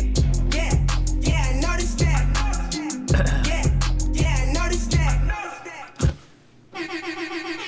Bro, this joint is fire, my G. I mess with it. Yeah, this is really dope, bro. What is this? Where are you from? I'm originally from Illinois, but I live in Georgia, maybe an hour and a half outside of Atlanta. Very cool, man. Yeah, this whole vibe is like, it's a really, really cool sound. I hear this is kind of some of the stuff that Baby Keem is on a little bit. You know what I'm saying? I don't know if you're familiar with him. But the lyric video is dope. I love how you use the little sound effect. It's like wildly edifying and wildly like edgy at the same time, which is like a tough balance to strike. So I really like it, bro. I think you did a really good job on this. I love your auto-tune, like your vocal chain is dope on this. I think that's auto-tune. I don't know what that is. It's light auto-tune. The mix is super clean. Yeah, top to bottom, bro. This is dope. Are you in a spot to start shooting music videos? You got to start, if this is the wave you're on, this is very like modern 2020, 2021. Probably 2021, this sound is going to really peak. So like you got to, where you at with visuals? Yeah, so there's gonna be a visual coming out for that record, and I'll be getting on that here this month or next month. So this is a part of a project that I'm putting out in September 18th, called Sensational. So it's just a single for the project.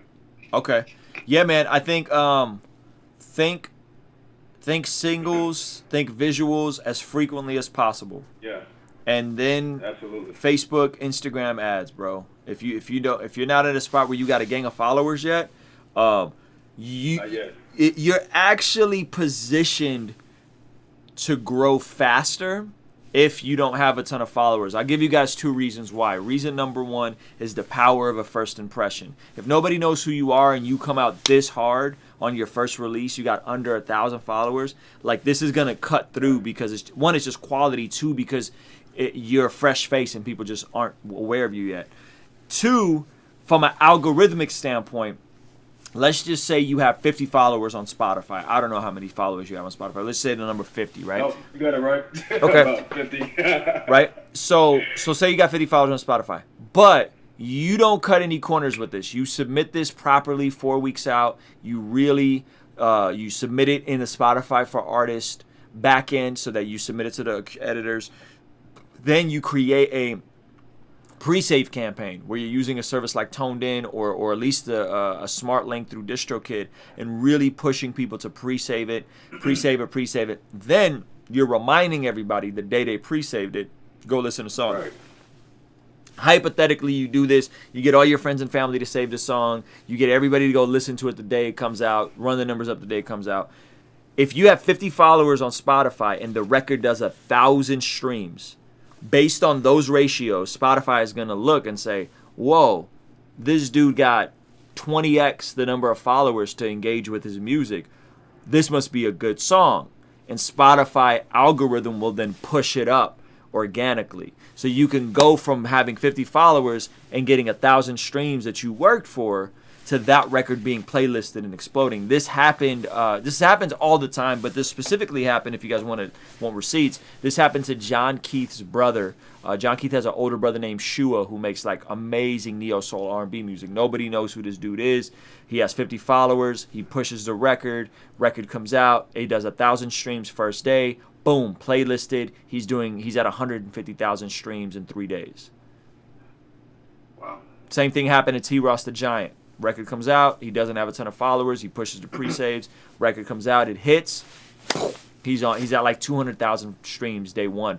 So do not cut corners with how you release this. Do not cut corners with how you I'm just gonna drop it into the Spotify ecosystem and hope it works. You're playing yourself. This record is too hard to just drop it in the Spotify ecosystem and hope it works. Do what Spotify wants you to do. They want you to push pre-saves, they want you to push people to follow you, run ads for it. Drop the video preferably around the same time it's coming out. I have a whole video on Toned In that you could look up. Toned In is a service that I personally use. I watched it. Yeah, so I use it all the time. It's helped me a ton. My revenue has gone up 30% on Spotify. So I'm in a weird spot where because I already have a deep catalog and a lot of plays organically, that me going up by 30%, I actually make a profit on that, meaning that I'm putting $500 a month into Toned In, but that 30% is actually generating me $700 a month. I'm throwing out random numbers. I don't know exactly what I pay for them. You see what I'm saying? So running the numbers, you do this correctly, and it should grow you pretty fast. So I would look into Toned In, but you have the power of the first advantage, which is something that I don't have that luxury. I don't have that privilege. So don't freaking screw it up. Don't come in with some whack, half-hearted bozo rollout plan. Drop this, and if you got to push the record out a month, push the record out a month. But come strong with visuals. Come strong with Facebook ads. Come strong with Instagram. Really do it right, because you could potentially, you know what I'm saying, do that off of one record. And I'm not saying it's gonna happen. I'm just saying you're positioned to because of how dope this record is. Absolutely. Yeah, I appreciate that, man. Right now, that's the goal. The goal is to not do this, half. I need to go 100% on this and make sure I'm doing all the right things to make sure this record gets pushed to the audience that it needs to be pushed to. So let me ask you this: how many records? How many records? This is a single. So when is this song coming out as a single? Say again. You're dropping this song as a single, correct? There's going to be this song is a single song release. Yeah. Okay. Yeah. So when does this song come out? I have a push for 3 weeks from now. So it's uploaded, ready to go 3 weeks from now. And then the project comes out. When does the project come out? September 18th. So how many records? Wait, are you dropping this as a project or are you dropping this as a single? Say it again. Is this coming out as its own single? That's what I'm asking you.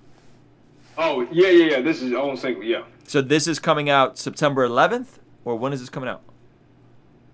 So what's today's date? The 28th? Yeah, the 18th is the same date as 3 weeks from now. That's what I'm confused about. Okay, hold on 1 second. I think I got my dates mixed up. I'm sorry. Yeah, I'm sorry. So the 18th is when this record's coming out. And then the project is coming out. I said that wrong. I apologize.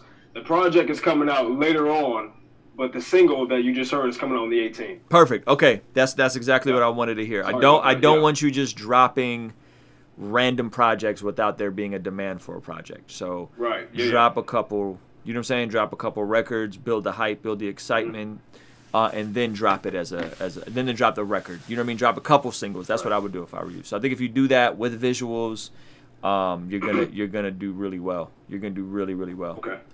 Yeah, man. It's dope, bro. Good job. Yeah, man. Appreciate it. Yeah, man. All right, we're gonna keep this thing moving. We got a few people who are not in the Zoom. Hey, if you are in the Zoom and I skipped you over, let me know ASAP. I'm gonna hit the folks that aren't in the Zoom. I'm going just back in order. I think I did everybody who's in the Zoom. So we got the homie Bagdar, consistently dropping pretty fire stuff. He's in the YouTube chat.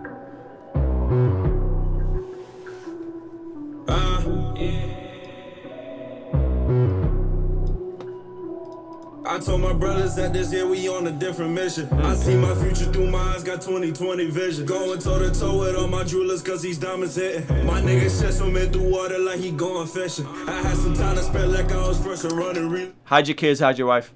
I put this rapping all on pause, but now I'm pressing replay. Plus I don't care about your opinions or the things I hate. If niggas wanna scrap, then I think it's time for another remix. Pull it back and peel it, my wrist below freezer. Told my producer cut the beat cause I don't fucking see that. I put some ice around my fingers cause these balls were heated. I'm seeing bodies dropping like the leaves in different seasons. Rappers trying to get a trophy of a nigga, you can keep it. I come a different kid as you just got a simple preset. Don't need no medal on my chest, just put it down and leave it. Ain't been arrested in a while, my ankle never be back. I'm using baking soda for my kids to pop a tweaking. Check for the outs outside my window cause some niggas creeping. Feel like the king of pockets, really, I just gotta feel it. I feel like Roma higher levels trying to touch the ceiling. I'm finna move out to a different planet, on a different planet. Cool out, different temperature cause I just took his Zanny.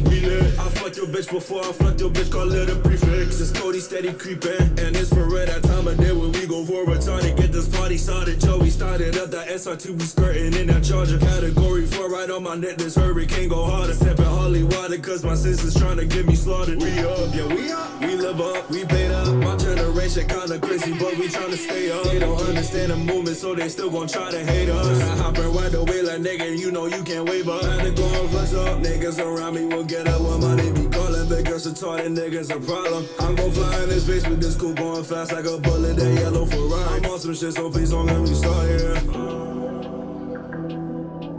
PTSD, I've been feeling so nauseous. I'm slipping on my bed. I'm thinking I'm drinking too much from my body. But don't know how I'm walking. I said that I lost it. I'm feeling so nauseous.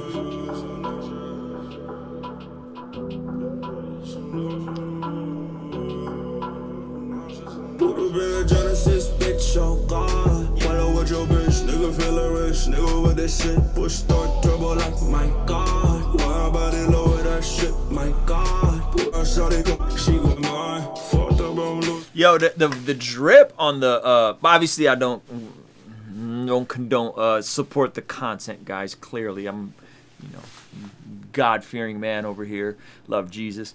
However, from an aesthetic standpoint, this joint is really, really dope. The the daggone, his voice is fire. The vocal chain is fire. Great job to you, Baghdar, for mixing this. The flip at the end is actually pretty fire. I wish the hook came back around. I think my only critique of this is that it's just long, bro. Like, it's 3 minutes and 50 seconds. I feel like some of these bars aren't really necessary in this section.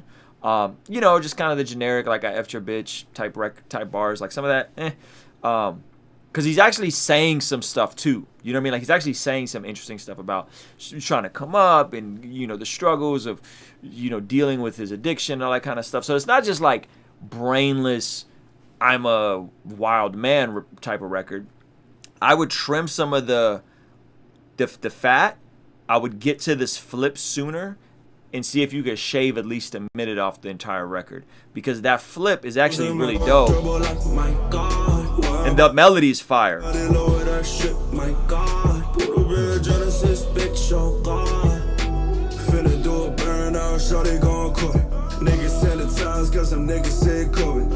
But he's just not saying anything there, right? So he seems like he starts strong. And again, I'm not expecting this dude to, like, give me J. Cole bars.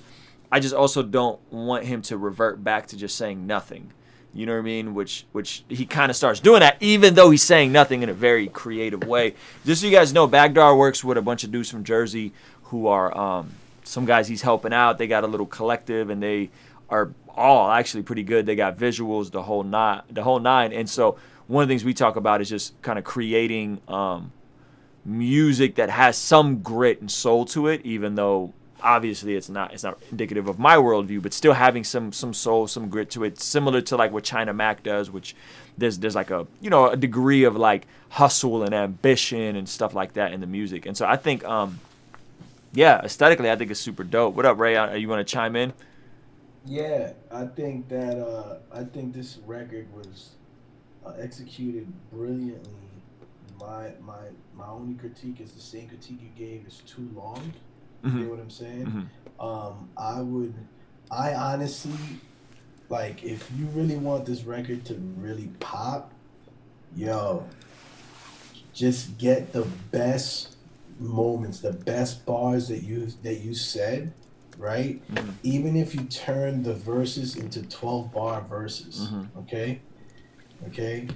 Just give them the best hits, and also, there's gotta be a moment where the music rests.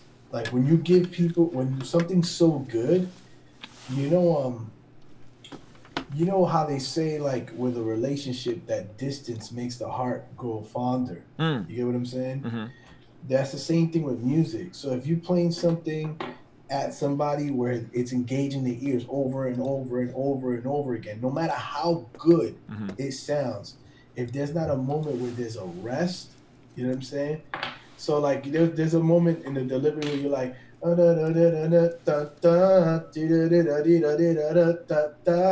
right? You have to put yourself in the mindset of a singer, where a singer, they would have a moment where it's like a walk away ad lib, where they would go at it like this, da da da da da da, same thing, right? Da da da da da da da da da da da da, right? And then they would walk away like this, da da da da da da, like, you know, like like let it like a walk away ad lib, you know what I'm saying? Right. You know, like I'm the, like, you know what I'm saying? Like here's a visual that I want everybody to put in their mind. There should be a part of the song where you did something so good that it's like when the CIA agent in the movie blows up the airplane at the end, and he turns around, he walks like the slow motion walk. He's like, yeah. This would be a moment where people could see you walking away, because if not, then people will blame you for trying too hard. Yeah, and I think Baghdar, he's engineering and mixing this stuff. So Baghdar, I think, like, take what Ray just said and follow your gut and trim the fat on these records. You know what I'm saying? Trim the fat on these records and chop them down and cut a minute off. And like what Ray said, and if you could shorten this joint, this is a bop. But you could, all this stuff could be trimmed, and you just literally give us the best bars and the most interesting stuff he says. And if you get this under 3 minutes, preferably under 2.5 minutes, I think it's a bop. I think it's a bop. You got to see some of their other stuff, Ray. Like these dudes are all fire, bro. And it's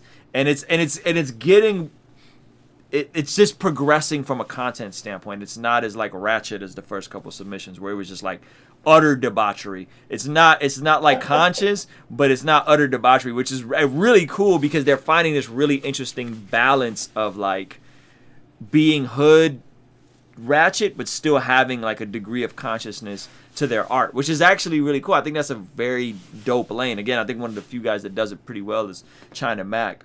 So all right, let's keep moving. We got the homie Milan.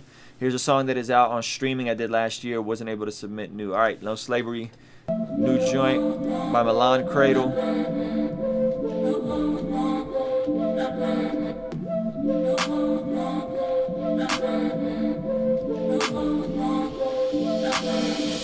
Push that slavery away from me. Ain't no slavery okay with me. Woo! No need no chain, I got my pedigree. Come on.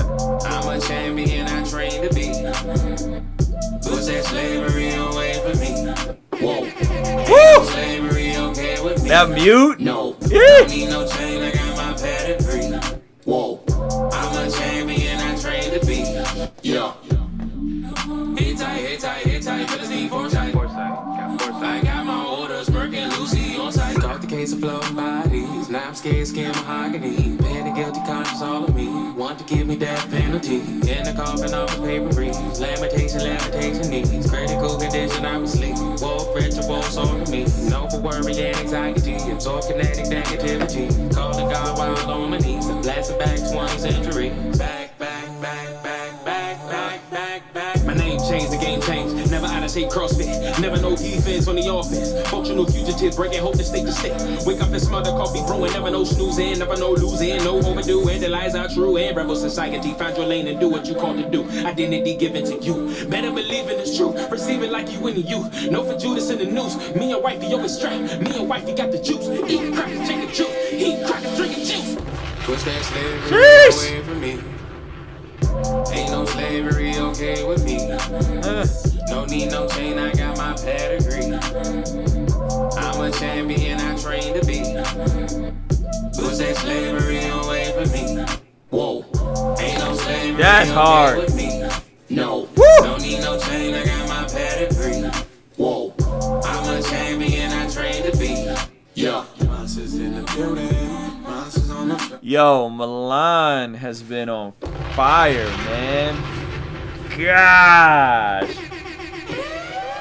That joint is nuts, yo. This man, I don't know what. I think it's the coffee black. I think he met Bart and got on the coffee black tip, and just like leveled up everything. Sometimes the right amount of caffeine. Sometimes the right amount of caffeine will get you tapped into some other parts of your brain. I'm trying to tell you. That's why I drink yerba mate every day.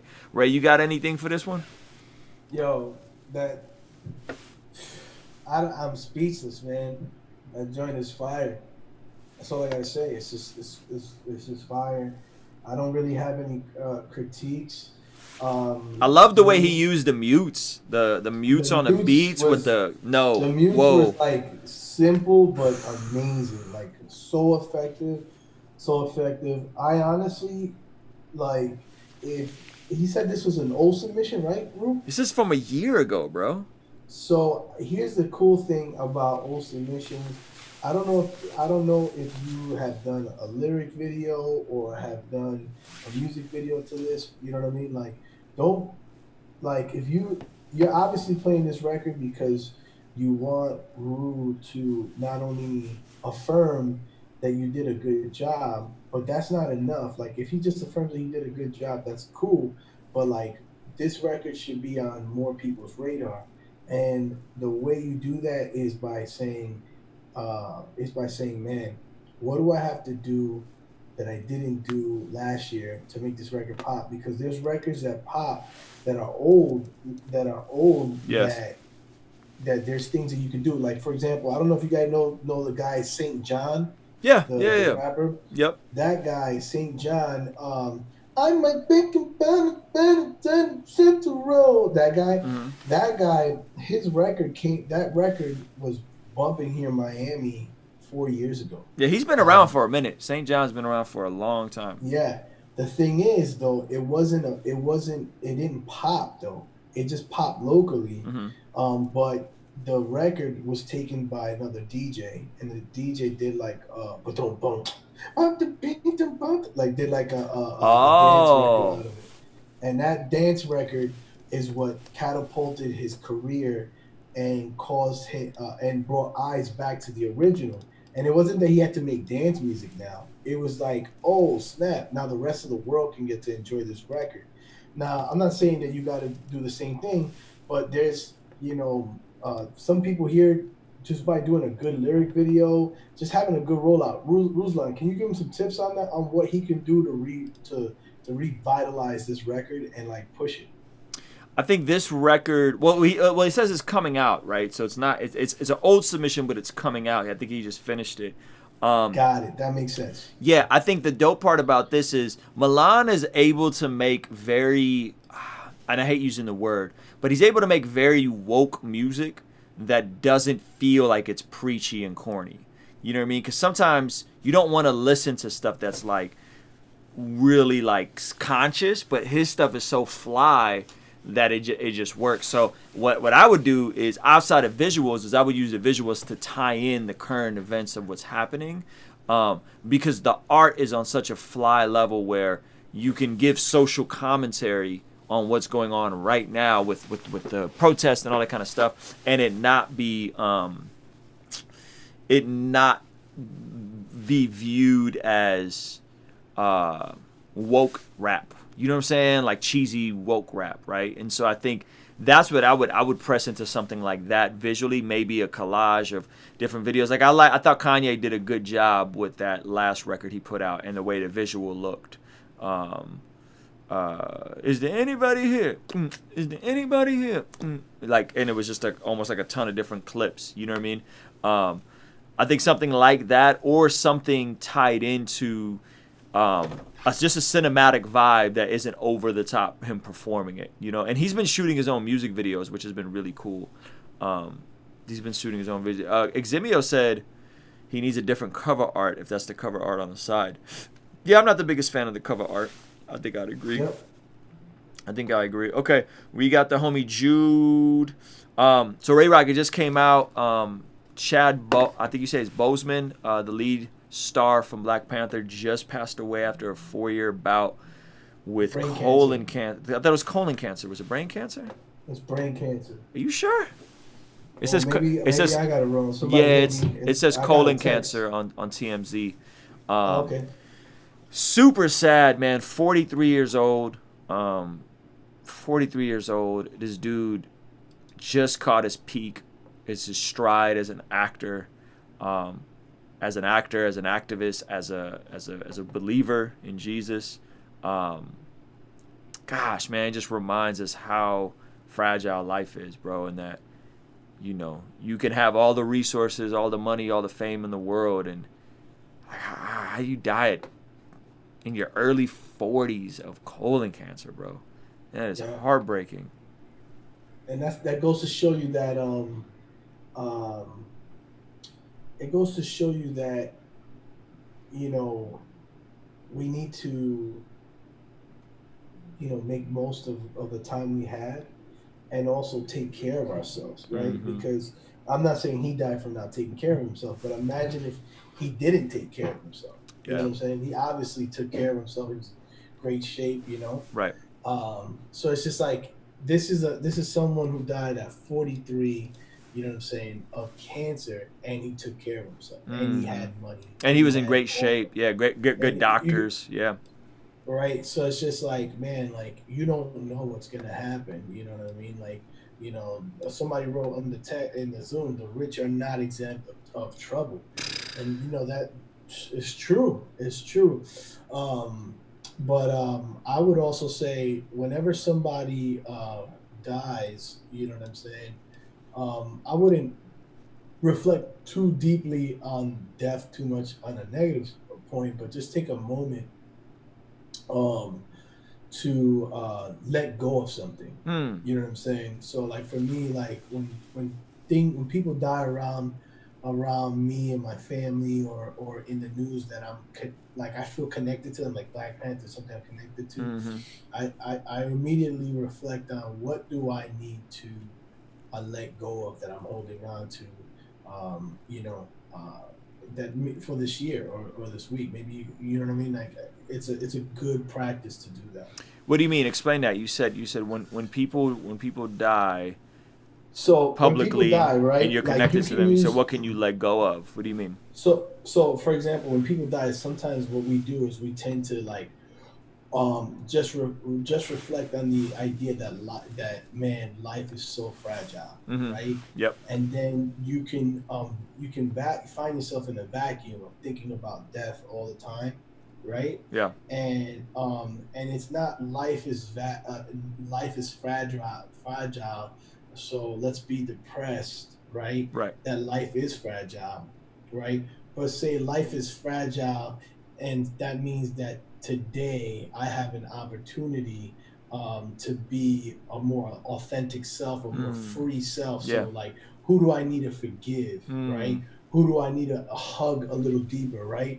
Like, use these moments where catastrophe happens, you know what I mean? Where it doesn't happen directly to you. Yeah. To not just remind you that life is fragile, but to remind you to hug someone a little bit deeper. You know what I'm saying? Like, like your mom, hug your mom. Yeah. You know what I mean? Like, tell your daughter you love her. Yeah. A little bit more, because life is fragile. Some people say life is fragile, and then they vacuum into like, I'm gonna die. You know what I mean? Right. Yeah, that's a good point, man. I love that point. I think obviously being grateful for what we do have, the time we do have, but also knowing that like we're all gonna go. So figure out ways, especially as creators, especially as artists, as YouTubers or whatever. One of the things I've discovered that's a struggle for many of us, myself included, is how to be your authentic self, right? To not give a curated version of yourself, to not give to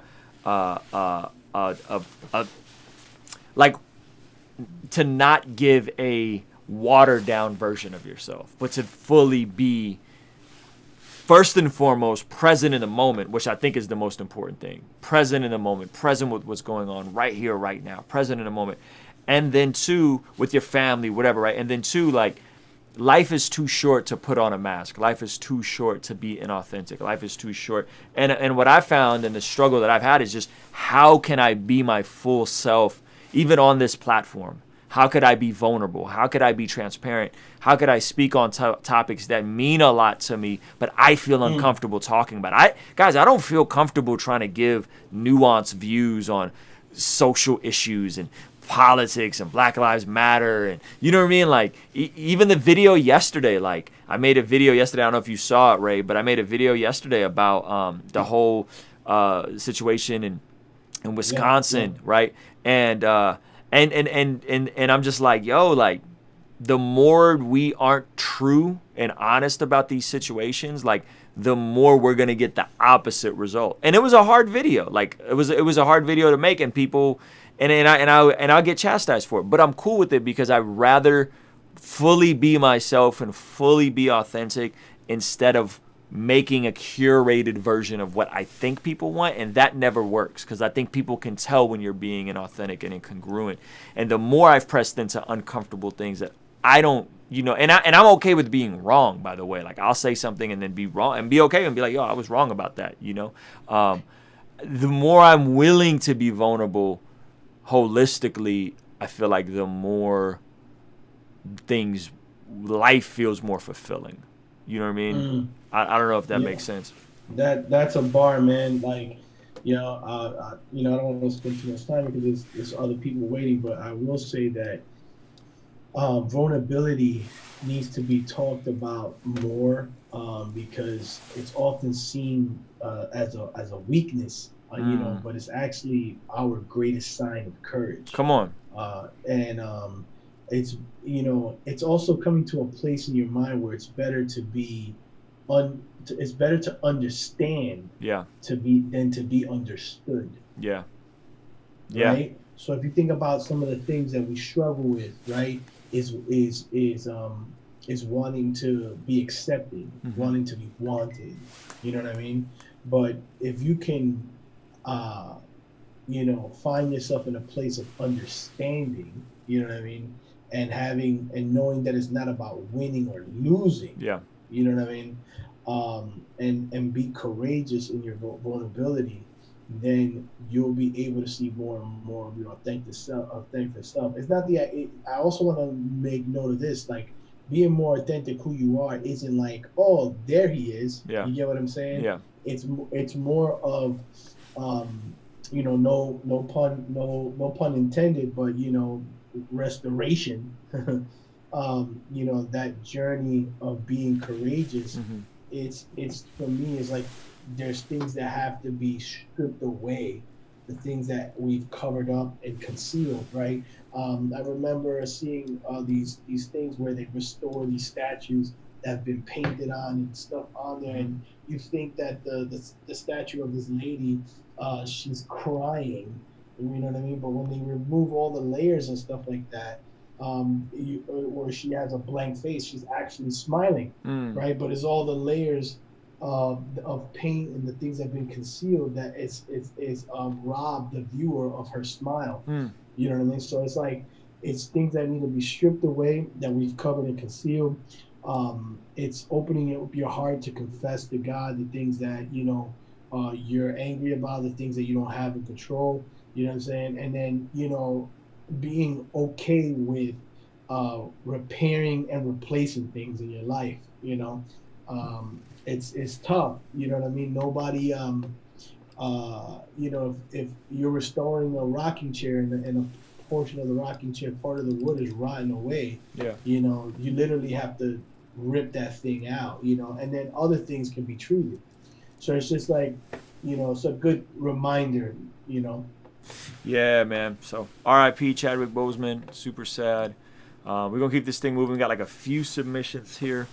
All right, let's see where we at. We got, oh, yo, Ray, I don't know if you know who this kid is. This dude Jude, I think he's 19, 20 years old. He's from the same area as Stephen Malcolm. This dude is fire. He produces. He's like he's the skinny guy with the twisties. No. He's like yeah. I just gotta play it for you, bro.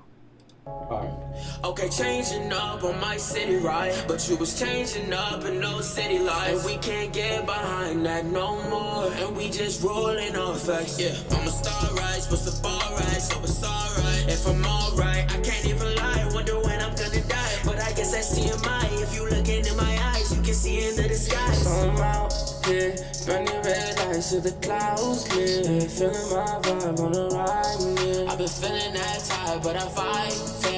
I got a wave going bouncing on these wave boards. Yeah, I swear the game was just all that I was made for. Swerving in my lanes, have my fingers like I'm Thanos. Yeah, they throwing shots, they play like your pedal. Got it right that die like I'm all up in the ghetto. Had too many friends that I just had to let go. Had too many ends, but I just got a vibe. They want me to slow down, but I swear I'll never settle.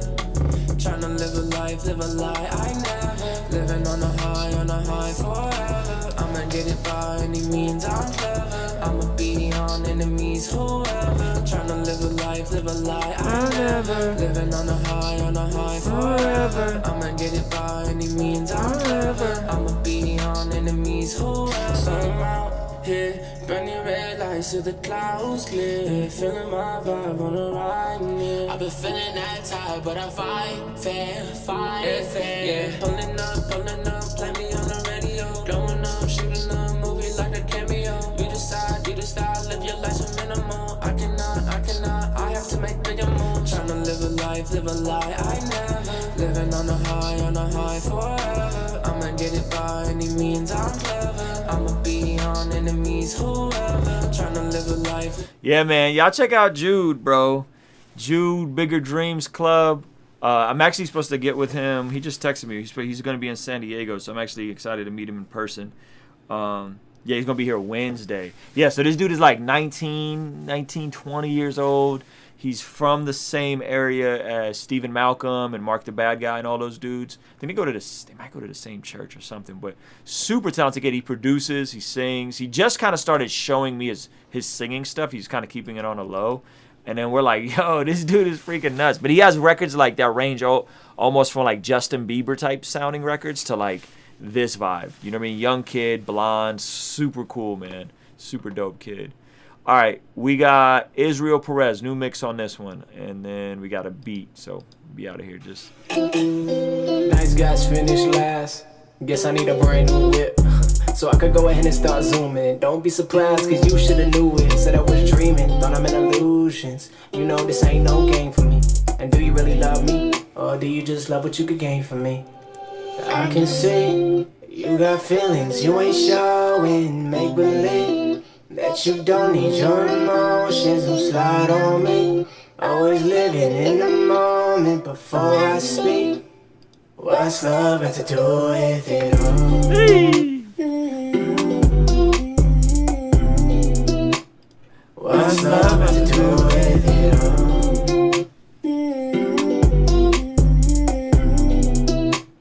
What's love got to do with it all?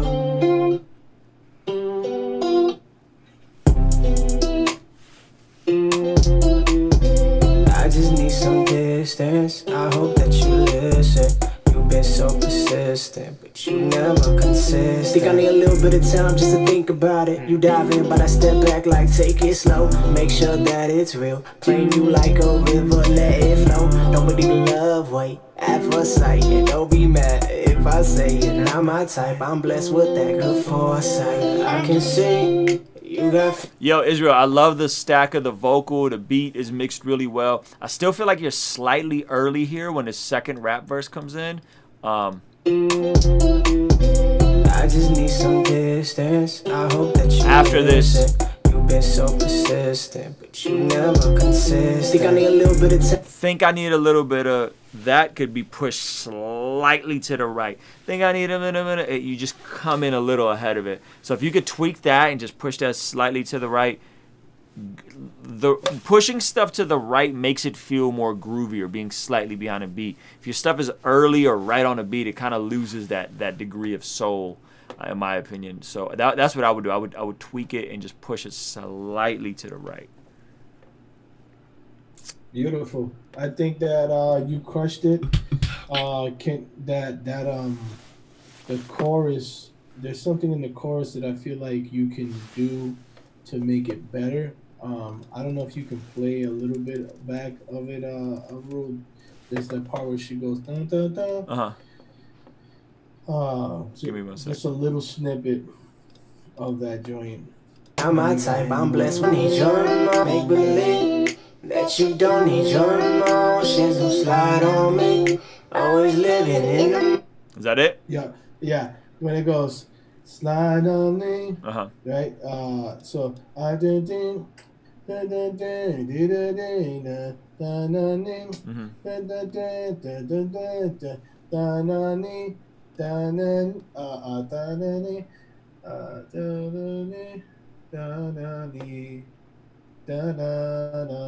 Like I feel like you need like a more of an ending to the chorus. That's just my opinion. You know, like you have to think about like a moment in the song where people could just drive to it, kind of. You know, so that's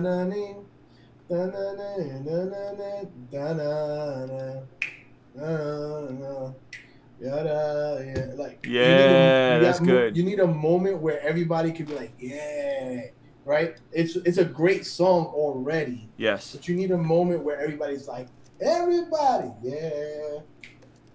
A release. No, that's a good point. Like so that there's a part and the B part of the chorus, and then there's a nice release there. A lot of music is you're building tension and then you're offering release. So a moment like that, I think, could be super, super fly. Yeah, I like it. All right, we got G.I. Soul. I'm trying to find his submission here. I think he dropped 2. Oh, it's going to Robert Washington. Robert. I guess he deleted his first one. I was hoping he had a beat for me. This dude's been bodying his production. He does really cool lo-fi stuff. So the last submission of the night, ladies and gentlemen. Appreciate you guys all being here. I need you guys to upgrade your Patreon if you can, because if I hop in here, you're getting double trouble. So even if you upgrade it just for a month, if you feel like you got double trouble from Ray Rock, you got a little extra. I need you to double that. What I need y'all to do is go blow up Ray Rock's Instagram and let's get him to start his Patreon community, because I'll be the first one signed up for that mug. Huh.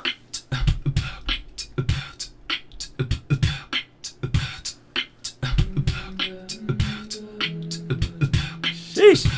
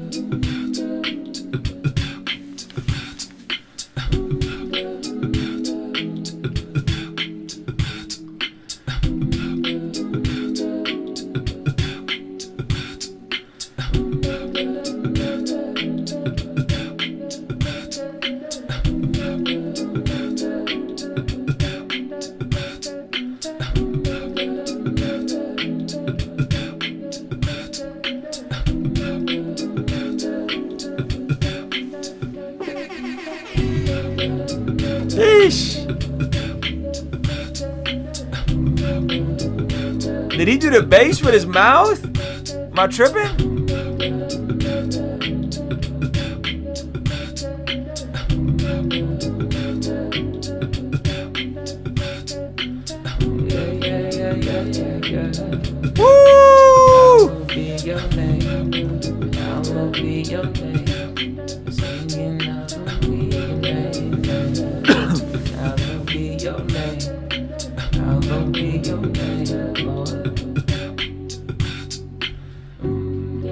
Father in heaven, hallowed be your name. Your kingdom come, Lord, your will be done on earth as it is in heaven. Yeah, yeah. Give us our daily bread. Forgive us for all of our debts, as we have forgiven our debtors. Lead us not into temptation, Lord. Lead us not into temptation, Lord. Deliver us from the evil. Hallowed be your name, Lord. Hallowed be your name. Hallowed be your name. Hallowed be, we're singing, hallowed be your name, Lord, Lord, Lord. Hallowed be your name. Hallowed be your name. Hallowed be, we're singing, hallowed be your name, Lord, Lord, Lord, Lord, Lord. Hallowed be your name. Hallowed be your name. Hallowed be, we're singing, hallowed be your name, Lord, Lord, Lord, Lord. Hallowed be your name. Hallowed be your name. Hallowed be, we're singing, hallowed be your name, Lord. Yo, next time I do a show, whenever that happens, whenever shows are back, I definitely got to get this man to open up for me, bro. This dude is nuts, man. Shout out to you, G.I. Soul. This man needs to ASAP, like, get on this now, okay? You need to create, you need to chop these things down and make it into a sound kit, okay? All right? You know, chop it up, you know, so like, boom, boom, boom, boom, boom, boom, like, break that up. That's one loop pack right there. You know, the drums. So melodies, drums, all that. Put it into a sound pack. You know what I'm saying? It's gonna be the gift that keeps on giving. You know what I mean? If you continue to sell it. I mean, he's so good he can create his own samples. But that's what I'm saying. Like what I'm saying is that like his own soul samples. Yeah, I would buy that. I would definitely. Now, wouldn't you buy that to make a beat off of that? Yeah, I would. Especially if it was royalty free, I would definitely buy that. Yeah, I mean, don't be surprised if I go to your YouTube and like just rip this. You don't want to freaking sell this joint. You know what I'm saying? Like that's hilarious. Yo, man, this has been a fun stream. I'm gonna chop some of these clips down. They'll be up. Thank you to Ray Rock, the Honorable Ray Rock, for rocking with us. Y'all go blow up Ray Rock's Instagram. Follow him. Yeah. I am Ray Rock. Subscribe to his YouTube. But yeah, man, thank you guys so much for hanging out, guys. It's been real. Hey, one last time, man, hit that subscribe and notification bell. Stop playing with my emotions. We got to get the subs up. All right? There's like 50 or 60% of y'all watching are subscribed. So hit the bell, notification gang. I go live every single day. I'll be live again tomorrow. Yeah, man. Thank you to Ray Rock. Thank you for being here. Shout out to the Patreon community, most talented community in the universe. Sunday nights we do our big Zoom call. So if you guys want to hop on that, it's just Q&A, talking business, marketing, strategy, messaging, all that kind of stuff. Yeah, almost at 22K. We about to crack 22K, crack 30K on Instagram. I'm finna hit the pedal to the metal, ladies and gentlemen. Journey to 100,000. Thank you guys, man. Appreciate y'all. Love y'all. Peace. Peace.